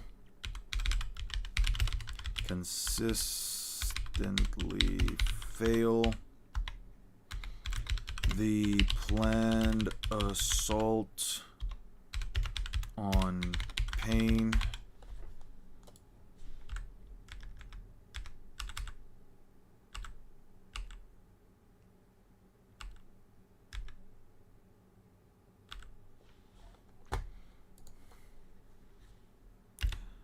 stifled by the Ashura Path. Oh yeah, and then like getting into like the whole like Jigen and stuff. I like the idea of like Kawaki being a version of Naruto that like also got bullied and damaged and hurt. But the thing about like Naruto is that like while he was shunned, he was never like physically abused by other people. So I kind of get where Kawaki's coming from, and I kind of get where like Boruto has everything taken away from him in a similar path to Sasuke, kind of like showing that like Boruto's someone with everything that ends up losing everything, and Kawaki's someone with nothing that ends up gaining everything.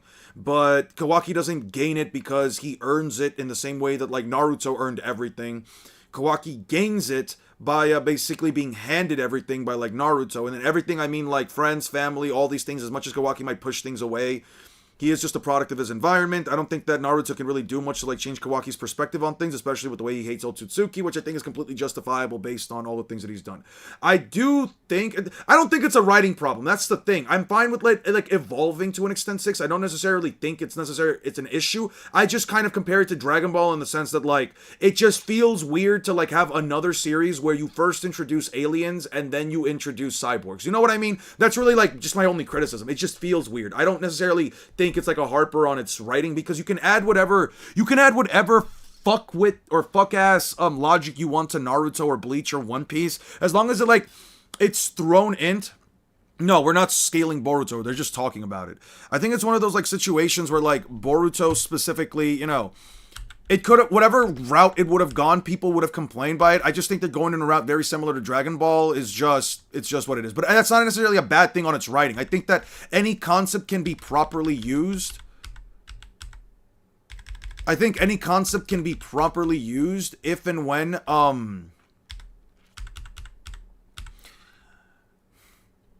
yeah, I don't know. I think I call it if and when like the writing is fine. I think the writing is fine. Like I said, I don't know. I don't like Damon. I don't like Ada. Anytime you have a childlike character, a character who is essentially a child, have such a broken, overpowered ability that essentially makes them not only one of the top tiers of the verse, but also gives them like just that very cocky, spoiled, rotten like mentality and shit. I cannot say I like that. I do not give a flying fuck about Damon as a character, how powerful he is, but I do not like him because of those issues. Didn't earn his powers, but that's not a problem. Yeah, no, I don't think that's an issue per se. I'm just saying that like Kawaki is a character who never gained any of his powers. He never really earned them. It's all just a byproduct of somebody just making him stronger and stronger and stronger and stronger. But I do like the idea of like Naruto trying to teach him like ninja ideology, and where like you can gain power through your own abilities, right? Yeah, I just don't like snot-nosed brats characters just being overpowered. That, I will say, is not my favorite portion of the writing, but I'm not gonna say it's bad until I get to see what the result of it is. You know what I mean? Update, both verses don't get past half-powered fodder, Vassalor to Ichigo, forget end of series. Not really. Ichigo with, like, half-powered fodder, Vassalor to Ichigo has, like, no good feats. Because beating what's-his-face, it would still, at the best, put him around, like, country level, and that just gets curb stomped by, like, Luffy, Post. And if I want to go with the Raigo stuff, he does not beat Luffy past Enies Lobby. And if I go by, like, the island level stuff, he doesn't beat Luffy past Post time skip. Like, no, Bleach is not as strong as you think it is, Bleach bot. But if you're only coming in, if you're not here anymore, that's fine. But if you're coming in here just to spread some bullshit, yeah, no, we're far past all those things. Yeah, because Bleach, like Naruto, has had a lot of misconceived notions about its power, or people just scale it up to the highest levels possible. I actually kind of am grateful that the One Piece has gotten downplayed so much, because when you look at One Piece from the perspective of like what the series actually produces, you can actually be very surprised by it. But that's neither here nor there. Yeah, that has to be an alt. I mean, it's fine if it's not. I don't really care, but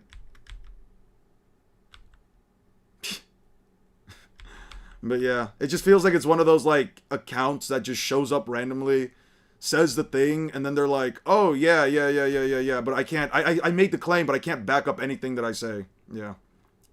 Yeah. It's completely fine, though. Kakashi, Choji, how fast are...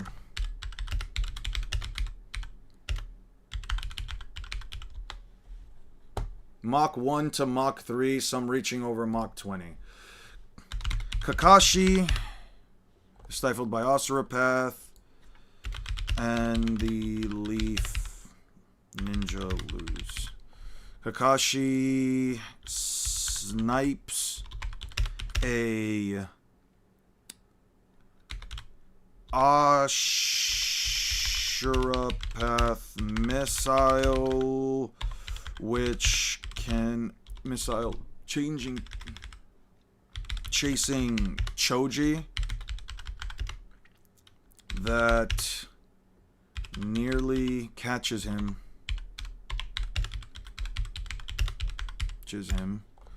which is anywhere around Mach 1 through 3, but at the highest Mach 20. Okay.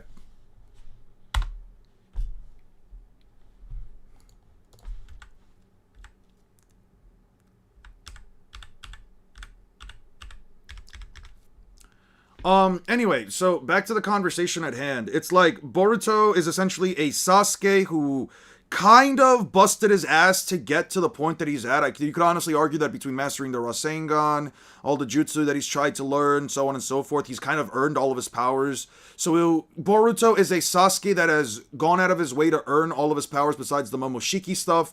Meanwhile, Kawaki is a version of Naruto that sort of just got all of his powers. I think it's a nice little alternate chance, not alternate, I think it's like a nice little like alternate timeline that Kishimoto is trying to like go for. I think it's okay. I think it's honestly fine. I don't really have an issue with it. I'm gonna be honest with you. I think it's completely fine. I think it works. I think it's fine. I think Boruto is a fine enough series. It's not Naruto. It won't have the same aura as Naruto, at least to most people. I think that's perfectly fine.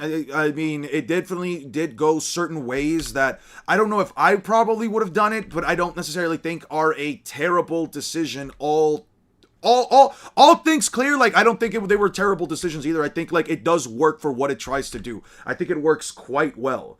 Yeah, Boruto as a whole is a fine enough series. I think that if you can get past some of the decisions they made for Naruto and Sasuke, I think if you can get past the idea that Sasuke married fucking his pink I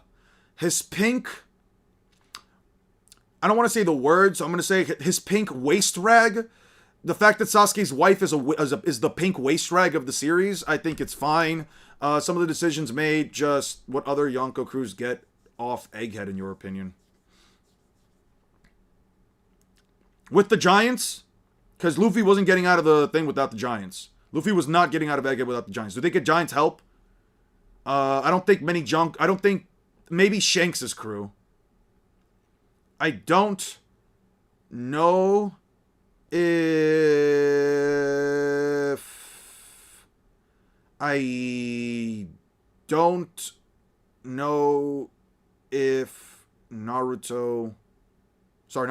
if Kaido's crew probably gets off, but it probably has the most casualties. Big Mom's crew definitely has a fuck ton of casualties. If Big Mom gets away and Kaido get away, I can't see that happening. I don't think anybody but like their top commanders also get away. Everybody else is fucked. Like if they can escape. If we're not talking without the Giants. They basically lose most of their crew. Shanks definitely gets out in my opinion. Blackbeard, yeah, no Giants then, yeah. Kaido and Big Mom probably do get away. Yeah, no, Kaido and Big Mom probably do get away, maybe with like their like commanders. I don't really think anybody in Cross Guild really gets away. I don't think Buggy in the middle of all that bullshit is getting away. I don't think Blackbeard is getting out of it either. I really don't think Blackbeard's getting out of it. Oh, the water tank thing. I mean, the Rasengan is an attack that pushes things away. So if you hit, and it's basically like a massive pressurized ball. If you hit not the water tank, but if you hit an object with it, it's gonna get blasted through. And with the water tank, it was pretty much just the pressure that got built up, just got blasted out all the way in the back. I don't know if it implies internal damage. I mean, what's his face? Kabuto had like internal bleeding from it. I think that an attack that uses a bunch of spinning force into your midsection would probably deal some level of internal damage, but against Luffy, it doesn't matter. Luffy's entire body's made out of rubber. It would absorb the blunt force trauma of it. The only thing that's really damaging Luffy is like the speed at which it rotates.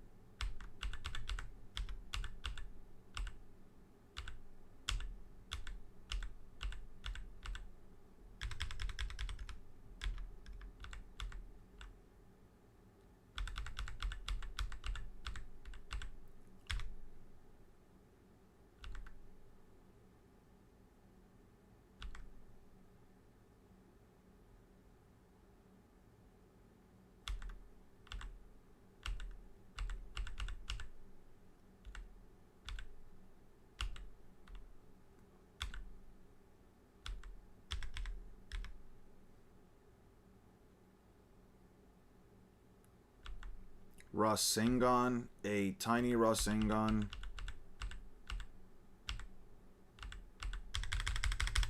One second. Konohamaru's small Rasengan. Small Rasengan takes out Naraka path. You just blow up a person from behind like the water tank. It's weird, like it doesn't show it doing something like that throughout the damn show. Yeah. You can argue that it might do some level of internal damage, but it's not like durability negating. I'm telling you, man, you take a bat to the stomach, I promise you, if you take a bat to the stomach, I promise you, you might get, if the person hits you hard enough, you might end up rupturing some of your organs. This is not a matter of like me telling you, hey man, yeah, it doesn't deal internal damage, just saying like, it could. Do I miss any chapter pages? What the fuck? Konohamaru didn't take out this pain, he kind of just stunned it. What the fuck? Because they're all over here.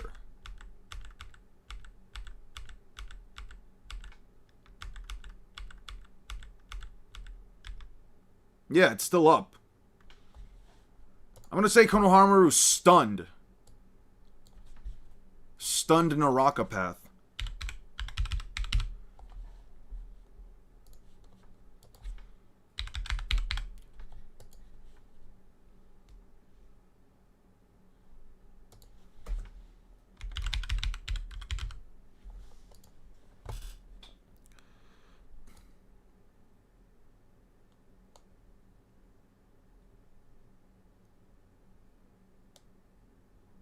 I'm gonna say at least knocks out.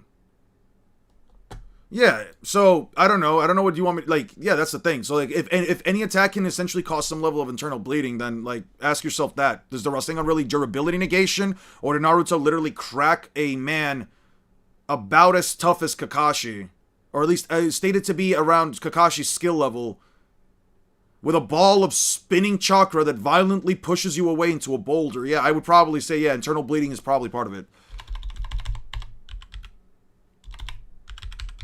Knocks out. I'll just say knocks out Naraka path. Pain destroys leaf.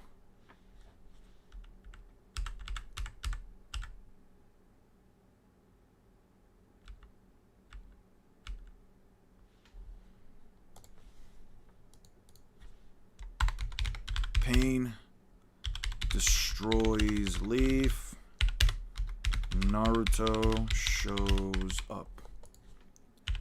scene is shown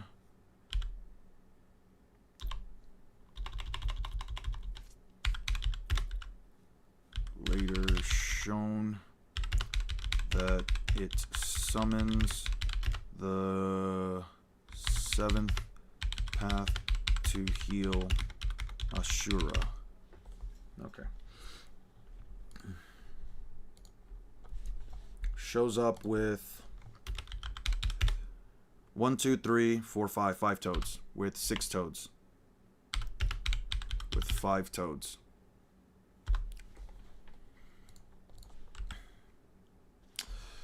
Okay, this is like pissing me off. I'm gonna be real with you guys. This is like really pissing me off because I know I have the scan. I just can't fucking find it now. Okay. It has to be after. It has to be after Naruto fights Gaara. It has to be after Naruto fights Gaara. So now we'll just keep clicking through the. You know what? Let me do it like this. Preferences, long strip. Let's just do long strip.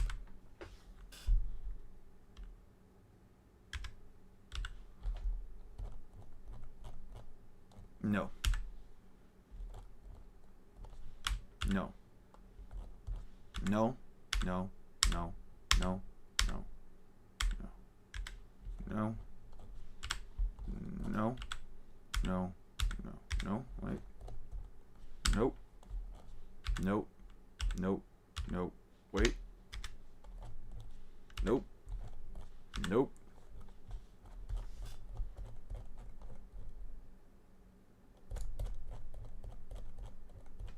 Nope. What is your opinion about the tanking a moon-splitting attack? Do you think it's complete or... I think it's fine. It doesn't really change anything. Naruto can tank whatever the hell he wants. Luffy's got durability negating abilities. It doesn't matter. Doesn't matter how much damage Naruto can tank in an attack because of the moon level stuff. It's never been a part of my argument. It's never been a factor because, again, Luffy just does the same thing all over and over and over again.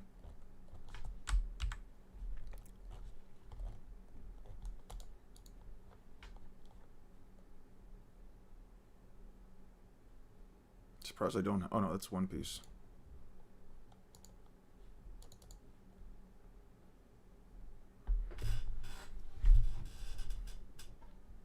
Yeah, this is fine. Nope. Yeah, it's... Nope. Quality scrolls back up. Yep. You already know. You guys already know. It's about that type of time. I'm on that type of business. I'm kidding.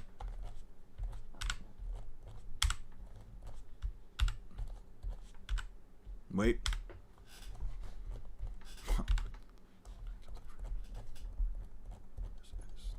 One way, shape, or form. So, can I really sit here and say...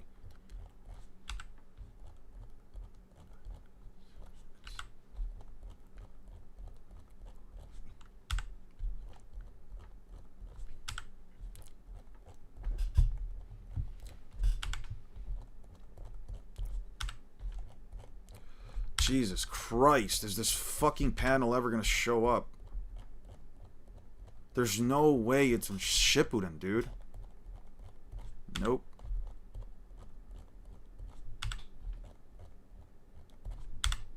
I never understand why, like, a Hokage needs to do so many fucking things. Like, why would you have your strongest ninja do paperwork?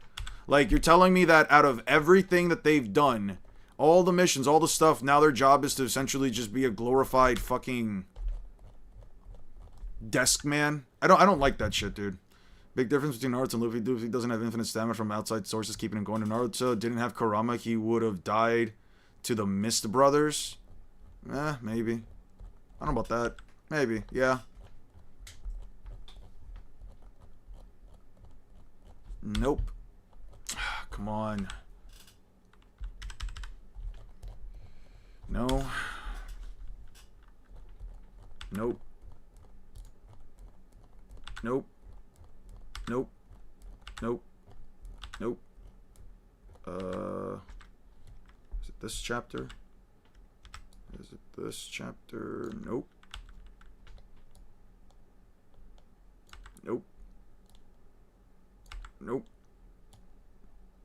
I'm trying to find, by the way, if you guys are wondering, I'm trying...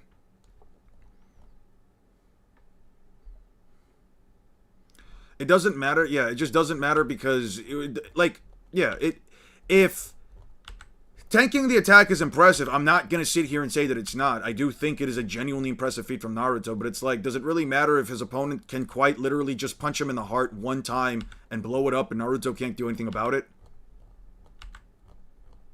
Like, I don't know what to say past that point. Like, it's not really something that I think can be argued, especially with the information that I found. So I think that, like, actually researching this first, like, through and through, reading all of the chapters, that's why I think it's so freaking important, dude. Nope. Nope. Nope. Nope.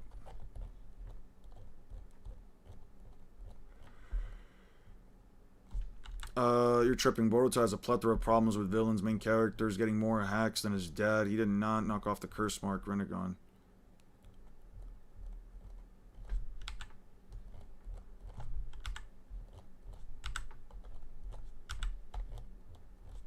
Oh boy.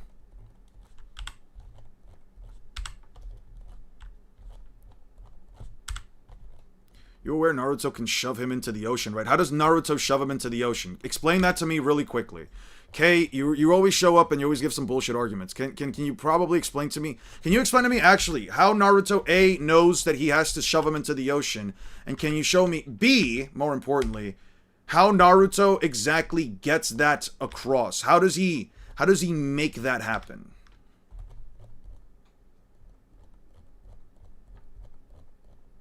Hey, what's up, Justice?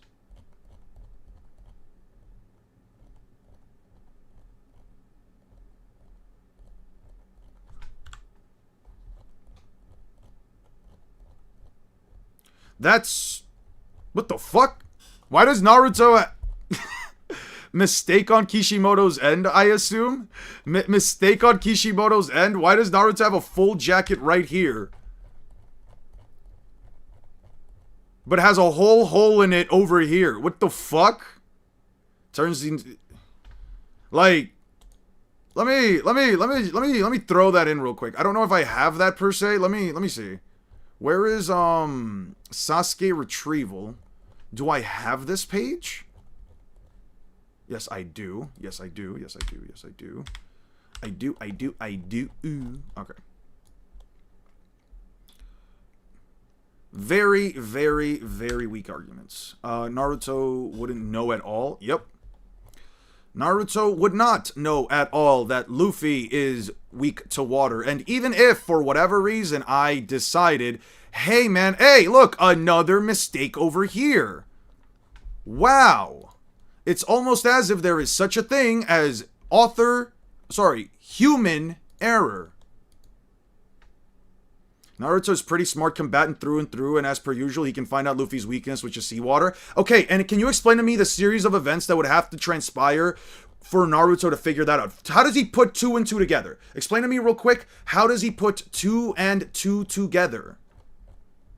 Naruto can perform water jutsu. How many water jutsu does Naruto have? Explain that. How many Naruto jutsu does Naruto have? Can use the BG as his ad? Can use the background as his advantage?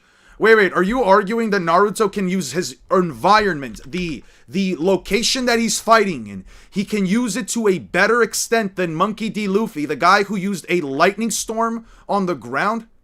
Who you literally grabbed lightning from the sky and threw it? Yeah, okay. Yep, yeah. Man, guys, did you guys know that Naruto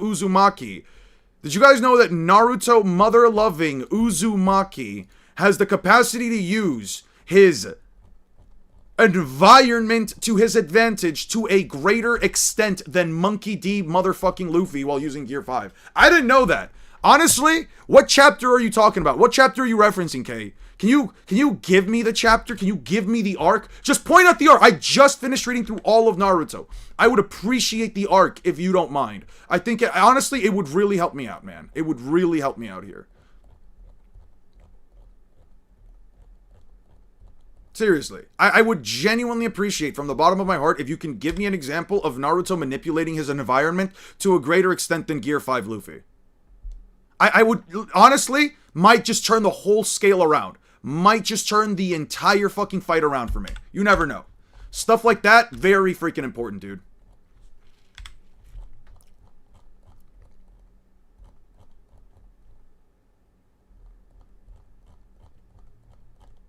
Yeah.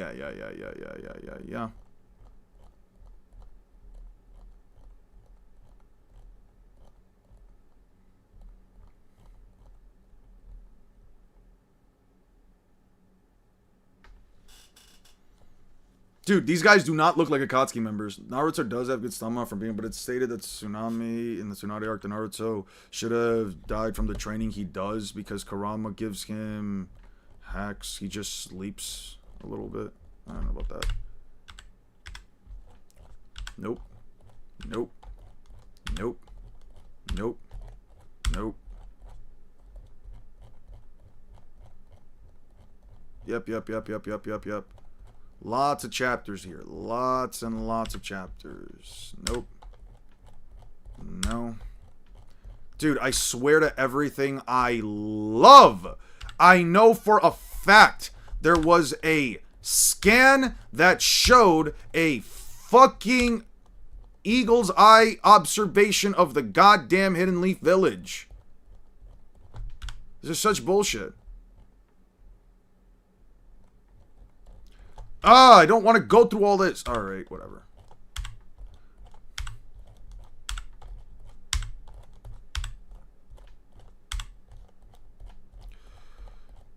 Jesus Christ.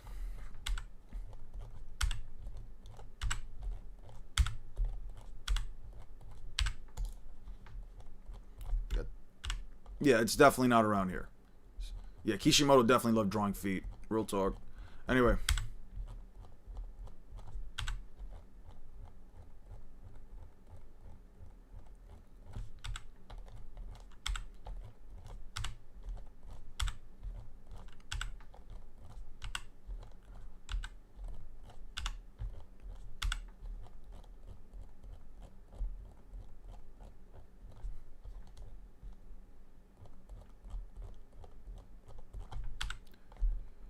Naruto burrowed underground and jumped up at Neji to uppercut him, which is very impressive. Wow! Naruto used the ground to uppercut someone? Wow! Tell me how that even remotely compares... Give me 1 second.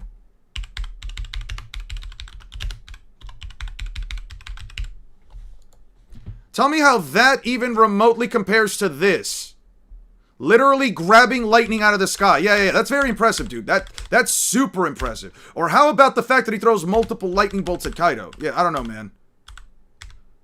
Or how about Luffy literally using the fucking Horn of Onigashima to slingshot himself around the fucking battlefield? Yeah, no, yeah.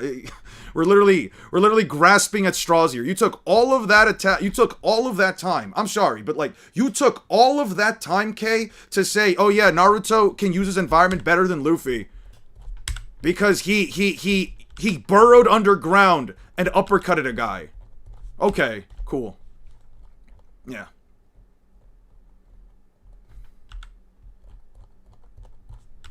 Man. So, can you explain to me again what water jutsu Naruto has and how he forces Monkey D. Luffy into the ocean? You mind explaining that to me real quick?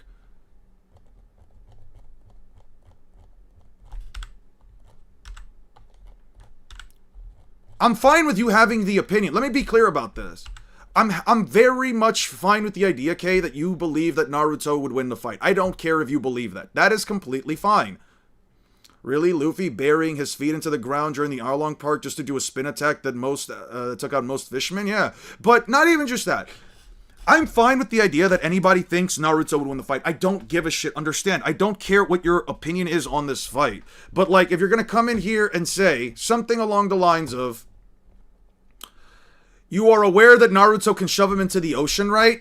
You're gonna have to back up your claim. I'm gonna ask you to back it up. And if you're gonna give me some really bad arguments...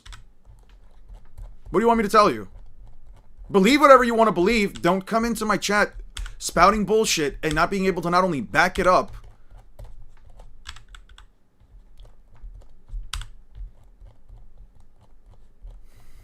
I don't know, man. Like,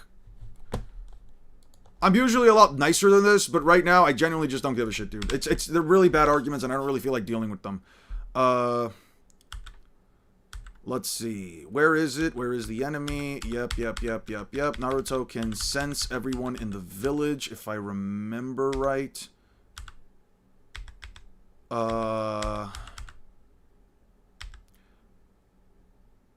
Yeah, probably, but it's fine. I never get the point of, like, people, like, if it is rage bait, I never get the point of, like, just showing up. Like, you get, like, the, 5 seconds worth of enjoyment out of, like, you know, saying something just to get a response out of it. Because the thing about, like, rage baiting in general, and not saying this about the specific individual, but just in general that I've seen, like, in power scaling groups and just the internet as a whole, is that, like, people that just go with this, like, very lowbrow version of rage bait, like, it's not even funny. Like, it's not funny to anybody but them. You know what I mean? There's the water style. Oh, I'm aware of the water style Rasen Shuriken. Would throw it along and the others, and even if he didn't know his opponent's exact weakness. Oh, yeah, no, that's the thing. See, one smart. Here's the thing. He does have a water style Rasen Shuriken. It'll never hit Luffy. It would never land on Luffy. It would get avoided every single time. It doesn't matter. But, see, at least you provided the water-style Rasen Shuriken, and I think that is a fine enough explanation. Instead of saying Naruto has water jutsu, you say Naruto has the water-style Rasen Shuriken. That is a fine enough thing to say. That I'm completely fine with.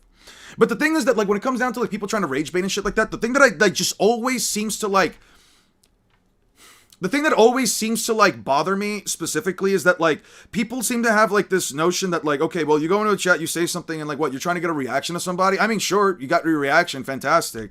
But, like, what exactly about anything that you said remotely contributes to the conversation or does just anything? Like, if you're just showing up to a chat just to spout some bullshit, just to then, like, what? You're not really pissing anybody off here. I mean, I'm going into I don't even really want to call this a rant. I'm just saying, well, it's hypothetical, but Naruto has it. He's never used water jutsu, but he can use clones and, like, drag him into the water, and he can just outmaneuver him. How does he drag Luffy into the water? Your basic, again, everything that you say, again, it's fine if you want to have this logic, but your logic always falls under the conclusion. Your logic always falls under the conclusion that Naruto is going to do all of these things without Luffy ever fighting back. You don't ever consider the problem with this level of mentality is that you're never considering what the other character can do. You're not considering what is in the other character's arsenals, what feats they have that he would even remotely imply that they can do this. Because I can promise you right now, as someone who has, and I would probably, and forgive me if I'm wrong,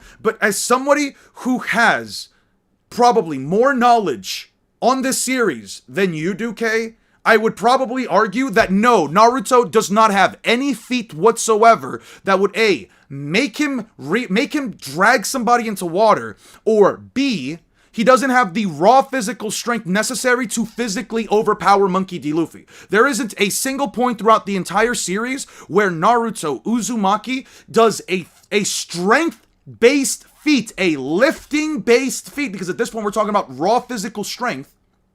He does not have a lifting feat or a physical forceful feat that even remotely drags him. I do think one's by pinning Luffy down with magnet style. Okay, and how does he land the attack? It's fine if you believe that. My question is, how does he ever land the attack? Under what circumstance does Naruto Uzumaki forcibly put Luffy? Under what scenario does Naruto Uzumaki forcibly put Luffy under magnet style? And also, the Rasen Shuriken, just to be clear, it's not an actual bubble of water. It is an attack that uses a energy source that is replicating the qualities of water, but it's like an instantaneous blast of energy.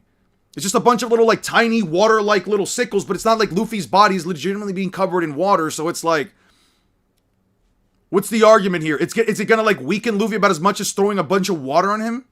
Because in order to weaken Luffy, you have to put his body into water and you have to keep it there.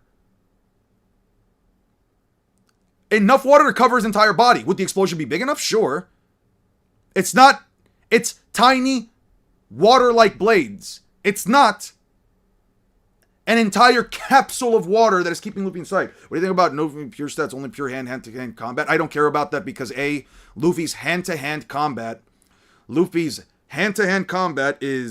well, you can argue that Naruto has a better form of martial arts combat. We're talking about disciplines because Naruto does show, as far as the anime goes, the ability to use different disciplines like even like Wing Chun, which I think is actually very, very admirable. Luffy doesn't use your conventional pure hand-to-hand combat techniques. Luffy uses all of Luffy's fighting style is like Spider-Man in the sense that he's developed his own fighting style. Everything he does is in accordance to his devil fruit powers. If we're talking equal stats, hand-to-hand combat, and you still give Luffy the gum fruit, he curb stomps Naruto because Naruto cannot hurt him. Under no circumstance does any of Naruto's Wing Chun, does Naruto's hand-to-hand combat hurt Luffy because he's made out of rubber. And either way, I don't like ever talking about equal stats because at that point, you're basically saying, let me give another character as many advantages as possible just to make this fight somewhat fair for them. I don't like doing that. Naruto says he can sense everyone in the village.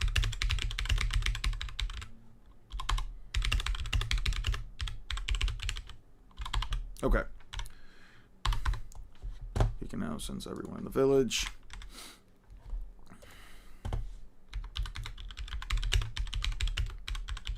Tosses animal far enough into the sky.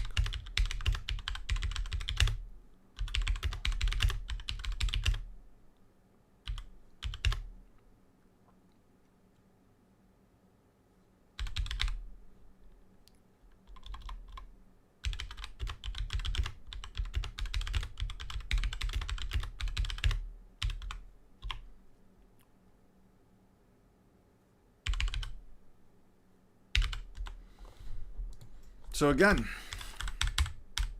Naruto one-shots Sage. Naruto one-shots Ashura Path beyond what Choji and Pops can do. Okay.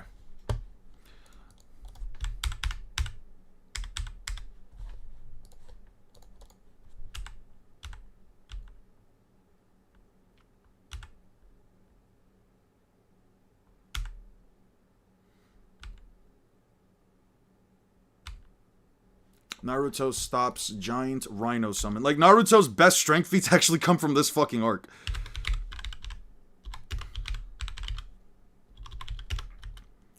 Rhino summon and tosses it into the air.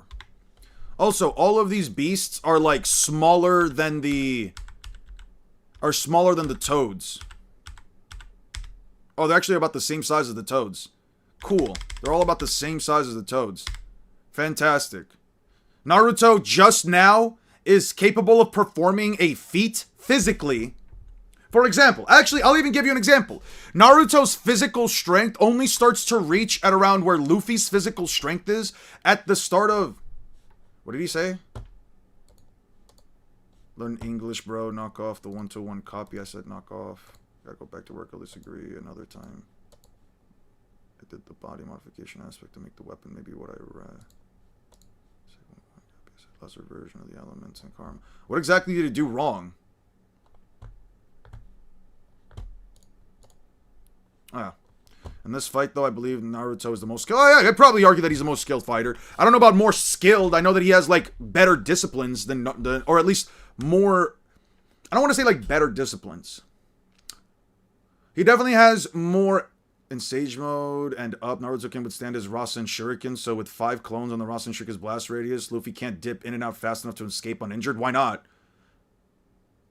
In Sage mode and up, when has Naruto tanked his own Rasen Shuriken? When has Naruto tanked the full brunt force of his own Naruto Shuriken? Yeah, I mean, Naruto threw the Rhino, yes. And you want to know what Luffy has thrown? You want to know what Luffy has thrown? Moo. And you know what Luffy is? Sorry, Moo is? Twice as big as these guys.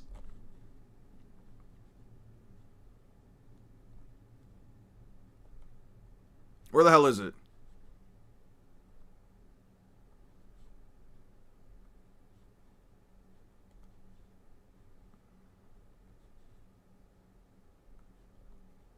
Where the hell's the Moo feat? Oh.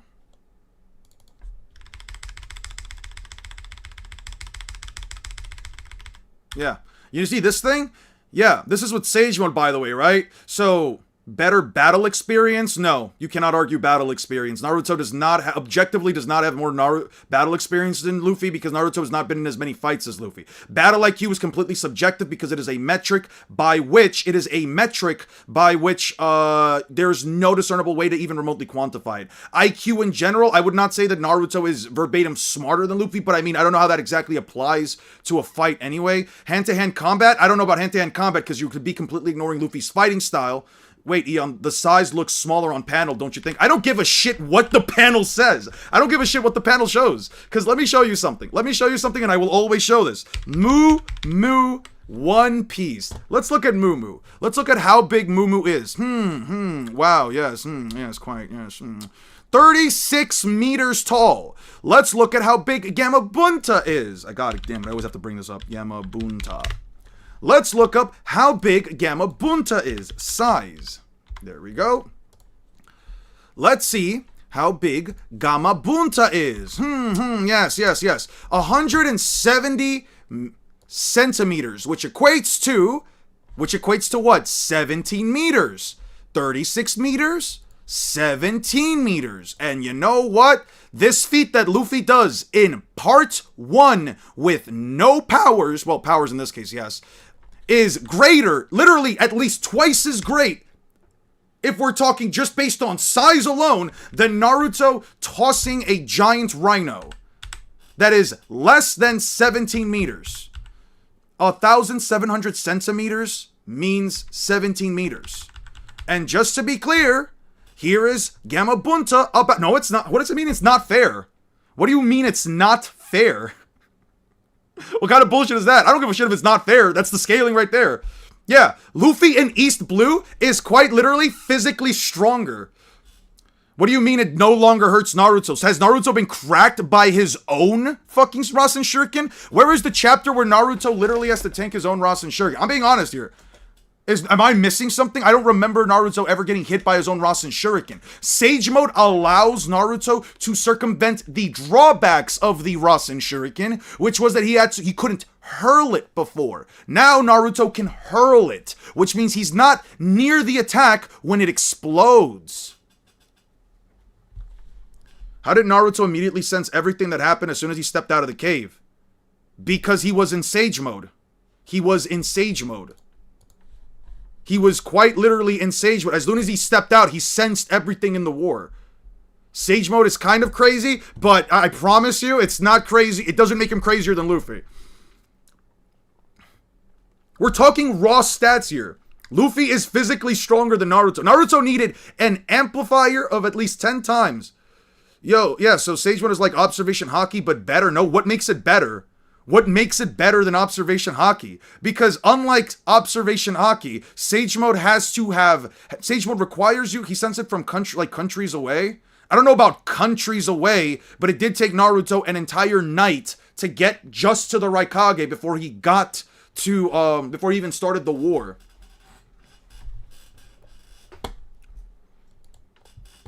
I don't know if it's a country away, but like, let me put it like this instead. Sage Mode requires you to sit still in order to activate it. Haki just requires you, once you finally understand how to use Haki. I don't fucking know. I know that there's like not a statement.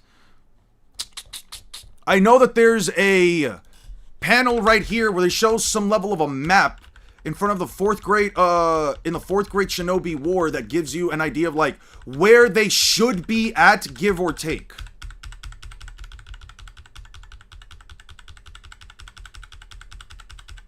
Yeah, as soon as Naruto steps outside with Sage Mode,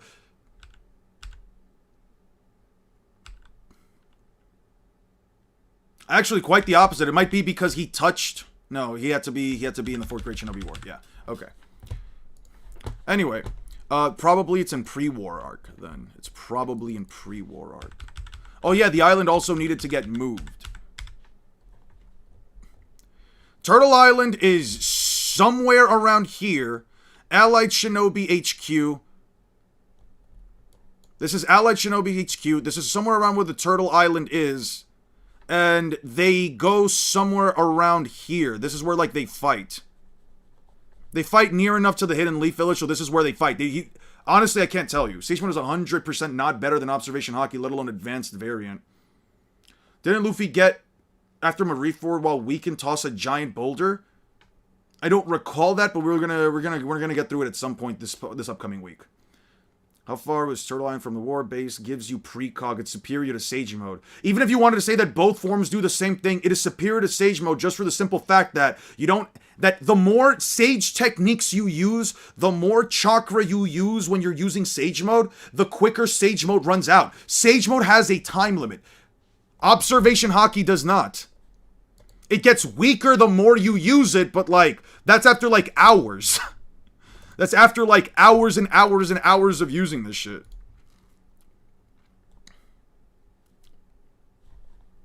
Fuck, I closed the... God damn it.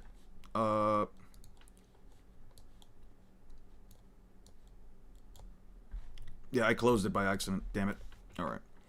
Pre-war arc. Not One Piece. Naruto. And then we go to the Pain Assault.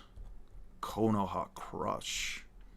Did Luffy get better at maintaining gear 4 since Katakuri? Objectively speaking, yes. Objectively speaking, yes. He can maintain it for a while, and he can even do it while exhausted. He also does it while physically exhausted. Like, listen, I'm not saying that Luffy beats Naruto just out of a simple whim. I'm saying it because, like, no matter what, if you look at both series as honestly as possible, if you just go out of your way to genuinely look at both series as honestly as possible, it's just a stomp, dude. It's just a fucking stomp. There is, like, how fast do you guys think that Naruto is by the Pain arc? How fast, let me start up a poll. How fast is Naruto in the Pain arc? Quantifiably.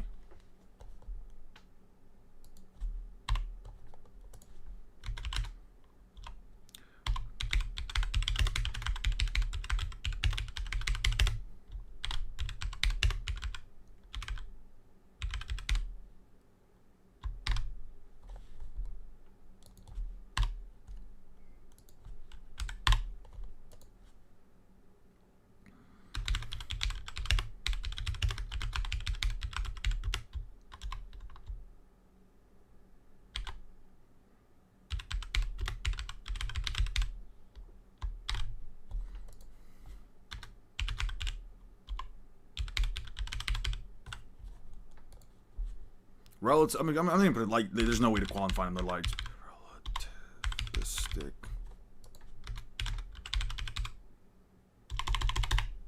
I'm not even gonna throw in another one.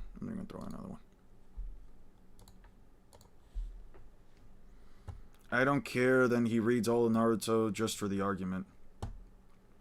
How far can Luffy see into the future? Enough that he is able to tell while sitting down casually. What does relativistic mean? Between 1% to 99% of the speed of light. Between 1% to 99% the speed of light. Depending on your interpretation, would personally say, I don't think he's relativistic plus, and nothing really implies that. I would never argue that for Naruto. Nothing implies he's relativistic besides Pain dodging Kakashi's lightning blade by, like, the neck, but you can't even really prove that Kakashi tagged the lightning bolt all the way from the bottom of the tree anyway. That's a pretty large scale. I mean, hey, I'm giving Naruto as much leeway here as possible. Chucks 2 Massive Rasengan. Civ Rasengan. Sends 2 animal summonings into the sky, about the same size,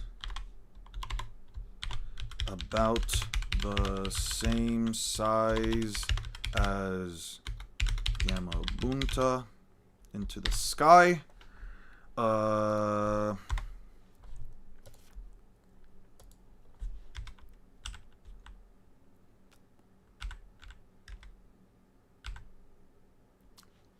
Frog Kumite. Frog Kumite on the Preta path. One shots it. Frog Kumite on the Preta path. One shots it.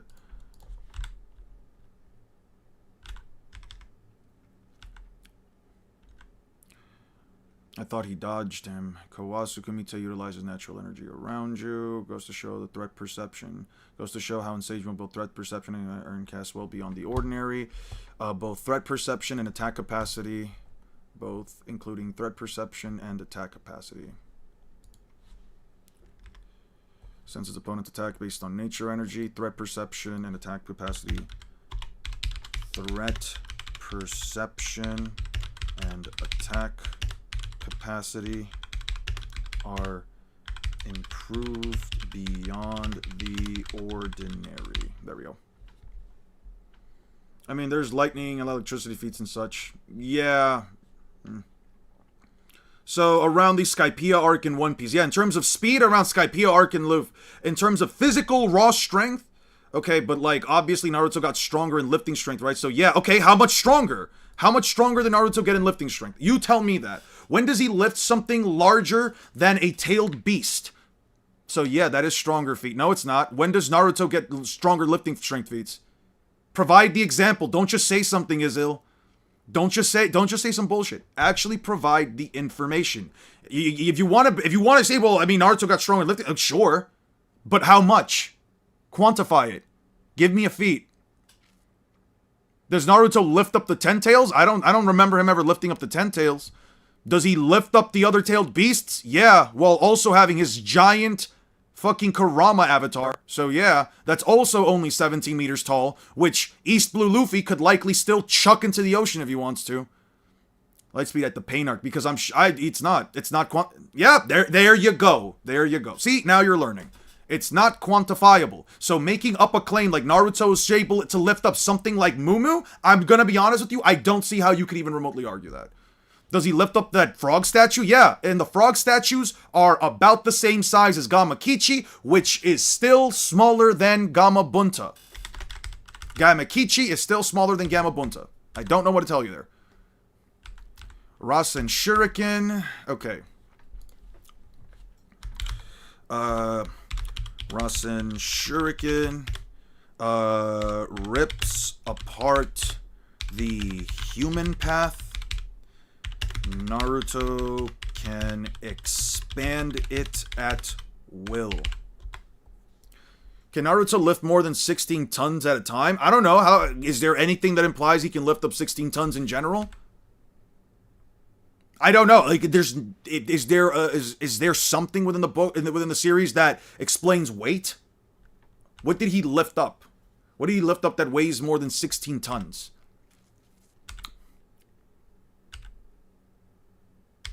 Yeah.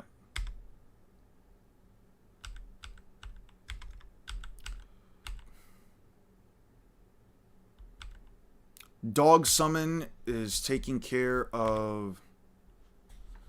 This channel should blow up. You are deep diving these topics and you seem rage baitable. Perfect combination for growth. Yeah, probably. Giant toads are struggling with regen mutt. Regen mutt. Yep. Okay. His use is starting to wane rapidly. His Sage Jutsu starting to wane. He must have used up his Chase Chakra in that nice move. Sage Jutsu is going to run out. I have to stop at least one before that. Listen, I'm going to hurl ya at Naruto boy.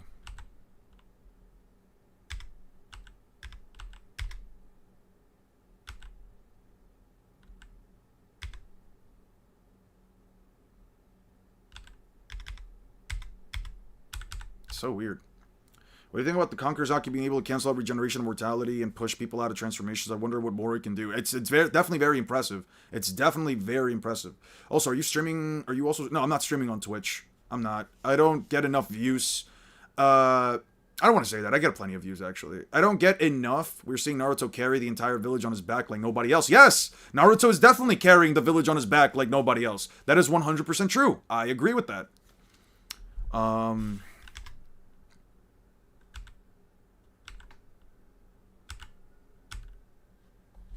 They really... Yeah, I only stream on YouTube. I can lift my beautiful Torta girlfriend. I'm stronger than Naruto. That's crazy. Is the village more than 16 tons? I don't know about him literally carrying the village on his back in the most literal sense possible, but yeah, no, he doesn't. No, the village itself does not weigh. The village would weigh more than 16 tons. What is it? One shots Naruto. One shots the animal path. Animal path inside Gamma Bunta's mouth.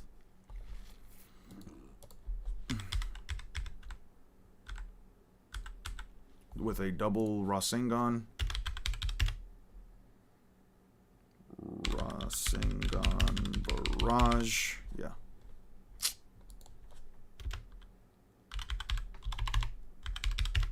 Rasengan barrage.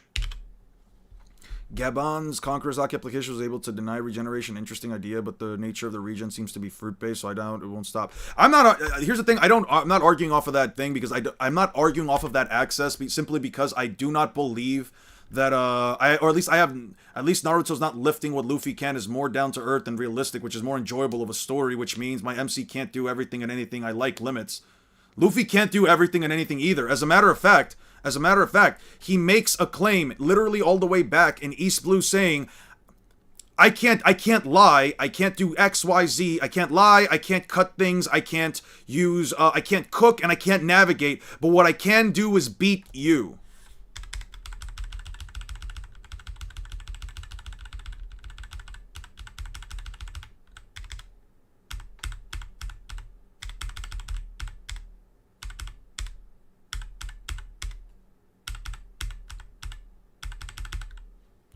Give me a second. I gotta pull it up now.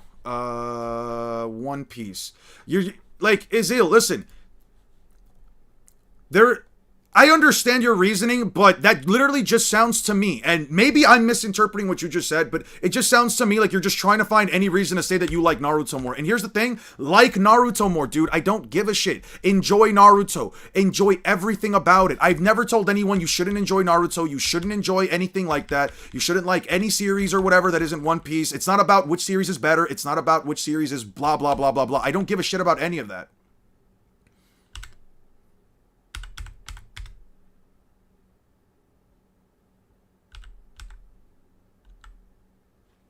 He literally says it right here. I don't know how to use a sword, shark face. I don't know how to navigate either. I can't cook. I can't tell lies. I know I can't live without help from a lot of people. You lack the slightest shred of dignity or ability. What gives you the right to be captain of a ship? Just what can you do? I can beat you. Yeah. Luffy also can't do everything. He also has limitations. Luffy also has limitations, in the same way that Naruto has limitations. Both of these characters have these things. If you like a more grounded story, that's completely fine, and if you like all that stuff, but don't come in here making some bullshit arguments that ultimately hold no weight. Enjoy the series. Laugh when Naruto makes a funny joke. Cry when the characters do stuff sad. I've never said either series is better than the other. I don't care to talk about which series is better than the other. I feel like people have this really fucked agenda that or this really fucked idea that oh, if somebody says a character is stronger than the other, that means that everything about the series and all the stuff and all the points or whatever, that means that all is just objectively better. No, I've never argued any of this. My only argument here has ever been, have you explored My Hero versus Battles?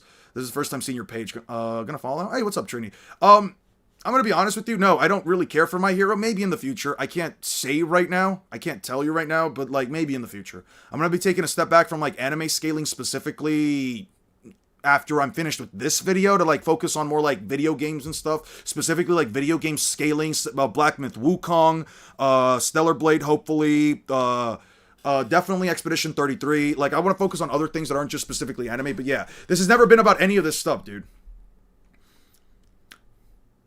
I wouldn't call them dumb comments, but like, I don't know, man. People seem to have like this thing where like, people seem to have like this weird thing where it's like, dude, all of a sudden, if this guy says that Naruto is going to lose in a fight against Luffy, that just must automatically, either he must hate Naruto, he must be a One Piece biased fan, or, and so this one's always my favorite, he must mean for whatever reason that Naruto is worse than One Piece. I've never said any of those things, bro. Sonic scaling? I've been down to do some Sonic scaling. I'd definitely be down to do that. I'm not gonna do Minecraft. I'm definitely not doing fucking Minecraft, dude. Did you watch the E3 video? I recommend it. Nope. No, I don't recall if I did. Dude, I get off, I go eat. I get off, I go eat, and then I come back to my room, I chat with somebody, and then I basically go to bed. I'm not taking the time to like really do anything else. My eyes, after every single stream, are super tired. I'm more than willing to take recommendations from anybody, but you guys are gonna have to just bear with me in the meantime, because I'm like putting in a bit more work than I usually do for any of my content right now. And it has been a bit rough on my eyes. Okay. No, not E3, Expedition 33. I know what you meant. Yeah. I enjoy seeing E33 or God of War discussions. I'm curious how strong Expedition 33 is considering stuff I've gotten. It's pretty good. I'm definitely going to do Black Clover soon, dude. But like, I gotta also do stuff that I want to do.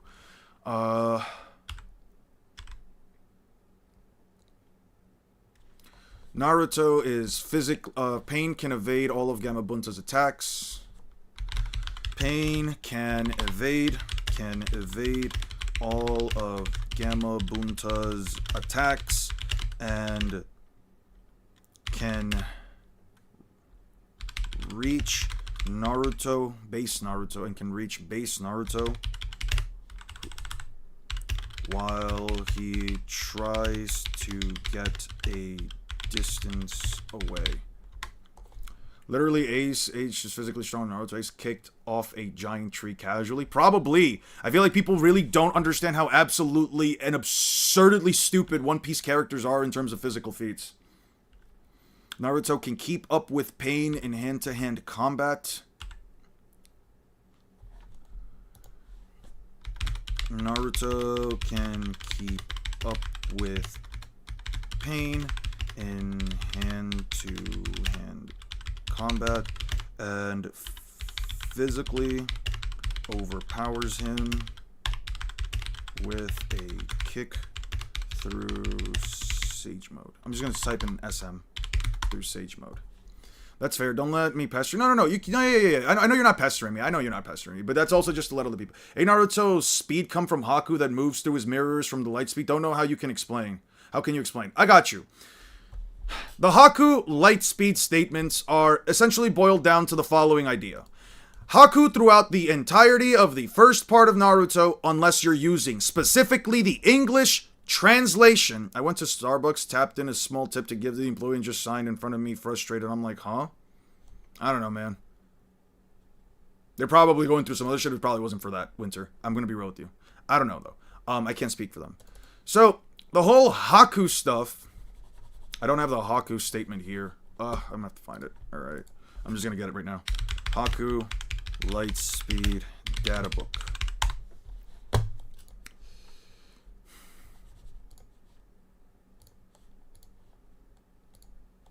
Dude, this is like a... Who the fuck uploads this garbage? Certain drags extend other bring this time. Part of this technique teleportation. Quickly move. Haku is not light speed. All other statements are inconsistent. Yeah, they are inconsistent, but what do you want me to do? Haku light speed data book. Let's me just... Where the fuck is it? It's not Fanverse. Haku is not light speed. Haku data book. Haku data book.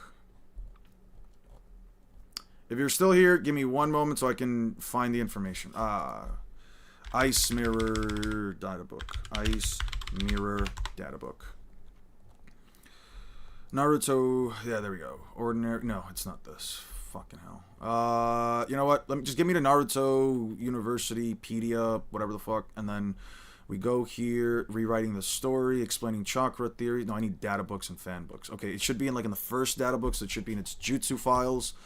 And then, Ninjutsu, inheriting, the reverse lotus, the haze, jutsu, mist servant, fang over fang, katon, temporary, wensicle, parasitic, hiding in mist jutsu, summoning, 5 seal, yeah. 4 violent, Sharingan, beast, shuriken, vanishing, mystical palm, mind body, water release, water prison. You know what? Let me take the... Where's the water dragon bullet? No, it's not the water dragon bullet. No, it's not that one. Thousands, multiple shadow clones, telescope. It always takes a while. Furthermore, mere stab, great enough, sand defense. I'm gonna just print screen. Just give me this right now. Debates concentrated in the high speed stab with destructive power. Give me 1 second. This library, Naruto, data book, Chidori. Just keep going. Where the fuck is the light? Where the fuck is it? Demonic mirror. Ice crystals. Here we go. Demonic mirror, ice crystals, blah, blah, blah, blah, blah, blah, blah. All right. Here. Let's read the statement. The demonic mirroring ice crystals is a technique carved into the blood inside of demonic mirrors, Haku's phantom world. Yeah. The abominable, tremendous ability passed down only within Haku's clan. This Kake Genkai...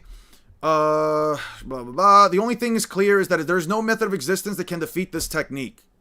Well, we know that that's definitely not fucking true, but regardless. It is stated that Haku is able to move between the mirrors at the speed of light. Haku. Ice. With the special favors Sukuna was giving Hagege for more binding bells, the spells the guy had 4 arms, 2 mouths for a reason. Probably.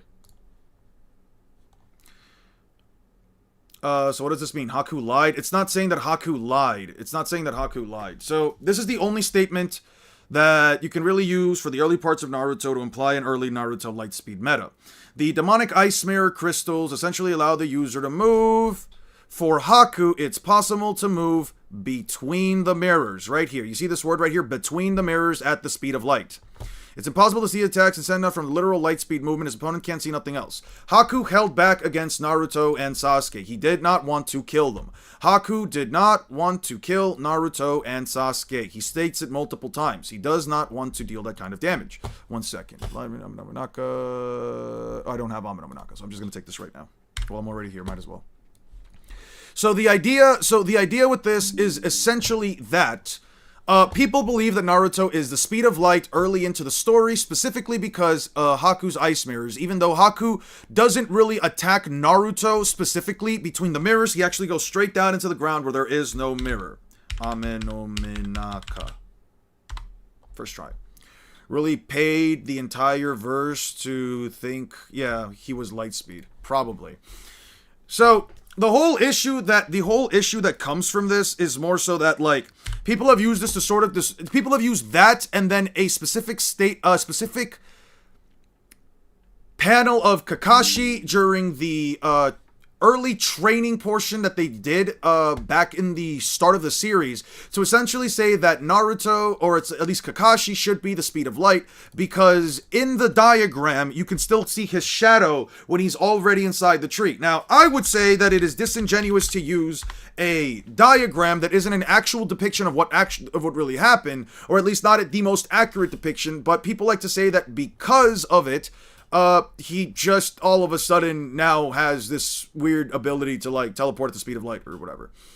Conan CERN's experience sophisticated. The explosions created chain explosions impossible to avoid no matter what kind of jutsu you use, even though it says time spectrum jutsu is not expected. Moreover, it can take up the shape of not only earth but even water. Yeah. Kamui Shuriken. Yeah. When you scale Expedition 33, you will be one of 2 Expedition 33 scalers, including me. Lovely! We'll be one of 2. We're 2 of a kind, 6. I love that. Running on summoning, truth-seeking orbs. Yeah, I might as well get the truth-seeking orbs while I'm at it. Yeah. Truth-seeking orbs. Yeah, it's a lot of information, dude, and I don't blame anybody for, like, confusing that stuff, but, like, the issue with the Naruto, the early Naruto Lightspeed meta is that you essentially have to ignore every other data book statement, including the ones that pop up years after, TSO.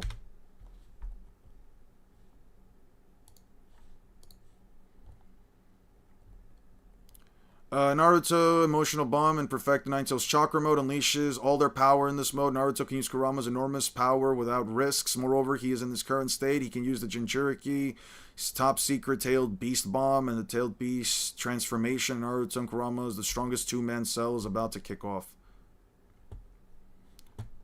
Is there anyway, do you like or follow Aliens vs. Predators? Nope, I do not. Not something that remotely interests me in this current point in time. Sorry if that disappoints anybody. Print screen.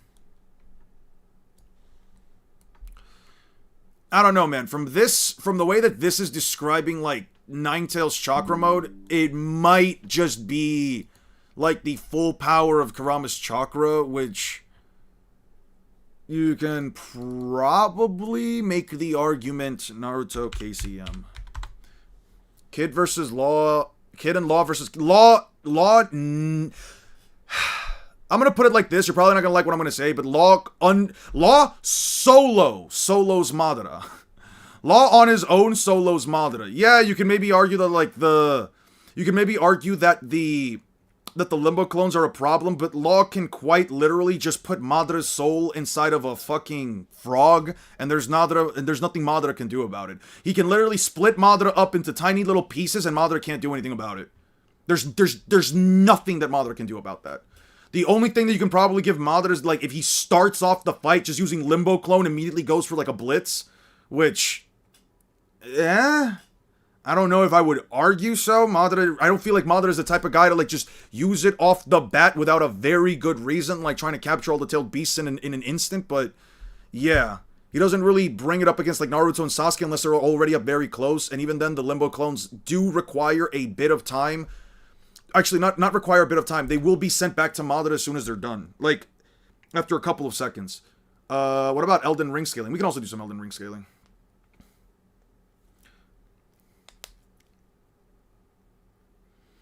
Law's room doesn't work well against people who's vastly stronger than him? Yeah. But they have Haki. Madara does not. Can you give me an example of a character without Haki completely ignoring Law's Devil Fruit ability? Because a person's power is also their Haki. And I don't mean this like in some weird way. I mean, Blackbeard quite literally states that Luffy's Haki was a lot greater than the bounty that he had at the time, or at least the 30 million bounty that he thought he had. And he's not, and mind you, this happens in Jaya, prior to Skypiea. Blackbeard makes this claim multiple upon multiple arcs before we know what Haki is. I want to see how strong Madara's Conquerors would be if he was in One Piece. That'd be cool. I think that'd be really neat. Okay, where the fuck am I now? I don't care about any of this. Okay, we're back onto this bullshit. Back onto the bullshit. Naruto can also now destroy TSO rods. He also destroys a TSO rod. No, not TSO rod. He also destroys a chakra rod. Cool.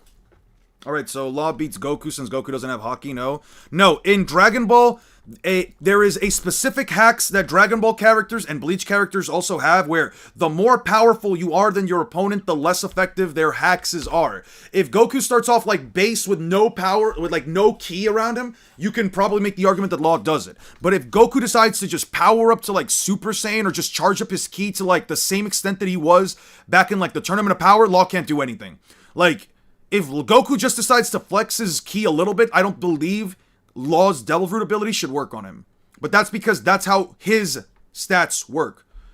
Is Madara able to put them in Genjutsu? No, Madara isn't able to put them in Genjutsu because Genjutsu is stated in the series to mold... let me slow down. The... Pretapath...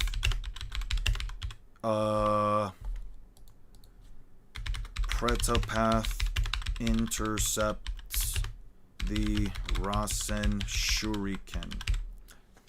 I'm just saying, not every verse has something like that. Isn't that a bit of NLF? What's an NLF? Oh, Genjutsu. Yeah. Genjutsu specifically works by altering the person's chakra flow within the chakra network. You cannot put a person that does not have chakra flow because they do not have chakra, and you cannot put a person without a chakra network, a no limits fallacy. I mean, oh, okay. I'm going to put it like this. It's not no limits fallacy. It's you basically arguing that Law can't do something simply because you cannot see him do it against a character. But the reason why it works against the reason why it wouldn't work against Goku is because Dragon Ball has, within the context of its own logic and series, the stronger you are than your opponent, the less effective hacks can be. It is shown consistently. When Jiren fights Hit, he is able to overpower the concept of time that Kit has literally put on him because he simply is stronger than Hit.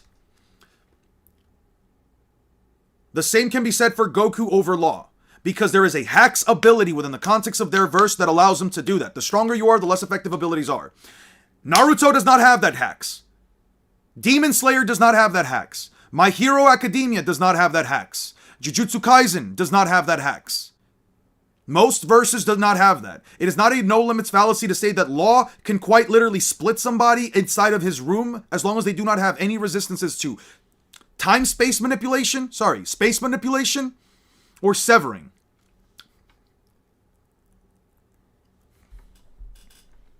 Law can manipulate everything inside of his room. If you can put him up against a character that comes from a verse that specifically says, the stronger I am, the less effective abilities are on me, then sure. One Piece was written, the sole intention of winning in cross-verse battles, and Naruto's like the complete opposite. I wouldn't say that. I wouldn't say either or. I don't believe that, but sure. All jutsu and attack the push and pulls. Yeah. Transformation. Pains. Almighty push can dissipate a Rasen Shuriken. Okay. 2 Rasengans. Rasengan Barrage one-shots Naraka. Can hacks kill Madara? Yeah. If Madara stands there and does nothing, yeah, they can hacks kill him. Almighty Push is powerful enough to destroy Sage Mode clones. Almighty Push can pop Sage Mode clones. Let's see. Village destroyed by the ninja's powers. The more he uses, the longer it takes before he can use another one of those jutsus. What kind of jutsu is that? Center. Pain's jutsu is also only 5 seconds. Almighty. It's not there, but I already know. Almighty pushes. Time interval is 5 seconds, but higher when he destroyed a village. You should read absolute DC comics when you aren't busy or you just want to chill. Dude, I already spend my enough time reading shit. I do not want to read anything else. Does Luffy have a way of killing Muzan? A giant fist larger than anything Muzan's ever been able to deal with, plus the ability to destroy his internal organs, while also having it, you know, be covered in flames? I don't know, man.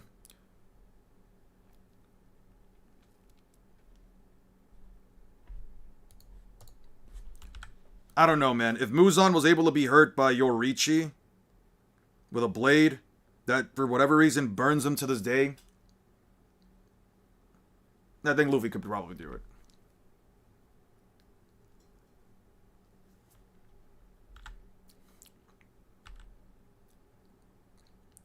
I don't know about the cancels out immortality and regeneration yet, but yeah. Man, trees in Naruto are tiny. Trees in Naruto are very, very tiny.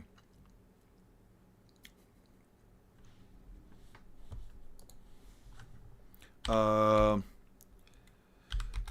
single almighty push is one shot the toads and sends them flying outside of the village.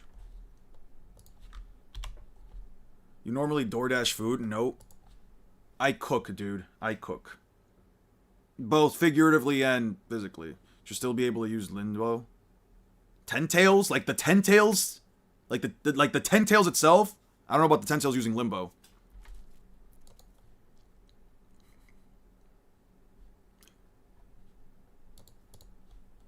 Out of village. Out of village. Okay. Let's see. I'm gonna go for that 5-second interval when you get your Senjutsu Chakra ready.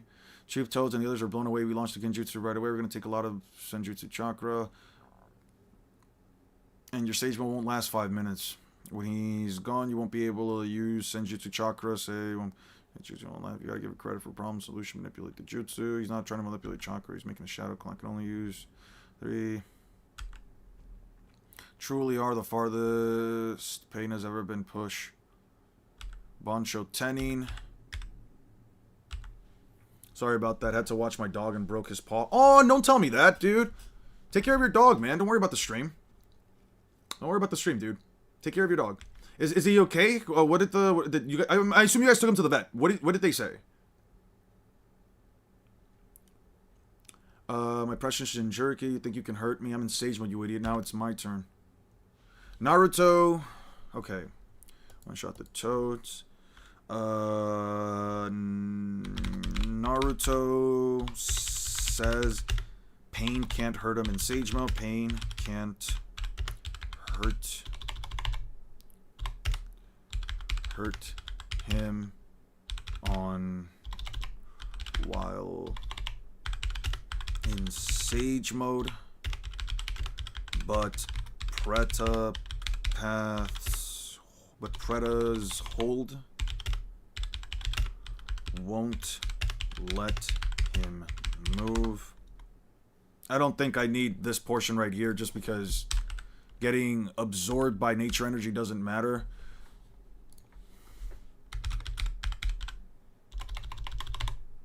Naruto is strong enough to break stone while tired. Sure. What do you think of a character winning a battle purely because of hacks? Like Makima wins any fight against any human since she can control all humans despite the power difference.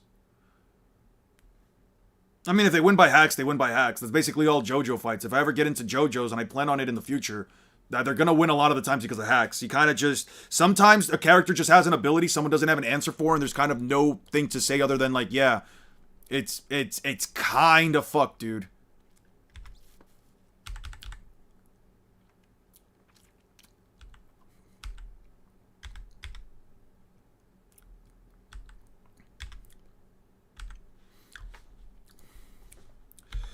Bansho Tenin, universal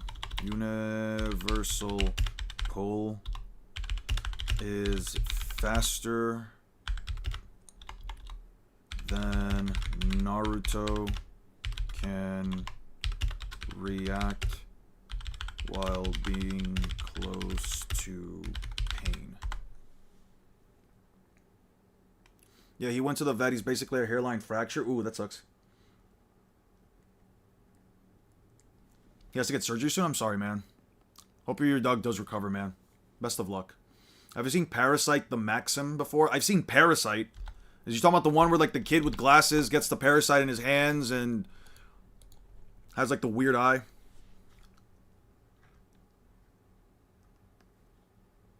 I know it's not only Japanese humans, but she's got, like, the whole contract with, like, Japanese humans. I don't think I ever really asked you, what kind of music do I listen to? Dude, I listen to a fuck ton of music. I listen to, like, random shit. I listen to anime themes. I listen to video game songs. I listen to random pop culture songs. I like Dua Lipa. I like Macklemore. I like Find Your Flame from Final Fantasy. Usually I'm just finding random songs that, if I find a random song that I like, it's in my phone. I like a lot of like the Sonic Adventures, not Sonic Adventure and like Sonic Riders music. Zero Gravity specifically. I got a couple of Claire Obscura songs, some songs from like Sonic Unleashed, but that's like more recent shit. I've got some songs in Japanese. I've got some songs in Spanish. I like summer-based vibe songs. I got some songs from like Persona 3 and 4, specifically like It's Going Down Now and Take Over. I like some songs in Spanish. I've got like Old Town Road from like a minute ago. I've got some of Blue Lock's OST, a couple of Naruto theme songs. I've got like one One Piece theme song, which is like Us. Like 2 songs from Bad Bunny. I don't give a shit about him personally, but he made like 2-3 songs that I like. Post Malone, Emotional Oranges. I got a little bit of Kendrick Lamar. I'm not really a rap guy. If you guys try to recommend me a song that is all straight up lyrical rap, it'll be one in ear out the other. I like music. I don't really care for lyrics all that much. I've got Jujutsu Kaisen's first ending, All in Paradise or Lost in Paradise. I've got some songs from like John Wick, the theme from the I've got the theme from the nightclub scene. I've got some Portugal the Man, Calvin Harris. I listen to a lot of shit, dude. I got like Seven Nations Army, the Glitch Mob remix for like Battlefield 1, Measure of a Man from what was that fucking movie called? Kingsman, but like the prequel Kingsman. I got a couple songs from Gorillaz. I've got some songs here for like big shows, EDM shit. Like I got a lot of stuff, bro. I got a lot of things. Oh, that's lovely, man. Oh, okay. I'm glad your parents are awesome, Lapis. Fun fact, my YouTube top 2 had to be Hero X opening in it, and the opening is a gas station. I'd imagine. Separate thing, but she cannot be harmed as long as Japanese citizens exist. That also means that anyone in Japan citizen like Gojo cannot beat her or end themselves. I'm aware of that. Is Final Fantasy good? I've never gotten to play them before. I do think that I might have Final Fantasy 15 though, but I haven't played it because it was a hand-me-down. I would recommend 15. 15 was my favorite game up until 16. If you're more into like action-based hack and slashes, I could recommend those. If you're more into like turn-based games, I would probably recommend anything between like 6, 7, or 10. If you want something a bit more, again, action RPG, maybe try 7 Remake. I think they're fine. I think the Final Fantasy series is okay. I've tried to get into them a lot of the times. A lot of the times in a lot of the games, they have very specific, they got very specific, I don't want to say like writing. They got like very specific like combat styles and like formulas for like the fights, for like the combat systems throughout like each of the games. They sometimes like differ between them. Yeah, I did say the thing. Kingsman takes me back. The movies are awesome. Let me see my Spotify and YouTube music. She got tricked by Denjing, attacked her. The Pritapath to absorb hockey from... No, he can't absorb hockey from One Piece. It cannot absorb that. Pain. Choke. Slams. Naruto. Crushing the ground. You lost respect for me with that stupid joke. Listen, 6'7" is like 69. It's like 21. It's like 420. It's... Dude, people may turn jokes into numbers. It's not a big deal. Sentence to eating beans with the joke. I don't know. Remember, guys, 10-10 versus Nami is always debatable. It's really not. 10-10 does not have anything against Nami. I fuck with white girl music heavy. White girl music isn't bad. You ever seen the movie White Girls? Yeah. What was the song in there? Walking my way downtown, walking fast, paces fast, and I'm homebound. Do. That shit slaps. I don't give a fuck. That movie single-handedly made that fuck-ass song slap. I also fuck with a little bit of Taylor Swift, but like not like the current shit. I don't listen to any of the shit. I just listen to like the one song with shit. All the haters gonna play. I like happy beat songs at times. They're fine. They're okay. I don't think I have it on my like list, but I remember liking it for like a couple years.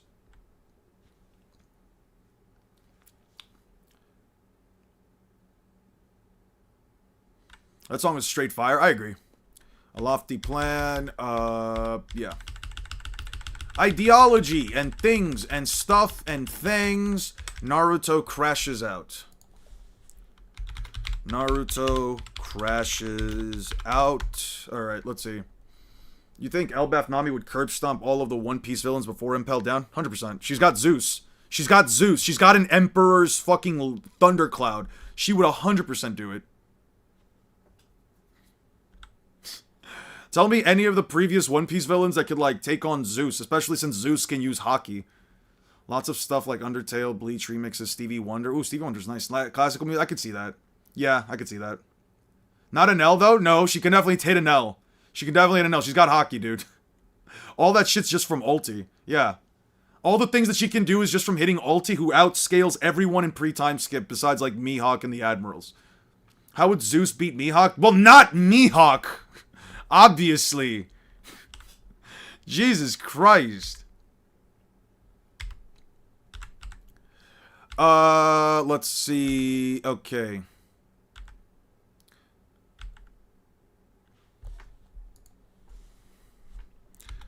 Naruto can withstand. I think that, honestly, I could probably argue that All Might pushes like mountain level. Like this version specifically. Can withstand a... I'm just gonna write 6 tails. 6 tails. Latches onto ground. Withstanding. Almighty push. Regular almighty push. It's not the big one that wiped the village. Can't Enel speed blitzer? How is he gonna speed blitz someone who's faster than him? Nami is way faster than Enel, dude. Nami was already not. Here, give me a second. Okay, let me show you something. Let me just show you something. Let me give me a second. Okay.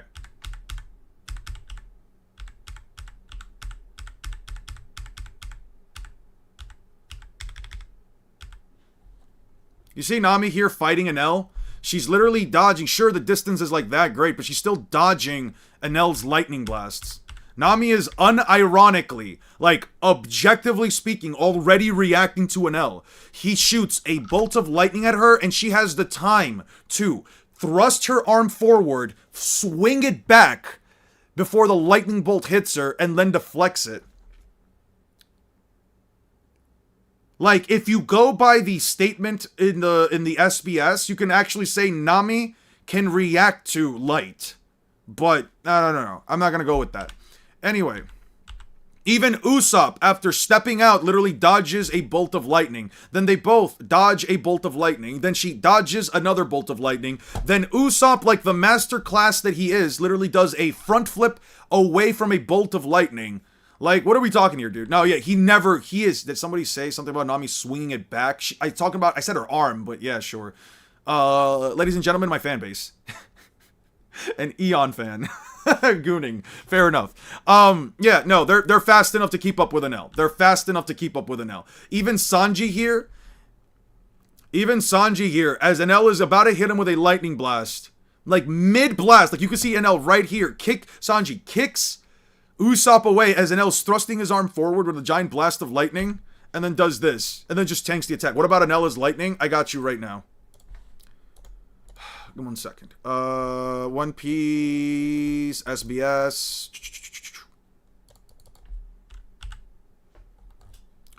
What if Enel shoots lightning at me? First, duck at the speed of light, then do a corkscrew punch with a golden right arm. To dodge Enel, you gotta be light speed. I'm not saying that, listen, you can believe, this is a direct statement from the author. These are direct statements from the author. It doesn't matter how stupid it sounds. It doesn't matter how unbelievable it sounds. I've already got a whole video that I talked about this already. The statement is canon. Now, I think it pertains specifically to Luffy. I'm not going to say that this makes them verbatim light speed. It at least pertains to Luffy, but I'm not going to argue that. I'm not going to argue that, he can do it. Yeah.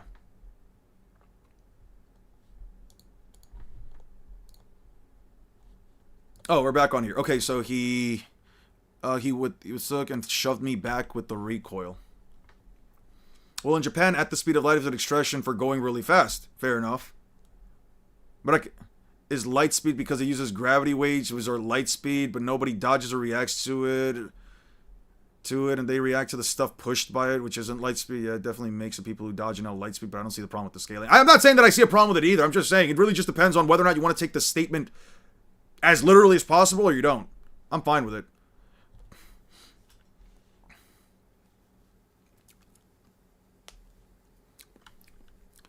A tailed beast bomb, a semi-charged tailed beast bomb.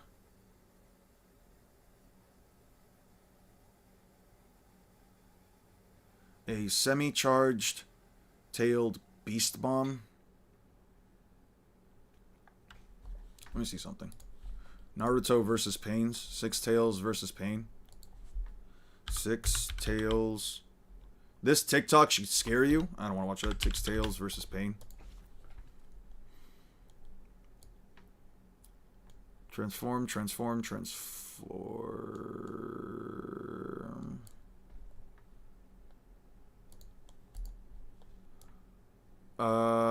Where is the part?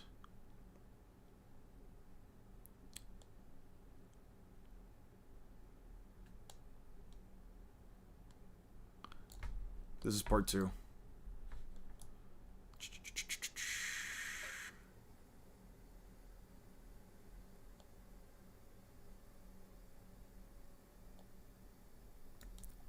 Okay, so he crushes him with a giant stone pillar. Sure. The explosion covers a wide area.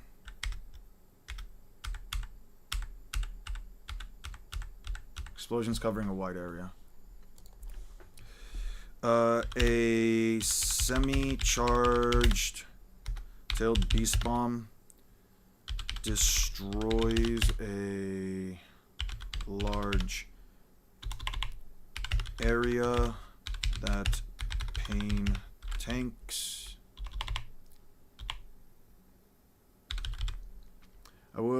If I was an Otis Seed making One Piece right now, I'm gonna have Sengoku make Wipe Your Planet statement twice because it's really people really don't want to accept it.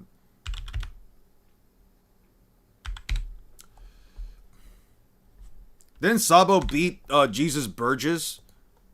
Didn't Sabo like beat Jesus Burgess? Jesus Burgers? I don't know, man. Wipes out a portion of the leaf.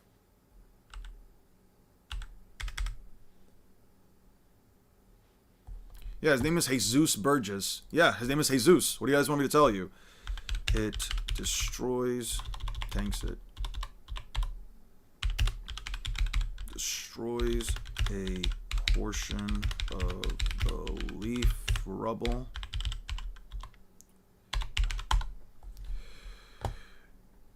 By the way, it's around this point in the series that I think Naruto does beat pre-time skip Luffy.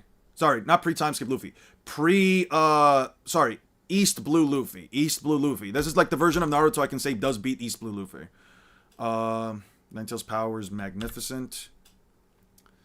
Pain and Naruto leave the village.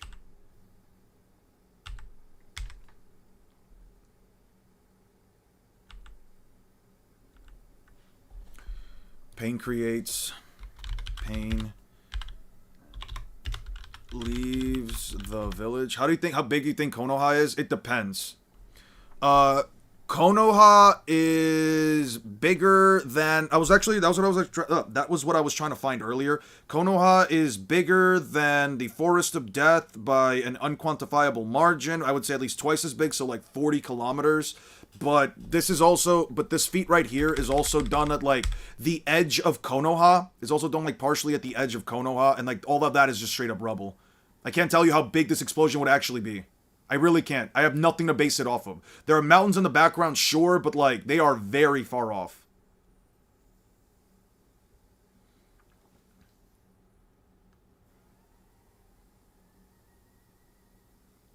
I like playing racing games a lot, specifically like kart racers. I'm a big fan of them. I like to play Honestly, I could just show you my PlayStation 5. I like some fighting games, but I'm not good at fighting games. I have played Doom. I played Doom Eternal. I've played Subnautica, but I lost my entire build. I've lost everything in my Subnautica playthrough, so I just restarted from like nothing. I have like no want or need to like go back to that game. Maybe in the future, I don't know. I don't know. I just play. I don't really play a lot of stuff nowadays. I was thinking about maybe getting Ukulele Replayly. I thought it looked really nice. Oh yeah, Pain does the thing. Planetary devastation rips a massive portion of holes.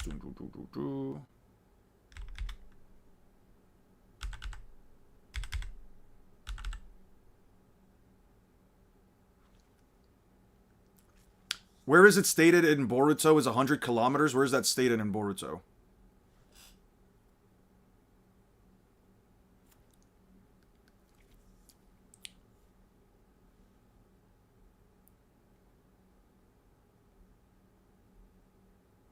Can you give me the chapters, Jeff, please? Oh, you put it in the Discord days ago? My bad. Is it in the library?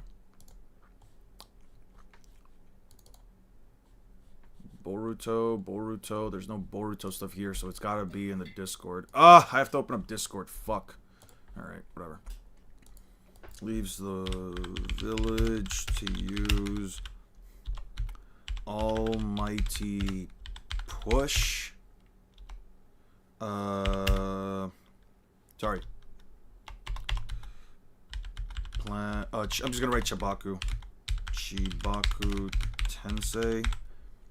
Leaves the village to use Chibaku Tensei. What about Chibaku Tensei?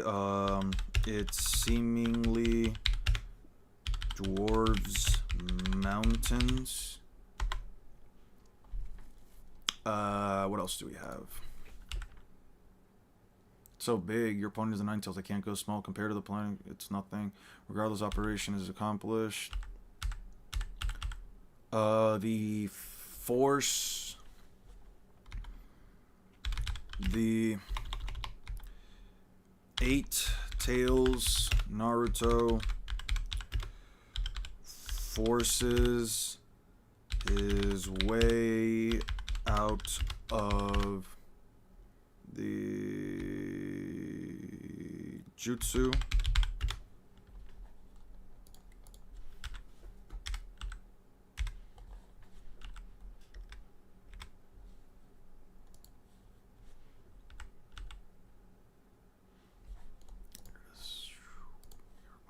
Fellows.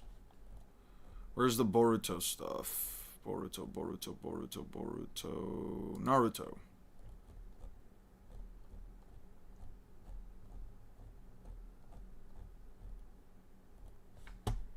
Where did you put it, Jeff? Can you tell me, like, what channel you put it in?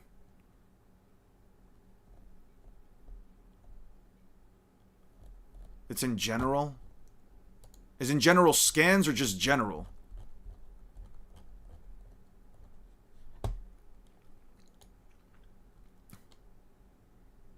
Dude, can you like just tag me in it, or can you like reply to it just so I can like find an easy? Jesus Christ, what do you guys talk about in my fucking chats? 21, no, so it's gotta be. Is it in general debate? Is it just in general? Sure. Okay, here it is. Still searching for Kawaku. No, you talked it now.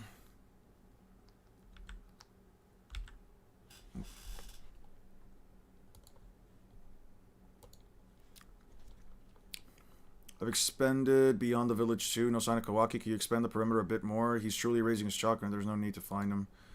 Okay. I found it roughly 40 clicks northwest or something. Chakra I don't recognize. How much is a click?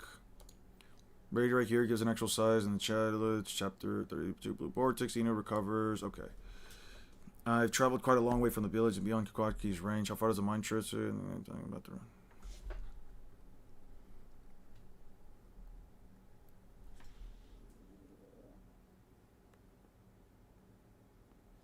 I've traveled quite a long way from the village. I should be beyond Kawaki's range now. How far does the mind transfer jutsu reach? In Ino's case, I think about 100 kilometers around the village.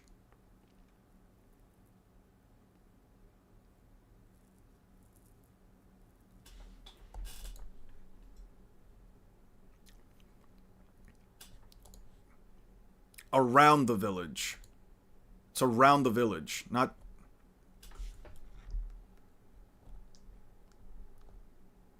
I don't agree. I don't think I agree.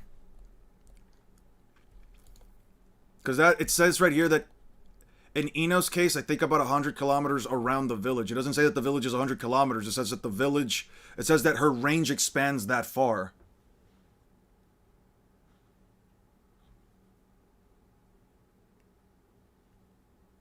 He also says he traveled quite a long way from the village.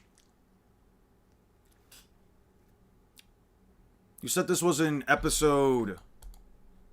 What's 40 clicks?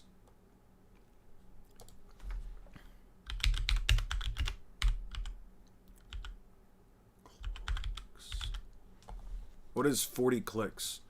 Okay, so 40 kilometers, about a mile. Bro, they say it in the manga, the force of death is 10 kilometer, which was... It's 24 miles. Okay.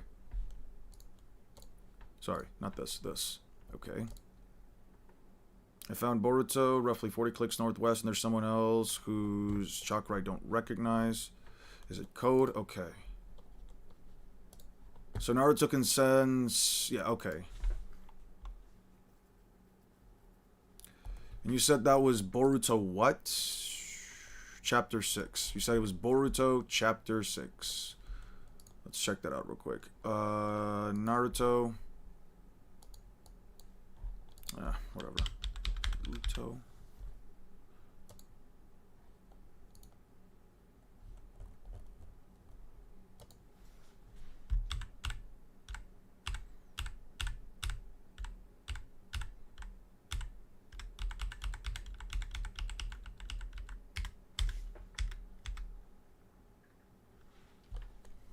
I've traveled quite a long way from the village. 1 click is 1 kilometer. Got it. I've traveled quite a long way from the village. I should be beyond Kawaki's range now. Yeah, Naruto literally just flies away from the village.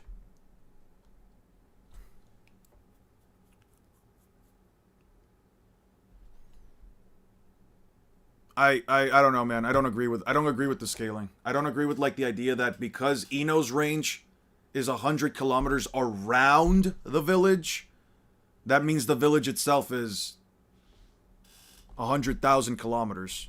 Sorry, 100 kilometers. I don't agree with that. How big is 100 kilometers?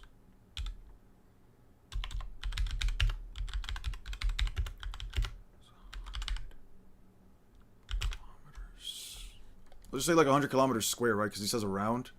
There isn't a country exactly, but there are island nations and microstates around that size. The Gambia is around, which would be 1,300, being much larger, while the nations like Marshall Islands, Dominica, are smaller territories, with Vatican City around, okay.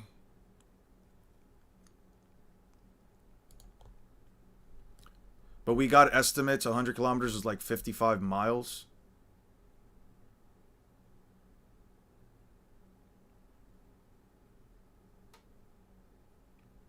I mean, it doesn't give us an exact scale for it either. Cause like, here's the thing, right?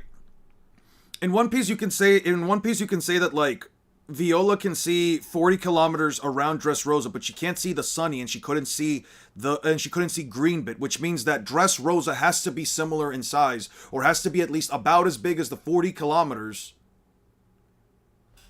4,000 kilometers. Wait, what was Viola's thing again? What was Viola's fucking statement? Jesus Christ, this is where like the shit gets complicated again. Dressrosa, where's Viola? Where's Viola? Where's Viola? Viola. Where's lovely little Viola? Ah, there we go. 2,000. Wow, Jesus Christ. 4,000 kilometers. Jesus Christ. That's crazy. Yeah, because she says, I'm about to no longer just hit your ship. Oh, a lightning bolt. Oh no, she could see it. A bolt of lightning just hit the ship. She couldn't see up till green bit. That's as big as Europe. Ino is just 100 kilometers. Yeah, but with Viola specifically, she couldn't see into green bit, right? So based off of these numbers, it's around 20 to 30 miles. It's not concrete, but better than anything. Sure. 20 to 30 miles is fine. Yay. Yeah, you really did help me out with that, Lapis. I do need the rest, which means Dressrosa's continent sized. But not just that, I'm also going to need, like, the rest of Dressrosa. I don't have everything for it, but I think I'll focus on Dressrosa on my own since it's such a big arc.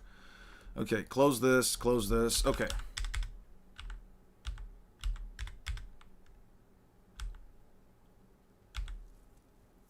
Minato redoes the seal. Naruto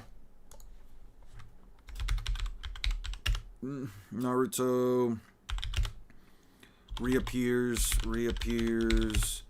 in Sage mode after Minato redoes the much more efficient way to get scans now. You have a much more efficient way? How do you do it? Minato redoes the... After Minato redoes the seal. Okay. Chibaku Tensei falls. She's got stamina and confirm. I had to confirm that until extended zip under a magic character. He wouldn't. He's already in Sage mode. The village is over that way. The ship was near Dressrosa. That's how she saw it, but we don't know her actual distance. Yeah, we don't know the actual distance. So, what do you think about how big One Piece planet is? For me, I think it's big as Jupiter. It's very big. I can tell you it is probably, more than likely, very big.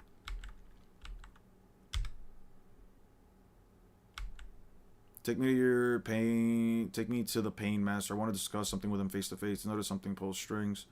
Take more blood for let me talk. Sage mode, you are limited to only 2 of those bothersome chakra shurikens at a time, and then causes your Sage mode to run out. If both of them miss, I'll find Pain Master myself.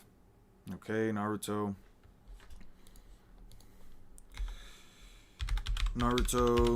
kicks Pain into a large rock, breaking it.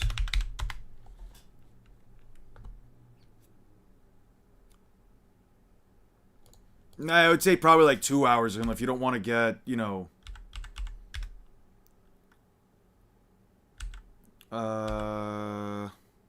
What was that first? The window is 5 seconds. I can do this. Naruto suppress the Nine Tails on his own. He's going in the final Pain invasion. Well, Pain single-handedly destroyed an appearance. Naruto out of the plan.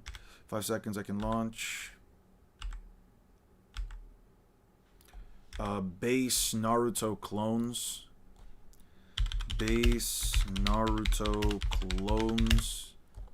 Come on, man.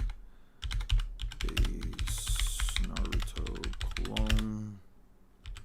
Can't get close to Pain without... Can't get close to Pain without getting stabbed. Naruto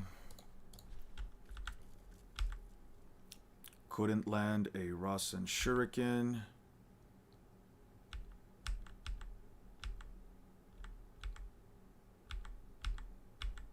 Okay. Loses.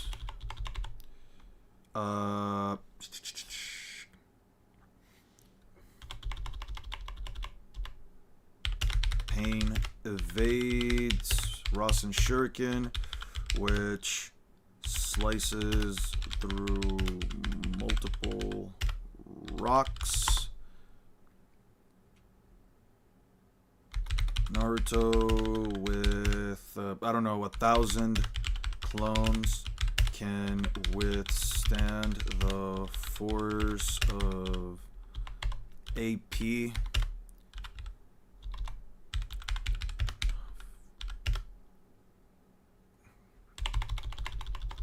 With 1,000, I don't know why I said 100, 1,000 clones. I think Kaido's planetary feats are valid. If yes, could you give me an explanation? I'm just interested because I believe you can definitely get him there. If you want to go through multipliers, Luffy can get to like 2,700 times Continental. If you want to go, you just need the Whitebeard stuff as well. Kaido should be above Old Sick Whitebeard with Ninja Cancer. Base Naruto couldn't reach pain in 3 seconds.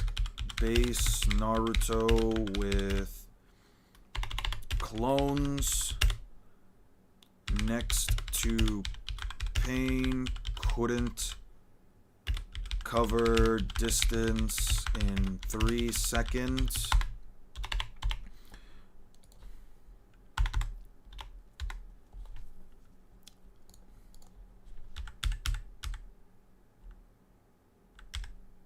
How many clones is this? Am I gonna fucking count this many clones?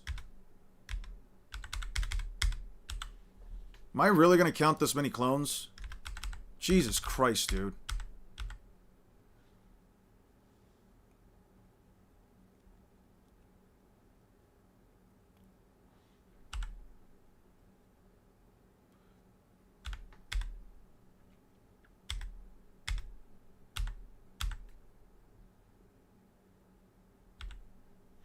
Naruto's clones can have him being thrown by his clones.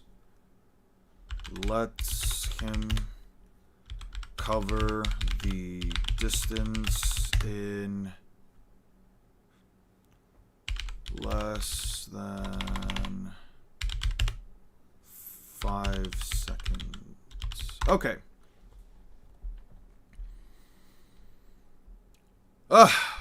Alright. We're done with this bullshit. I'm gonna see how far I can get into the line of iron, and then I'm probably just gonna head out. And then this is just the chat, the talk, the goober. They're spitting. Naruto and Pain are both spitting with one another. Yeah, Ghetto Mazo shit doesn't matter.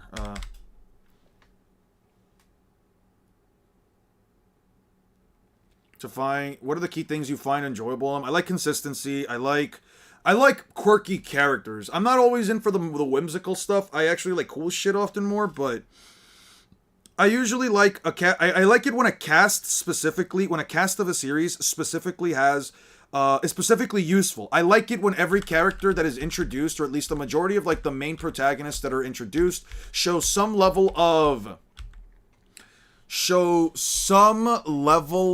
like importance within the story. I like relevance. I like to know that like if I put in the time to invest in or care about a character, I'm going to be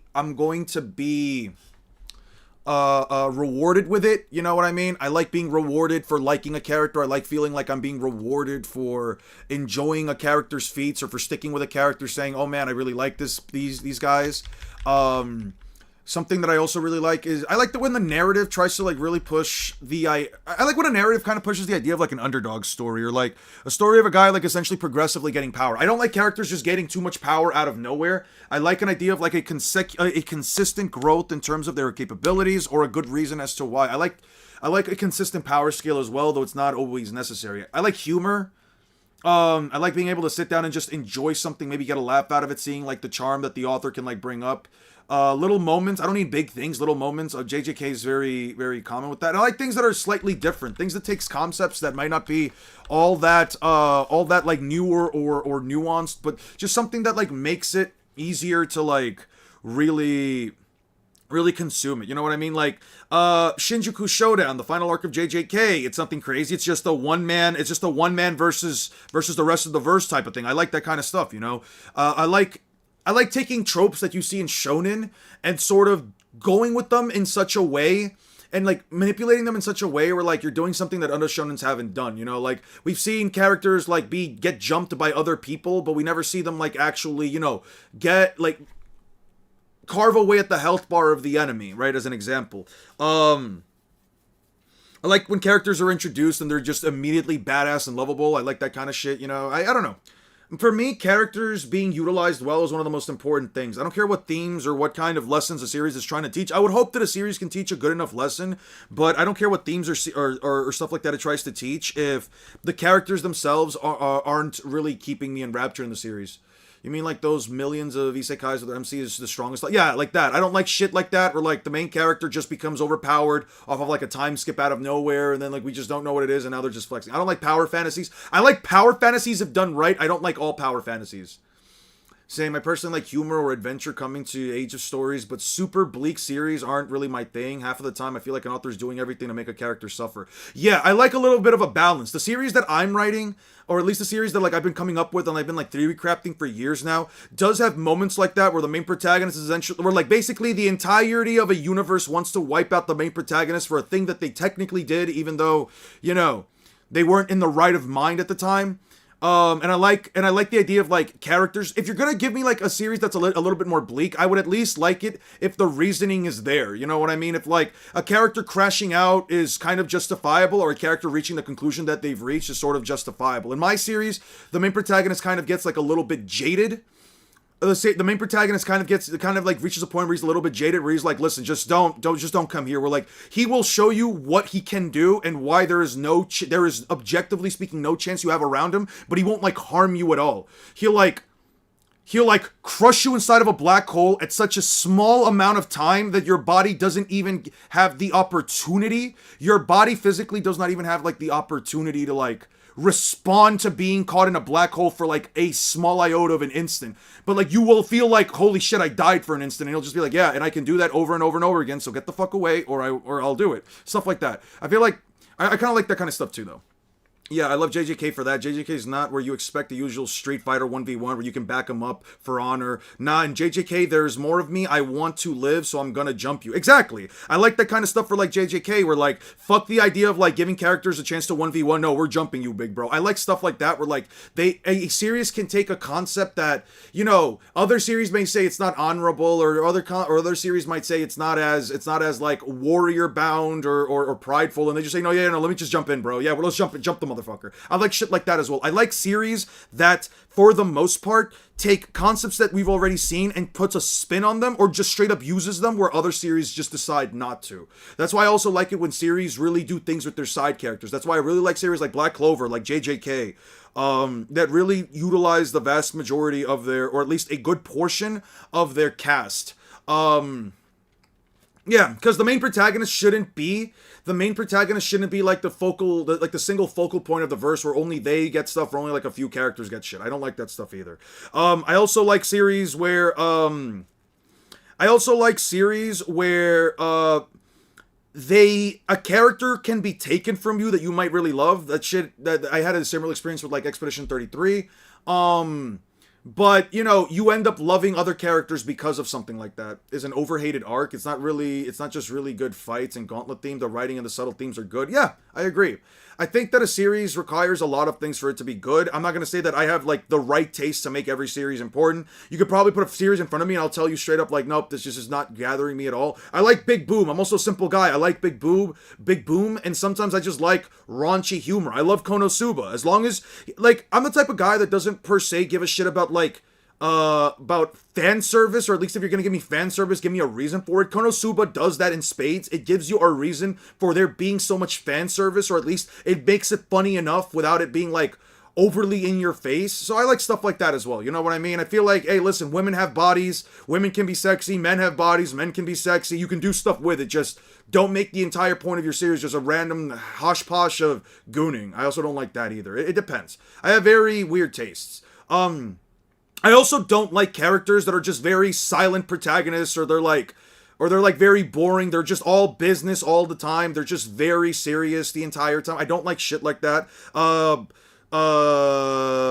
Solo leveling or characters like Byakuya, Kuchiki. I don't like characters like that because they seem very boring. You can give them you can give them as much depth as they want from an outsider's perspective. They look like they have the depth of the puddle, and they're just not going to be interesting to me. I actually really like, for example, the main protagonist of Kaiju number 8, because he's just a guy. He's just a 32-year-old that, you know, life has sent him some negative ways. He wants to simply do the best he can to save other people, and he knows how to take a joke. Like, moments where, like, he's flexing in the bathroom with the other guys, really trying to show off, but then, like, his gut pulls out. I like shit like that, you know? I like having the characters feel You think Megumi breaks away from that trope? I do think Megumi breaks away. I love Kafka. I think that Megumi does break away from the trope of like a character that has all the potential in the world to like be one of the top dogs in the verse, but just doesn't have the mentality. I like that JJK went with that idea that like there will be characters out here that just do not have the mentality to really be the best. And you know what? That just holds them back. They're all potential, but at the end of the day, you know, they just don't do anything with it. I like the idea. You know, Megumi ended up being the guy that ended up being like the face of it, but hey, it's fine. I can move along with it. I don't mind. Megumi's not my favorite character anyway. I'm okay with it. Yeah, it's kind of crazy. I don't know what to tell you. Also, I have seen Katekyo Hitman Reborn. There was a time where I thought I wanted to reread the manga, but I don't know. The manga just wasn't doing it for me. I got up to the point where he was with like the other clan, the other mafia family kid, and he has to get the new gloves and all that stuff. So I heard that has a lot of narrative complacency. I don't know. I haven't really seen Kaiju number 8 or read it past the first season, so I really can't tell you. But hey, I don't know, man. I like Kafka as a character. I like the chick with the twin tails. I like her as well. She's really fucking cool. I like her big axe. I like the commander that shoots the big fucking gun, and I like the guy with the high speed blades. I think the series is cool. Sometimes you just need simple shit. Sometimes you just need simple shit, man. Alright,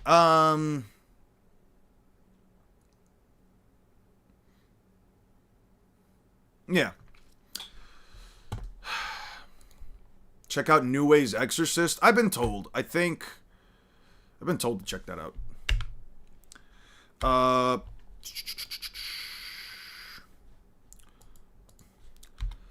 Sasuke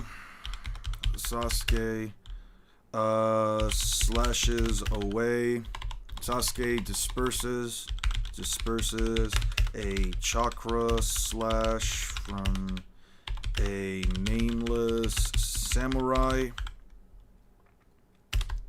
Check Mifune data book. Yeah. Because I know somebody's going to say, oh, well, that's light speed, Eon. This attack right here is light speed, Eon. Yeah, no, all right. Is that why you dislike AOT a lot? What do you mean? I dislike Attack on Titan because, I'll put it like this. When I first saw it, I didn't care for Eren. He was a bit too angsty of a teen. Oh, I just want to kill all of them. I want to kill all the Titans. Like, yeah, okay, I get it. I get his reasoning for it. Just did not. Here's the thing. I like a main protagonist. The main protagonist is going to be the character that I'm going to see the most throughout a story. If I do not like your main protagonist for whatever reason, even if it's just something about them rubbed me the wrong way, I just do not care for them. Yeah, no, it becomes an issue where like, yeah, I'm not going to enjoy the series. It took me up until episode 66. It took me up until episode 64 or between like 64 or 65 for me to say, oh shit, I finally got with people like Eren. And that's because I hate Mikasa with a fucking passion. I hate Mikasa with a fucking passion. There is something about seeing a character with a fucking scarf. There is something about seeing a character with a fucking scarf that pisses me the fuck off. Why the fuck are you wearing that scarf all the time? I don't give a shit what the reasoning. If you look fucking stupid, you look like a bitch. Anyway, I thought it was really stupid that this little girl could break floorboards with no powers or no abilities or nothing. She could just break floorboards after she crashed out once. I thought that was fucking stupid in a series that's trying to take itself at least as realistic as possible. Yeah, I don't give a shit. I do not like the character. Never gave it to her, Eon. I don't give a shit. I don't give a shit if he gave it to her. I think it's stupid. I don't think a scarf is a big deal. No, but I hate characters with scarves, and I'll tell you why. Zero Smash. For some reason, what the fuck? When did he look like that? Zero Smash scarf. Let me show you something. For some reason, back around like the 2010s, there were a bunch of Smash, and I don't mean this him specifically, but I'm just talking about him. There were a lot of Smash players when I was really getting into Smash that would just randomly wear fucking scarves, and I would see a lot of people just in general just wear scarves to like fighting game tournaments and stuff like that, and I would think that is the cringiest shit ever. Why are we wearing scarves, dude? Like what is the point? Is it cold in there? You're just trying to cover your neck? I don't know. It felt kind of cringy. Anyway, yeah, for some reason, ever since then, characters with scarves Yeah, I don't know. The scar fit is just not that interesting to me. I think it's kind of cringe from real life. It is pure rhetorical. It's pure rhetorical bias on my end. But yeah, ever since then, I cannot care for characters with scarves for some reason. Very little often do I care. Even Konohamaru, I think, is kind of cringe for walking around with that fucking scarf all the time. At least he did it away with just like a neck warmer in fucking Boruto. I don't know, man. I don't care for characters with scarves. I think it's cringe as fuck. Mikasa came out in an era where I thought that. Corny and cringe never says anything. Yeah. Scarves is cool as long as it's the red Kamen Rider type. I don't know about that. But anyway. I can deal with like some scarves for characters, but I don't know, man. I don't know. Scarves for some reason, like if I see a character just wearing it every single day, whether it's hot, cold, or whatever, I think it's corny. I think it's cringe. I don't give a shit. But yeah, I don't like Mikasa. I didn't like Armin. I thought he wasn't really all that smart. I thought Armin was thinking up of shit that the average person could probably think of with a little bit of tactical. Not even a little bit of tactical thought. I just thought, like, this isn't really all that smart. Like, they're just all dumbasses. And then I got to the point. What's your favorite character in fiction if you have one? Luffy. Gear 5 Luffy. But if we're talking One Piece specifically, my favorite character is Trafalgar Law. But if you're talking favorite character across all of fiction, Luffy. Specifically Gear 5. But yeah, like all that bullshit aside, like all that bullshit, I just don't like Mikasa. I just don't like Armin. I didn't think they were all that smart. I didn't think she was all that cool. I just don't think the characters are all that interesting. I could very much sit here and tell you that even up until this day, after watching every single episode of Attack on Titan, barring the three last episodes, the final 3 episodes, I do not give a flying fuck about any single character in that series. The author did not make it even a remotely good. The author, not that the author didn't do a good job, the author did not make me care about any character within the context of this fuck-ass story besides Levi, however you want to call him. He is the only character in the entirety of Attack on Titan that I care about. Everybody else could literally die and I would not even shed a tear. I would not even be moved by it. I feel nothing from the entire cast. The only reason why I think that Eren wasn't too bad is because I literally sat there and watched him punch the shit out of Armin in the face, call Mikasa a bitch like the bitch that she is, and you know what? I was like, you know what? Eren, I ain't gonna lie, not that bad of a guy. I kind of get why people like him. I kind of get why people like him. Oh, they killed Sasha. Yeah, I didn't give a shit about Potato Girl. Oh, she likes potatoes. She carries potatoes with her. Oh my god, they killed her. Yeah, I don't give a shit about the meme. I didn't care about Attack on Titan. I didn't give a shit about Potato Girl. I know that she also does some things where, like, she saves some people. She was a really good soldier from the start. I do respect her for those things. I can't say. And her taking the shot there to die into the little girl that ended up getting harbored all the hatred from everybody. I think her name was, like, what? Maya, Mia, Masha, whatever the fuck her name was. Gabby. Gabby was the girl that did it. Yeah. Gabby. Gabby was brainwashed. As an adult, diss Sasha and my presses and Gens. Sure. I didn't give a shit about Sasha. I'm going to be honest with you. She died. I did not shed a tear. I didn't even remotely give a shit. I was just like, okay, next. Gabby, I'm not saying that I'm a sympathizer. Well, thanks for the spoiler. Appreciate it. Yeah, I know. Mikasa's the one who cuts his head off, right? She kind of shows her own free will. I guess that was like Eren's whole point. Show your own free will. Kill me. You're not going to kill me because you did it. Yeah. Anyway, Gabby, I'm not a sympathizer. I just get it. I get why Gabby did it. She was brainwashed her whole life. She was made to believe that they were evil, and then she realizes they're not. She goes through a whole mini arc. I'm not saying I defend it. Just that, like, you know, I get it. I feel like people hating Gabby for being brainwashed as a child, you know, reasonable, I guess, but ultimately means nothing to me. If somebody hates Gabby, that's completely fine by me. I couldn't give two shits. If somebody likes Gabby or defends her, I don't give two shits. Gabby is a character. She did the thing that she did. Whoop-de-doo. She took a life. She can live the rest of her life realizing that she took a life that didn't deserve to die, and that's as far as I'm going to go for it. The amount of hate for that child was insane, yeah. I don't care if you're supposed to hate Gabby. I hate Gabby both as a person and as a character. That's completely fine. I respect that. I'm not going to tell you you're wrong. You have every right to hate her if you want. That's completely fine by me. The story is mad contrived towards the end. Motherfuckers time travel to do a loop. And not only that, I didn't like the fact that if you really think about it, not My Hero, Attack on Titan, like seasons 1 through 3, are basically Full Metal Alchemist Brotherhood. The government is the bad guy. The government was quite literally just the bad. I'm a fan of twist villains, but only if the twist villain is done well. I'm only a fan of twist villains if they're done well. If you do Kaguya, for example, where, she was the twist villain, I don't like it. I think Aizen was done well enough. I think Aizen, like, out of, like, within the context of, like, the thing was fine enough. I don't care for him as a villain, but I think he was a fine enough twist villain. Oh, wow, it was Aizen. Oh, my God, yeah. Big whoop. I feel like a twist villain has to be done really well. Here's a good twist villain. The sheep lady from Zootopia. That one, I was like, all right, I see what they're doing. I see what they're doing. Lucius being one of the twist villains for like the final arc, I was like, okay, that's pretty good. I can see all like the build up for it. I like it. I can see why he's the twist villain. I can see why he's the final villain. You know, it all makes sense. I like that. Kaguya, I did not think was a good twist villain. The little sheep lady from what's his face, she was a good twist villain. All right, we're back onto this bullshit. Sasuke dissipates this. All right, Raikage shows up. Raikage busts through walls. Raikage busts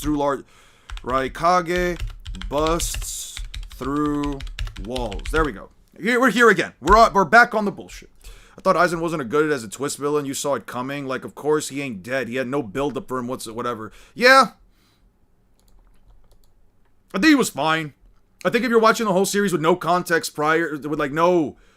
I feel like if you watch the series with no context, you'll probably just be like, oh, shit, this guy just died. And then, oh, he comes back. I guess I will be gifting you Mikasa when she returns. If you gift me to her, I will literally delete my Fortnite account. I will actually delete my Fortnite account if you do that. I don't give a shit. I am not going to be an owner of a Mikasa skin, whether it's a gift or not. You think I'm playing? I don't play Fortnite enough to care anymore. I will quite literally delete it.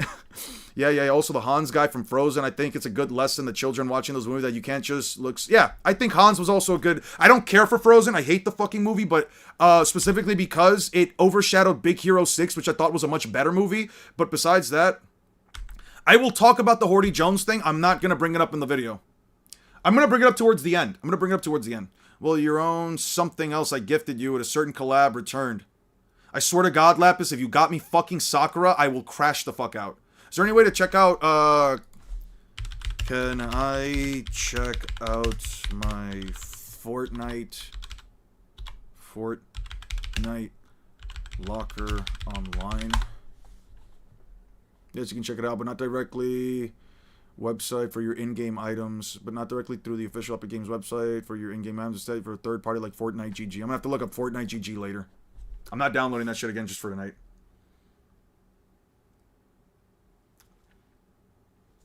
I swear to God, Lapis, if you gifted me Sakura, I will quite literally delete my Fortnite account. I'm not playing. All right. Okay. Emotion wave. Sasuke can tank. Sasuke can tank a water jutsu plus lightning release. Okay. So, who I said I did, maybe it's Hinata, maybe it's Sasuke. I would prefer either of those two, and I don't even really care for Hinata. Until he definitely has lightning nature. He also possesses fire nature. He's bound to use fire jutsu at some points. Dari, keep the water jutsu ready at all times. There's too much about Sasuke. He's a center fellow.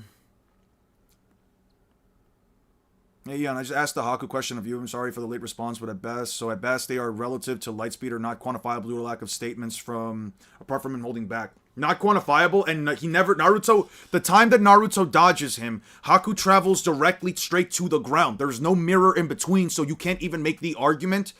Attack and speed for second gear. It gives 10 times amp to strength and speed. You notice if you look at the Haku fight, when Haku attacks Naruto and he dodges him while in not KCM, but with Ninetales Chakra, Haku goes directly down into the ground. There is no mirror. The statement says between the mirrors. Naruto grabs him before Haku's able to move, and I'm going to be honest with you, I just think Naruto just caught him off guard. If I had to be straight up honest with you, I think Haku could have gotten away with that. He just got caught off guard.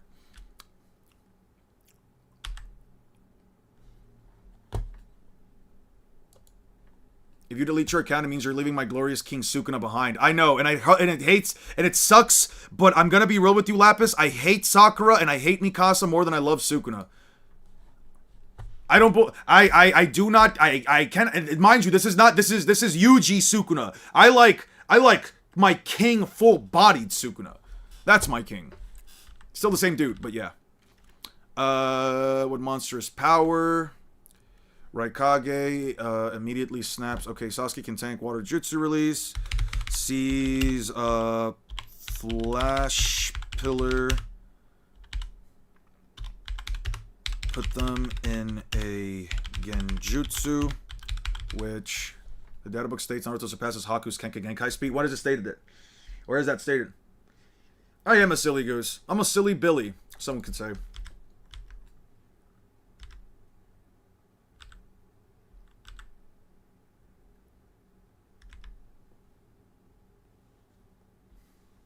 Should have figured Sharingan.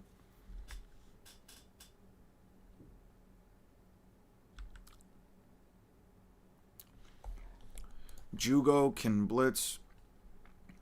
Puts him in a genjutsu, which Sasuke sees through. Jugo can blitz. Jugo can blitz Sasori and Suigetsu intercepts Sasori. Sorry, not Sasori. Darui. Darui's attack. And Suigetsu intercepts A.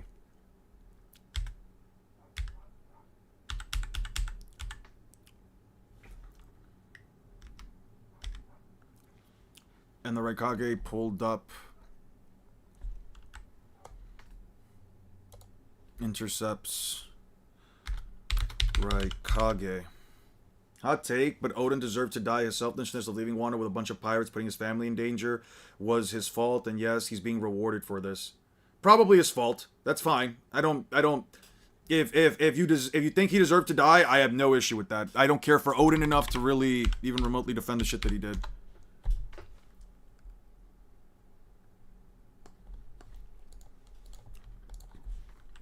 He wanted to travel, man. I don't know what to say. Raikage snaps Executioner Blade. A snaps Executioner Blade. Okay. And one hit. One hit. Say, out of Orihime, Ichigo, Rukia, and Uryu, who is the worst? Rukia or Uryu? Uryu because of the shit in the 1,000-Year Blood War and him being overall useless. Rukia because I don't know. I hate the early start. I hate the early contradictions in fucking Bleach. I hate the early contradictions in Bleach, dude. I really, really hate them. Do you think Sukuna beats Deku? Yeah, probably. I don't know how Deku beats the main expansion. If I weren't made of water, both my arms would be wrenched off. My poor execution ability, you gotta crack that. Save Suigetsu, don't make careless remarks.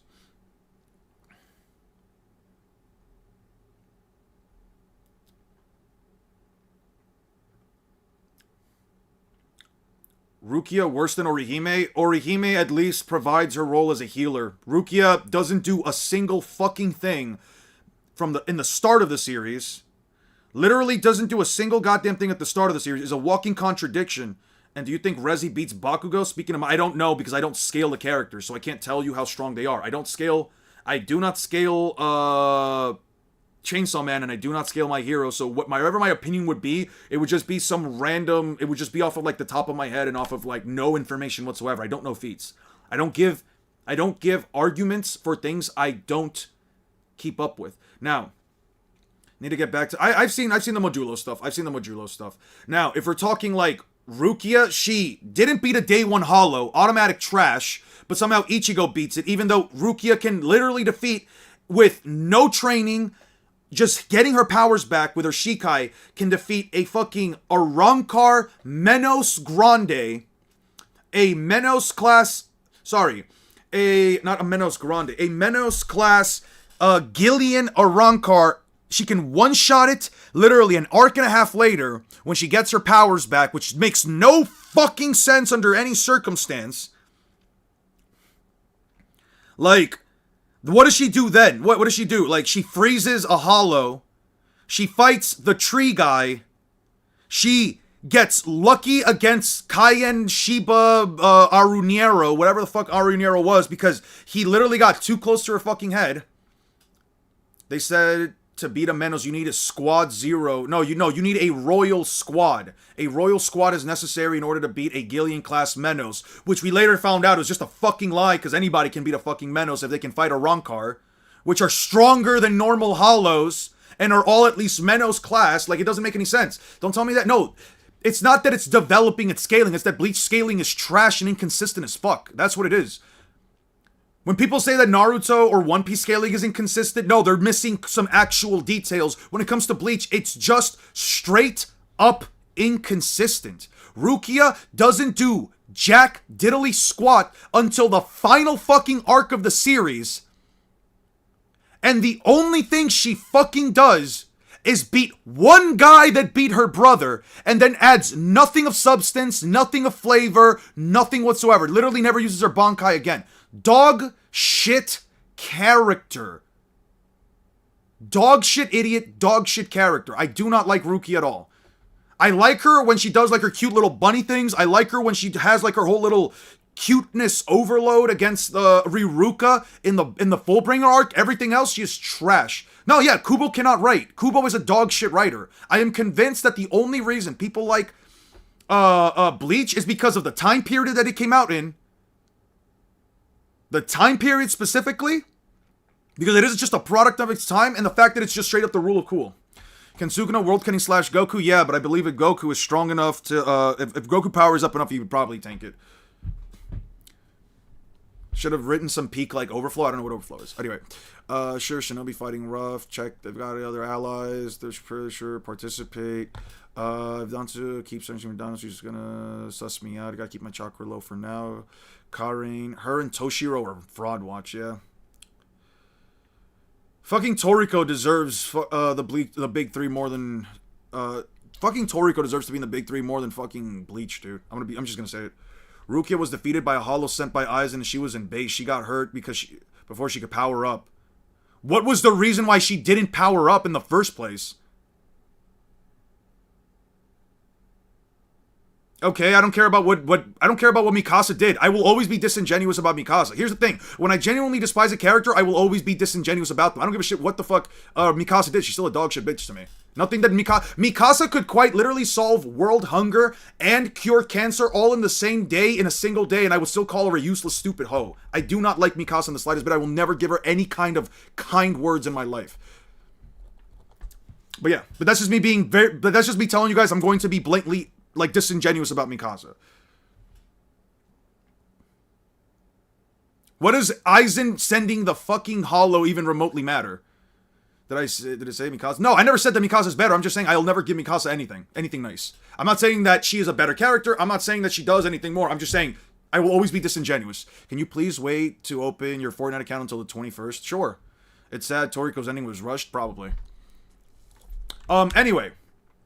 But it was sent by Aizen. What does it matter? What does being sent by Aizen matter? So it's just an automatically stronger hollow than normal, even though Rukia still outscales. Even though Rukia with her Shikai should still outscale Ichigo, Kid Ichigo? Yeah. If Aizen sent the hollow, it means it could be stronger. Okay, but can you prove it's stronger, Optimus? Can you prove that hollow was stronger? Because it lost to a day one Ichigo that just got his powers. Yeah, Aizen is overglazed. Aizen is completely overglazed. But yeah, what am I supposed to tell you? Who do you hate more, Mikasa or Sakura? I hate them both on an equal access. I despise them more on an equal access. The only thing I can say about Sakura is I don't think she's a completely evil bitch in the first arc of Shippuden. After that, I could literally say if Sakura dies after the first arc of Shippuden, I think the series is all around just better for it. I'm still saying it. Mikasa is better than Rukia, and I will give her credit where credit is due. She's done far more than Rukia. Fair enough. You can say whatever you want. Doesn't change my mind, and they're both trash. Holy shit. Bet, see you on the... You didn't have to send me 10, Lapis. What the fuck? You didn't have to send me 10. You could have just said, bet, see you on the 21st. I got you. 4 days from now. Shit, dude. Alright, I gotta get back to this, though. I'm wasting too much time, and I want to at least, like, get through this. That way I can do the 4th Green Ninja War Arc tomorrow, and then I can just go straight into One Piece. We're going to try to get into One Piece tomorrow. I'm going to try to get it done as soon as possible. Really changes more impressive. I'll voluntarily kill his impulses.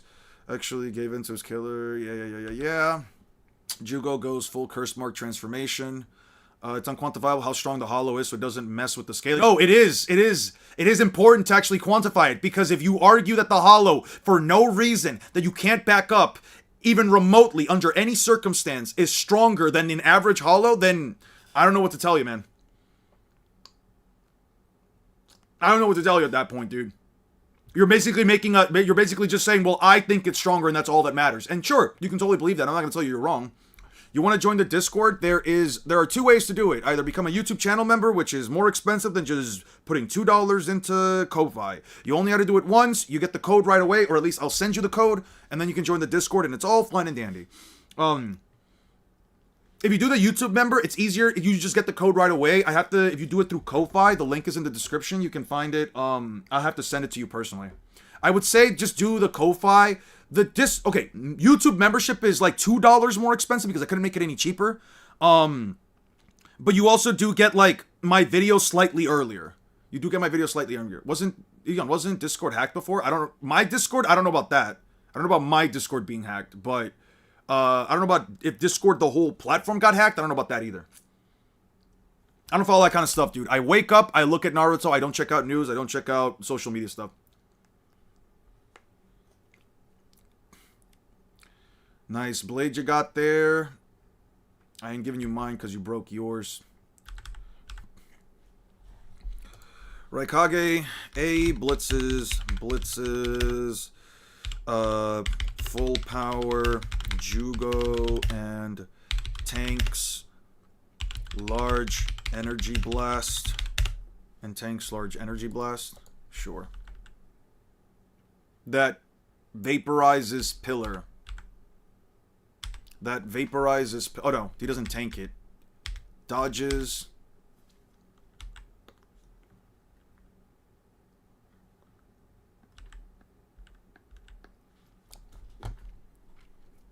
Oh no. Full power. Energy blast. Blitzes. 8 blitzes. Full power. Jugos. Energy blast. And 2 shots him. Energy blast vaporizes pillars. From what I've heard, in the Discord got hacked before. A lot of people had their information stolen. I ain't joining that site. That's completely fair. Usually it doesn't happen very frequent. You can usually bet that, like, your information is probably not going to get stolen as long as you're not in too many Discord servers. You don't have to put a lot of your information in there. You really don't have to put a lot of information, but I can understand why you don't want to do it. I can completely respect that. Yeah, the site got hacked, that's different, but yeah. The Uchiha clan is cursed with the destiny of vengeance. Sasuke is hate. Okay. Sasuke dodges elbow bolt. Sasuke dodges... Oh, not the server. Okay. Sasuke dodges elbow bolt while landing a Chidori past the Raikage, past A's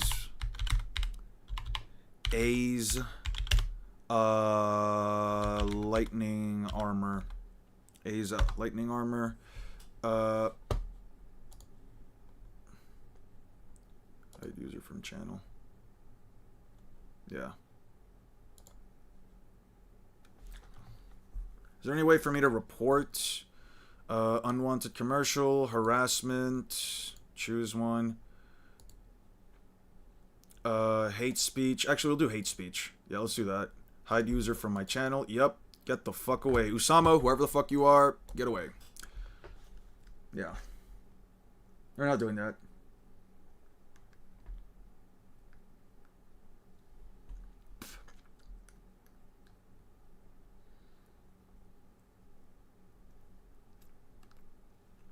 No, and I don't think they could jump... No, I don't think they can jump Gojo. As a matter of fact, I have no reason to believe they can jump Gojo when Gojo was the guy that put them in the position. Gojo was the guy that even put them in a position in the first place to almost fucking lose.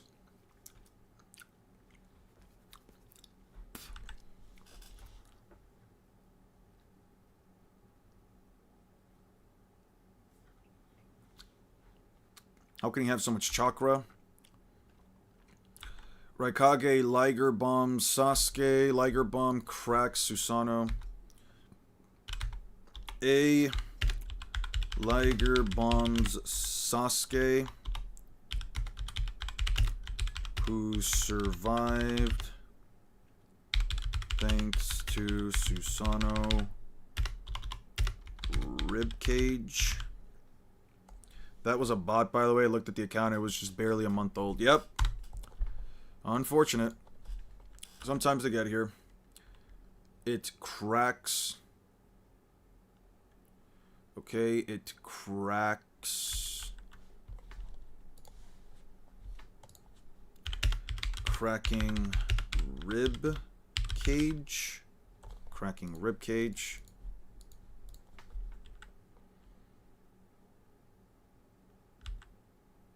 So that's the Mangekyo Sharingan. Survive that. Look at the bones. What is he? I lost to his Genjutsu. I'm paralyzed. I'm partially paralyzed. Geniuses like that are rare. Okay. Raikage's chakra is so high right now. Raikage has Biju level chakra. Raikage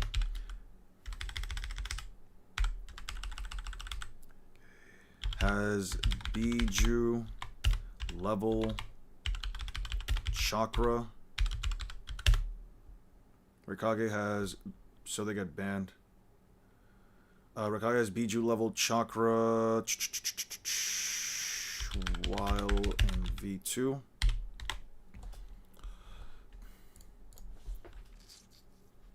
Maybe I'm vulnerable to Raiton. I'm so tingly I can't turn into liquid like this. Mangekyo Sharingan.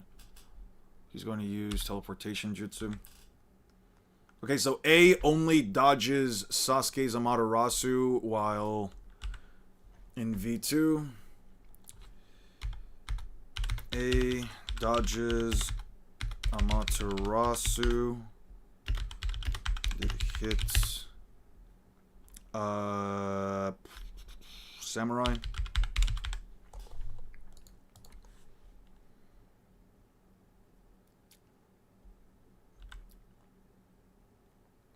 Bull Chop of Pain. Raikage tries to blitz A Perception Blitz Sasuke. A Perception blitzes Sasuke, but to get around him uses Black Flame Shield. A still hits him. Yeah, sure. How is Ichigo FTL in the first arc?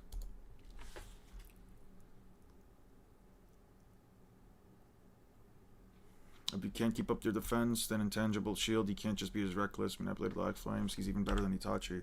Still hits him. Don't tell me the guy's sacrificing his left arm.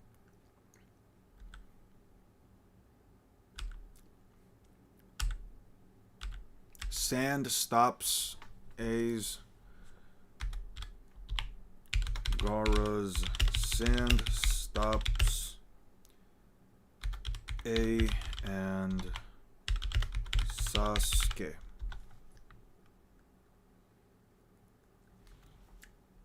Why are Sero's light speeds? All types of light is light speed? No, it's not. There we go. You're one of those guys. Yeah, Renji is also a bum. Renji is absolutely fucking terrible. He also does nothing and always loses. He's simply there to show that Ichigo is strong.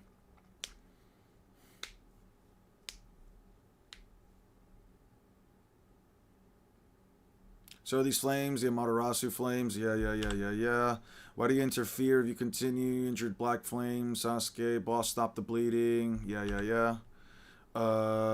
Yes sir, though Uchiha got through Lord Raikage's right tone armor, and he survived 2 heavy attacks. His left eye ignites, Amaterasu Knight can change the form. Perhaps B truly was captured by the Sasuke, which means he can progress, it's still occurring, which means that progress is still occurring in the Shinobi world. Yep. Amongst yourselves, Whispering and Sensory type. Gaara's Sand can keep up with Sand stops and blocks Amater and blocks black flames. I even go by the assumption there is a light speed which you already reach 1.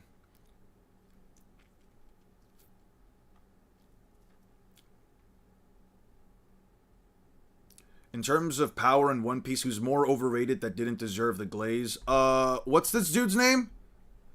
What's this dude's name? Sengoku. Sengoku 100% is more overrated and doesn't deserve the glaze. Sengoku literally never deserves the glaze.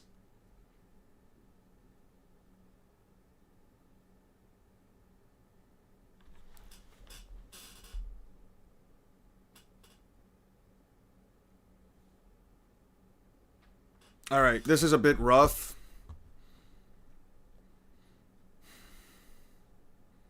I appreciate what you're saying, but like let's not call things stupid bullshit, alright? I'll leave it up, whatever. It's not really my debate. I don't really care. But I guess you're still going strong. Okay, Sasuke blocks. Sasuke blocks Laser, Circus, and Friends with a progressed Susanoo. With a progressed Susanoo. Skeletal Susanoo.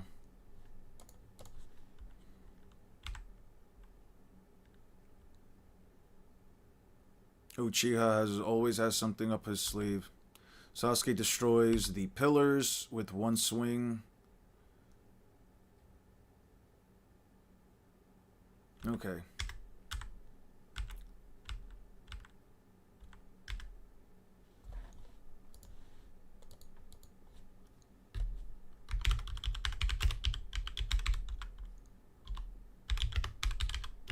The buildings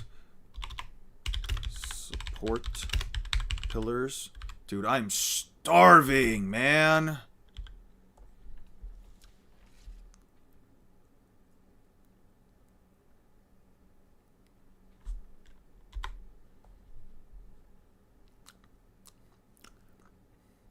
If you want to name many characters can get the Fleet Admiral, I want you to name how many characters can get the Fleet Admiral title then.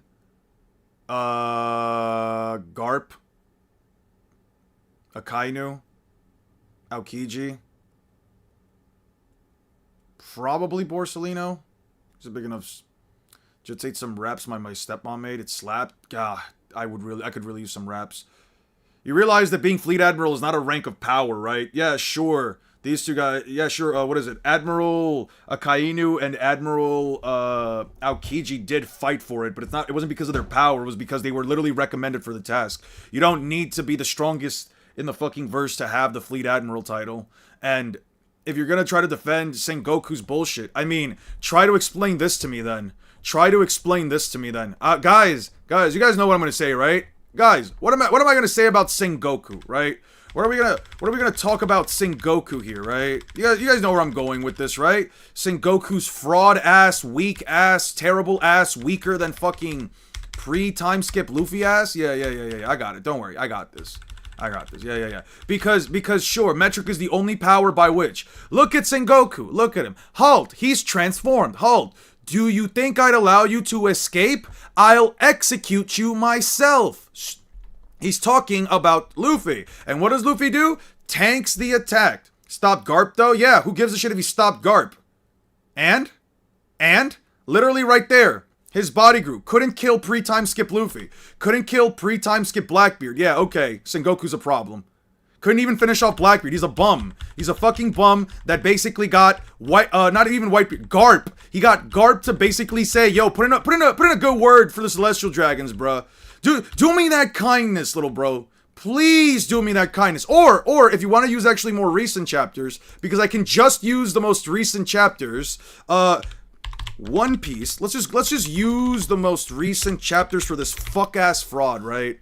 Let's see, One Piece. Let's see, like, what is it, 166? Something around here. Yeah. He's completely fine. Let's see the panel. Let's see the panel. Garp is fucked up, covered in bandages, still hurt. He's completely fine. They get into a fight, and now look who's bleeding. Now look who's bleeding and as fucked up as Garp. Couldn't even fucking hurt a fucked up Garp in his prime. Man. You're telling me he's fighting a weakened Garp covered in bandages and he's also covered in blood now? Crazy. Absolute ass. Sengoku's a fucking fraud. What are you talking about? He was saving energy for Whitebeard? It just never happened? Where's the statement? What implies that? That's headcanon. That is 100% headcanon, dude. Where is the statement? Give me the statement right now that says, I can't go all out against Luffy, or against Ace, or against any of these guys. I have to wait for Blackbeard. I have to wait for Whitebeard, because if Whitebeard gets here and the admirals can't beat him, I have to fight. Yeah, no. That dude was clenching his ass cheeks so tight, hoping that Akainu or any of the other admirals could stop an old sick man with fucking pirate cancer, because he didn't want to fucking fight them. That's why the only guy that he shows up to fight is Luffy and fucking Blackbeard. That's why the only two people he ever tries to hit are Luffy and Blackbeard, dude. How do you let Blackbeard escape? How do you let Blackbeard do half of the shit that he did, bro? That shit is crazy to me. That is so fucking crazy to me, dude. I don't know. Sengoku's a fucking fraud, dude. Actual dog shit fraud. Never did anything. Motherfucker is 007. Motherfucker is 007. 0 feats. 0 times he even beat pre-time skip Luffy. 7 times the motherfucker sat behind a desk hoping Garp would put in a good word for him at a Celestial Dragon. 7 fucking times he sat down and glazed the fuck out of Garp saying, oh, please, Garp, please, just put in a good word for me. Let me become a Fleet Admiral. The Fleet Admiral ever gets to fight, Garp, please. Yeah, I'm gonna believe that Sengoku of all people with no statements or nothing to even back up the fact that this guy is anything but a fucking frog. Yeah, sure. Sengoku's trash, dude. I don't know what to tell you. Sengoku's never done anything. Until I see that motherfucker do something of actual substance rather than some vague-ass statements where you still see him standing next to Garp. Every single time that anybody brings up anything for Sengoku, like, oh, but it was stated that he and Garp fought, what's his face? Shiki the Lion together, who almost took down Marineford. Yeah, they fought him together, right? Yeah, no. He was sitting behind a rock praying that Garp could take down Shiki for him, bro. Because in the same way that there is no way to tell how much of effort he actually put into the fight, he could have put in half. Yeah, he could have probably helped out more than Garp. But I can just as easily argue that this motherfucker was sitting behind a rock doing nothing while Garp fought. Because I'm more convinced that Garp is fighting these dudes than Sengoku at this point. Sengoku is absolute dog-ass trash.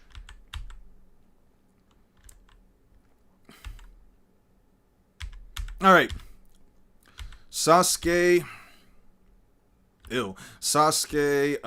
blocks Mifune's sword slash. You think that Bluno is Lightspeed, or at the very least Rob Lucci? I actually do now. I very much so do. 1 second. Sasuke blocks Mifune's slash.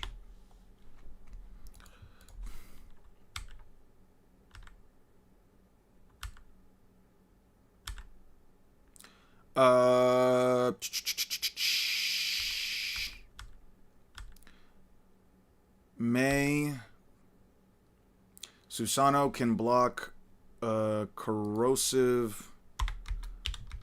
Susanoo ribcage blocks lava release, and Chojuro's strike. Mifune's slash is light speed. You mean this slash? Hopefully I have it. Or otherwise I'm gonna have to go find it again. How many times have I found this fucking feat? Mifune. I do not have it. Alright, let's find it. Mifune data book. You're talking about Mifune, right? You're talking about Mifune when he's covered in Ninetales chakra? Yeah, I believe that he has a light speed slash when he's covered in Ninetales chakra. Right. Truly. Truly light speed when covered and amped by Nine Tails chakra. 100% true. I would agree with that. When he's covered in Nine Tails chakra.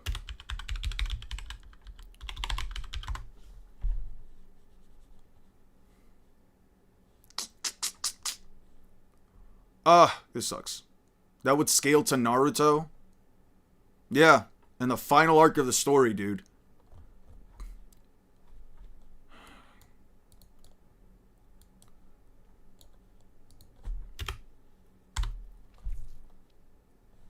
Where the fuck did I find this? Does anybody know where to get this fucking statement from? Removing possibly speed of light. Currently scales to light speed in the Eisen. Blah, blah, blah. Where is it? Oh.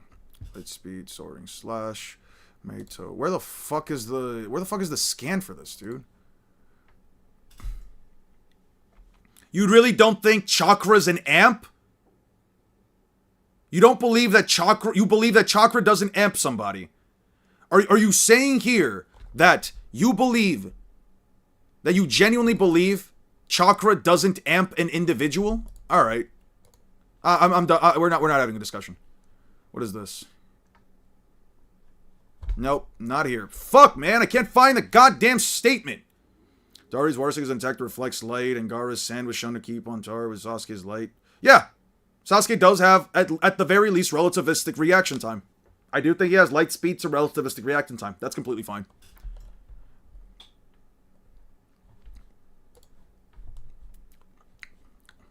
And friends with Skeletal Susanoo. Light speed. Relativistic to light speed reaction time. Relativistic to light speed reaction time. It depends on how you use it, yes, and the way that they were using it is that it's a literal fucking amp. It's literally stated in the war arc. The characters are getting stronger from Naruto's chakra. Does anybody know where I can get like the Mifune statement? Do I talk about this? Do I have a video where I've talked about this? Where the fuck? I didn't talk about it. I don't think I talked about it in Naruto versus Yonko. Not Sukuna versus Madara. I don't know why I would talk about it there. Zoro versus Kid. No. You don't have to send it to me. Just tell me where I can look for it on the internet.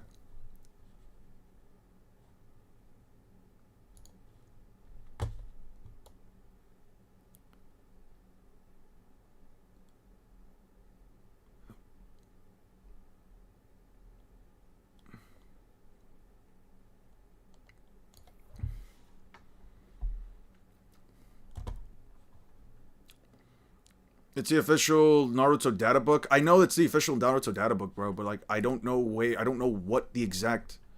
You know what? It's in the 4th data book. I'm just gonna look up 4th data book. Fuck it. Naruto data books. Give me here. Jutsu files from the 4th data book. It has to be here. What about the mini jutsu files? Black clone, shadow strike, fang rotation, fire release.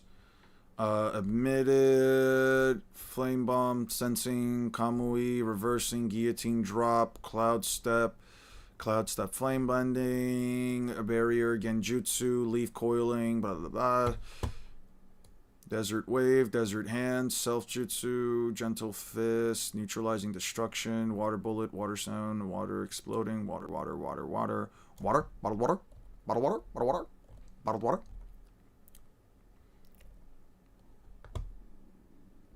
Dude, I gotta eat something like now. I think I'm done after this.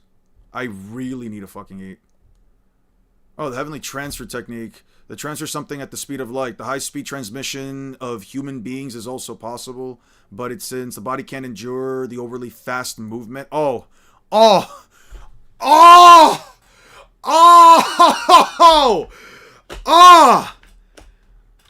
This right here. Oh, man.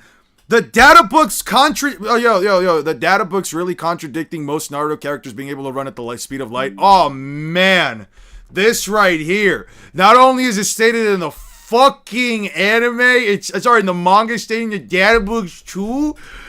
Oh yeah, this is great. Oh, this is great. This is fucking great, man. Let me see. Ethereal transmission.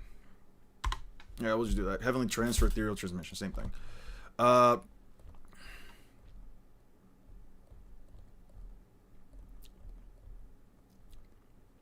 Sorry about that, guys. I needed to. I just stumbled upon something. What the fuck is this? Yeah. Wind release. Starch syrup, headbutt, jamming wave, wood release. Yosaku cut. Oh, interesting. Yes. Yes, quite, yes. Let's print screen real quick. Don't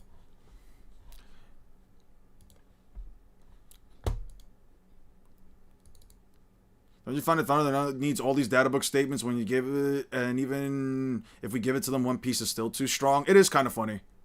It is kind of funny, but like it's fine. Flash, pillar. Oh, do I already have it? I do already have it. Okay, I don't need it then. How do I delete this? Fuck it. I'll leave it there and then I'll go back to this later. Storm release, laser circus. Do I have laser circus? Yes, I do.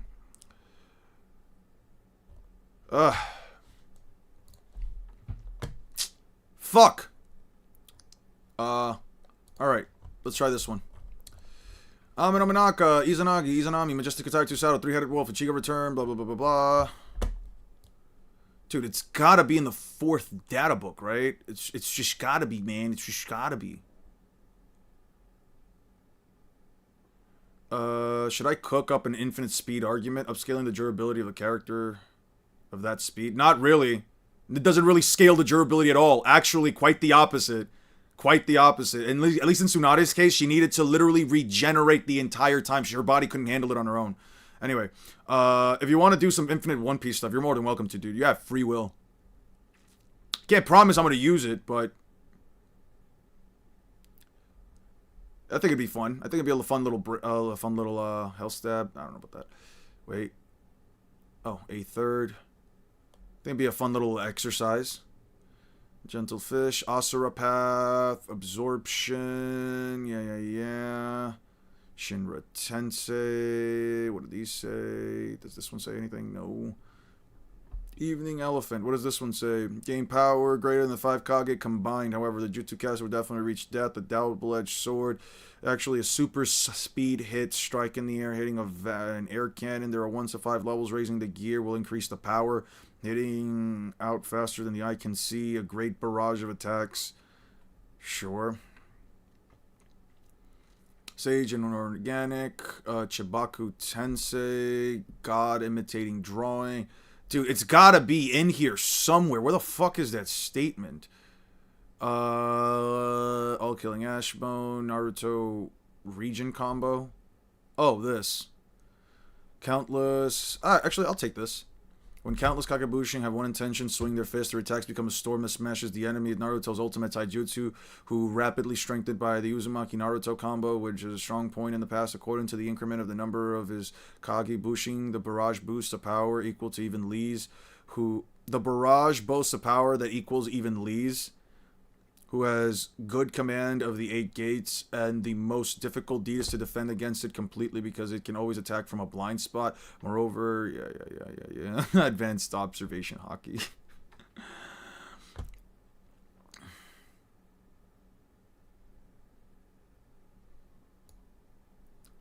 How the fuck do I get the full thing?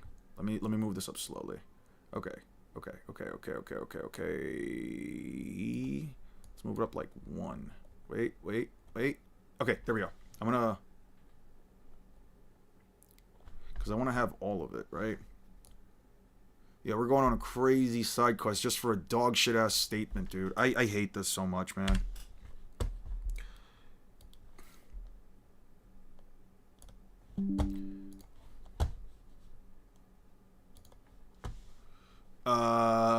Naruto jumps you. I don't know.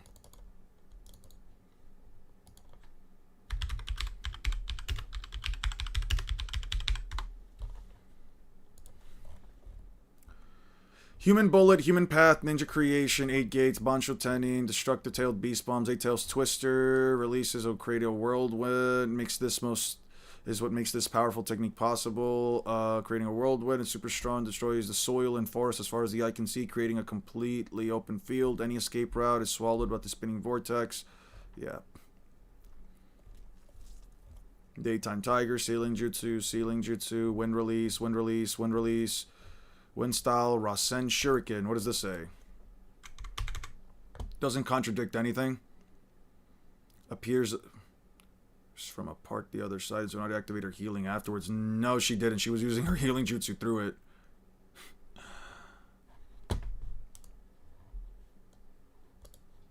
It's a technique that increases the power of bloodshed by adding burst power, short distance. It sustains Naruto damage. It's a lethal weakness, but overcomes by mastering Sage Mode. And creative follows both long distance and short distance. A terrible ninjutsu, countless wind blades revolve and destroys the opponents and their vital points. Yeah. He made the Rasen Shuriken by charging up an enormous amount of chakra when released, forward paths, while letting his opponent escape and bisect them in a single blow. The super tailed ultimate technique that he gave birth to by attaining the power of the 6 paths. He obtained chakra special traits of tailed beast and point of Rasen Shuriken. It's the first, probably the last jutsu Naruto. The Naruto released at once, having made a massive shadow clone technique. He used it against Kaguya, who didn't know her weak point, but decided to blow. But with just this blow, Kaguya had been drawn to a corner on the point where she couldn't keep her human form. Yeah, because literally activated her shit.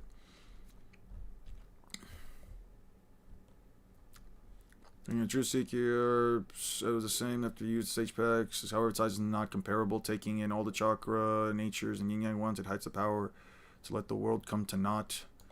Taking in all the chakras, the humor's mass, even reshapes the world, yeah. Infinite Tsukuyomi, Dustless. Actually, let me take this real quick. Let me take this. I need this. Dude, I can't find this fucking Yo, does anybody know the fucking Mifune data book scan? If I can get like an English translation of it, dude? Come on, man. This is so dumb. Data book. ETSO. There we go. Water Gun, Infinite Tsukuyomi, Would Release, Night Guy, blah, blah, blah, blah, blah. Might Guy, Form AK, Intended Skills, Form of the Dragon.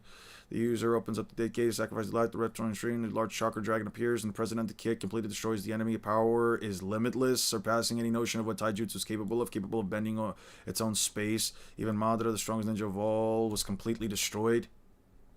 Flying above the skies, a dragon's clutch. Can anyone in Naruto beat a Logia Devil Fruit user? Maybe a water style user. I'd probably put my money on a water style user.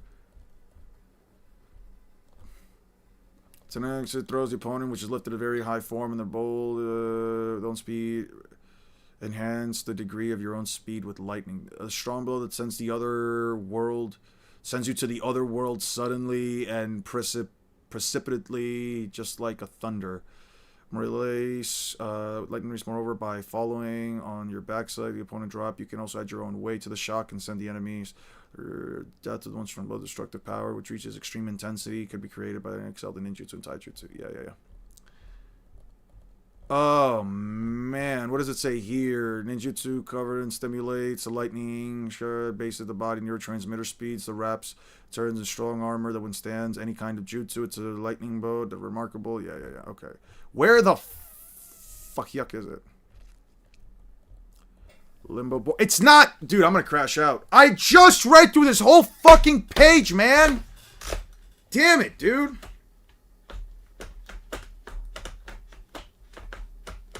Anybody know where I can get this dog-ass statement? How do you doing? You date?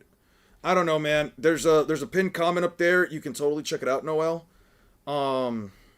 That's kind of my response to that. Let's look at the character files. Maybe that'll help. I don't think Mifune, of all people, is a character that people care about enough for him to be in the first one, right? The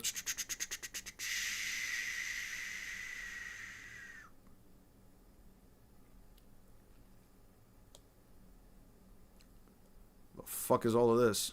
Senju Hashirama. Jesus Christ, they glazed the first Hokage. To be fair, he kind of deserves it. Her transmission technique makes the substance move at the speed of light. Yeah.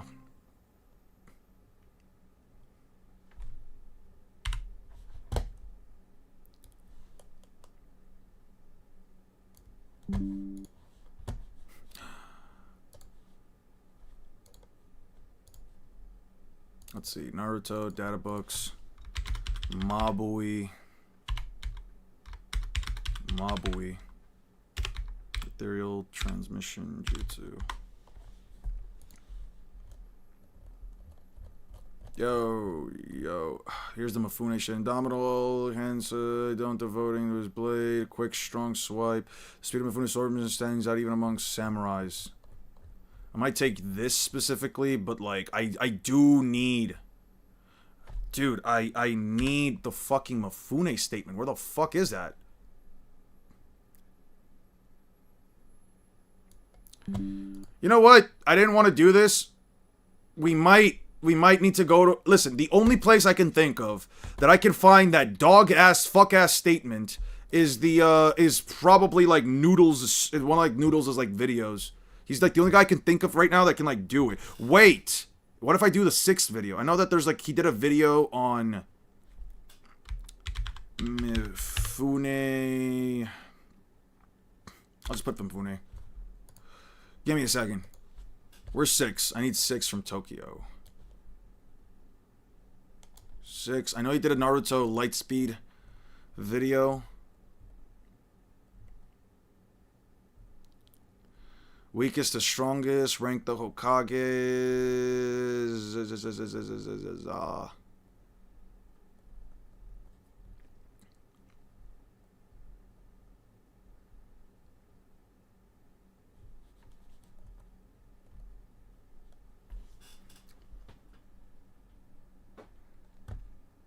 What do we do? What do we do? When Naruto became immune to ninjutsu. Yeah. Where the fuck is that video? Naruto is Lightspeed. Naruto is FTL, maybe? Oh, I put Naruto. Naruto is FTL. Not Thunder God. Naruto is Lightspeed.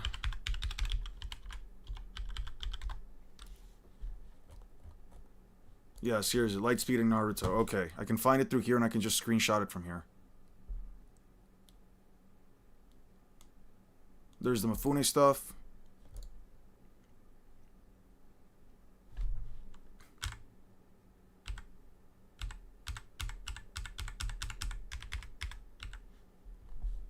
Up by Naruto's chakra, so take that into account how you would want to.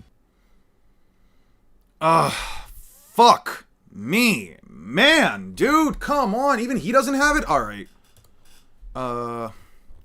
Let's check out this one. What's going on, guys? Yeah.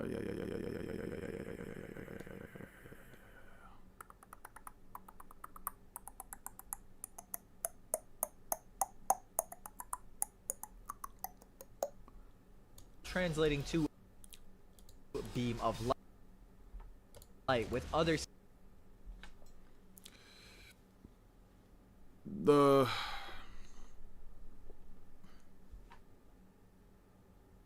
Mr. 3 is not a Logia. I just arrived. Are we going to react or are you finding scans? I'm finding scans and this is kind of like the only thing I can use. Localize. Becoming a single light speed stroke with a flying slash. The enemy is hunted down. Mifune swordsmanship and Anjali Kurosawa sword deals a consistent blow. Yeah. Kind of a nothing burger of a character, but whatever. I'm just screenshotting this. I'm just printing this.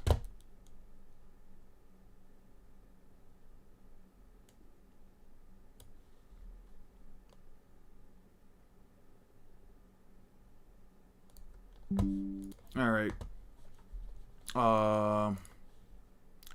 Save as Naruto data book. Mifune Lightspeed slash. There we go. Okay, we're done. Fine. Finally. I didn't get a chance to finish the 5 Kage bullshit. Alright, you know what? I'm finishing it right now. Susanna ribcage can be melted. Corrosive gases work through Susano. I don't care. Ribcage can be melted and corrosive gases pass through. What other shit does these characters got? Oh, guys, did you guys know that Inoki's particle style is technically slower than a fucking explosion? Okay.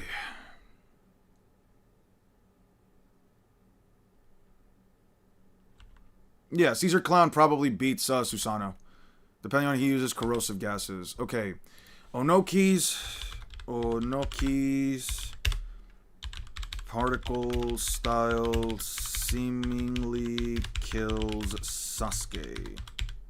Yeah, particle style is like slower. Slower than an explosion. Yeah. Yeah. Okay.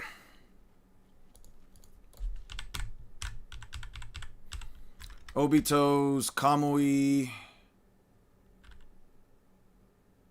Do we know by how much? I'll tell you right now. I'll explain why.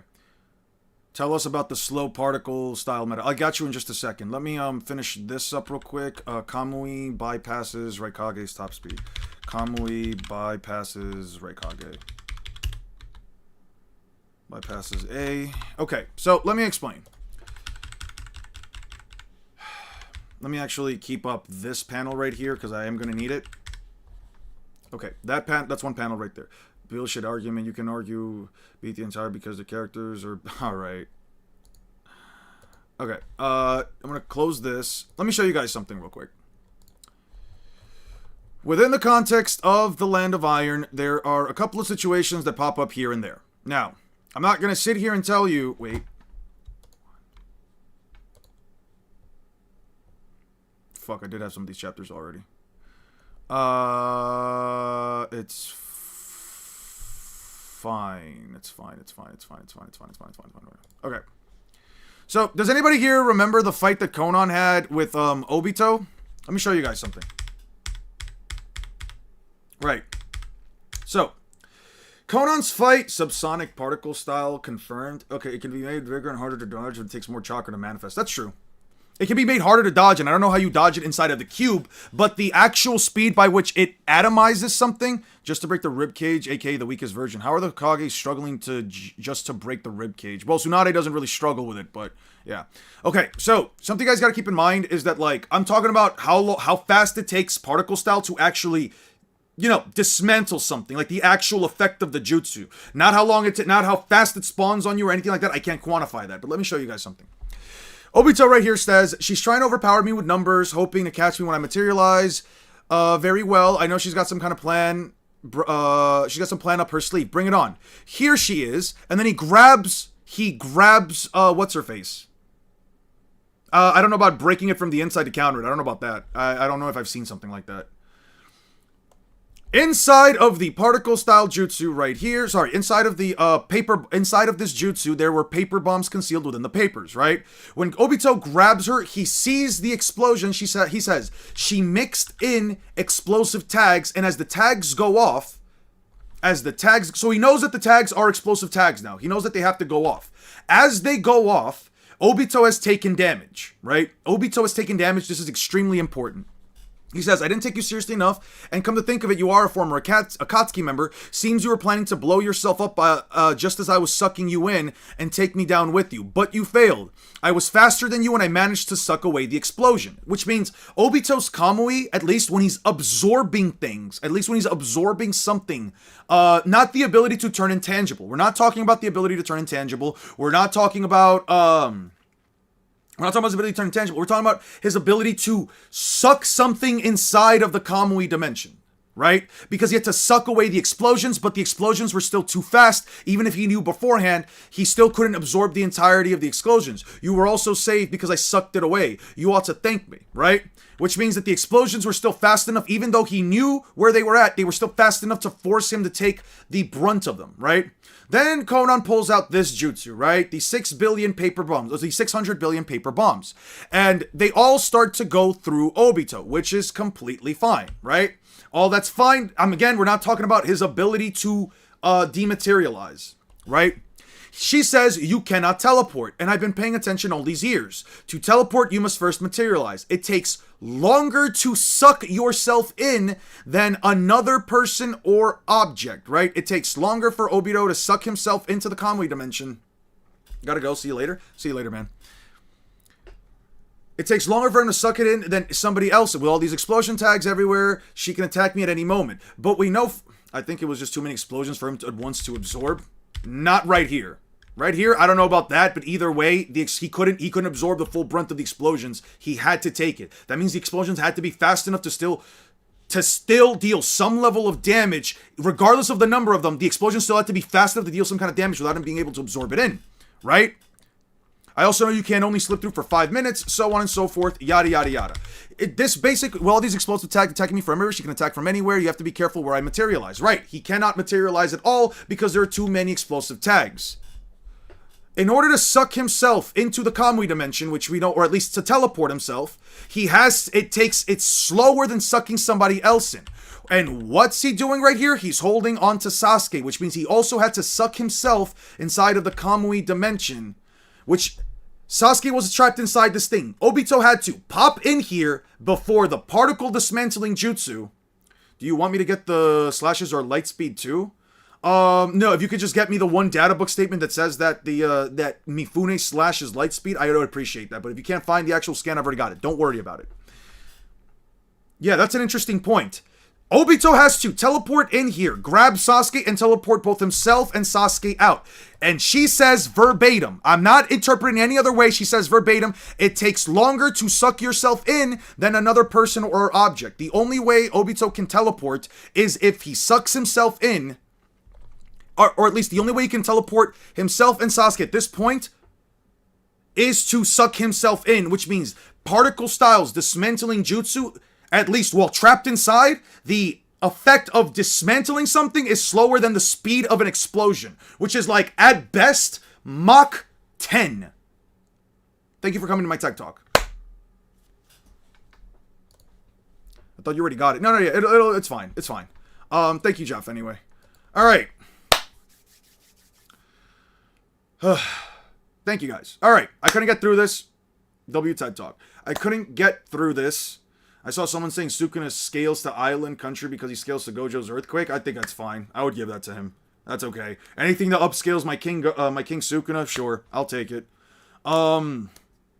Yeah, guys, this will be the end of the stream. I'm tired. I haven't eaten all day. We're back at it again tomorrow. Probably Friday's the only day where I won't be able to really do anything.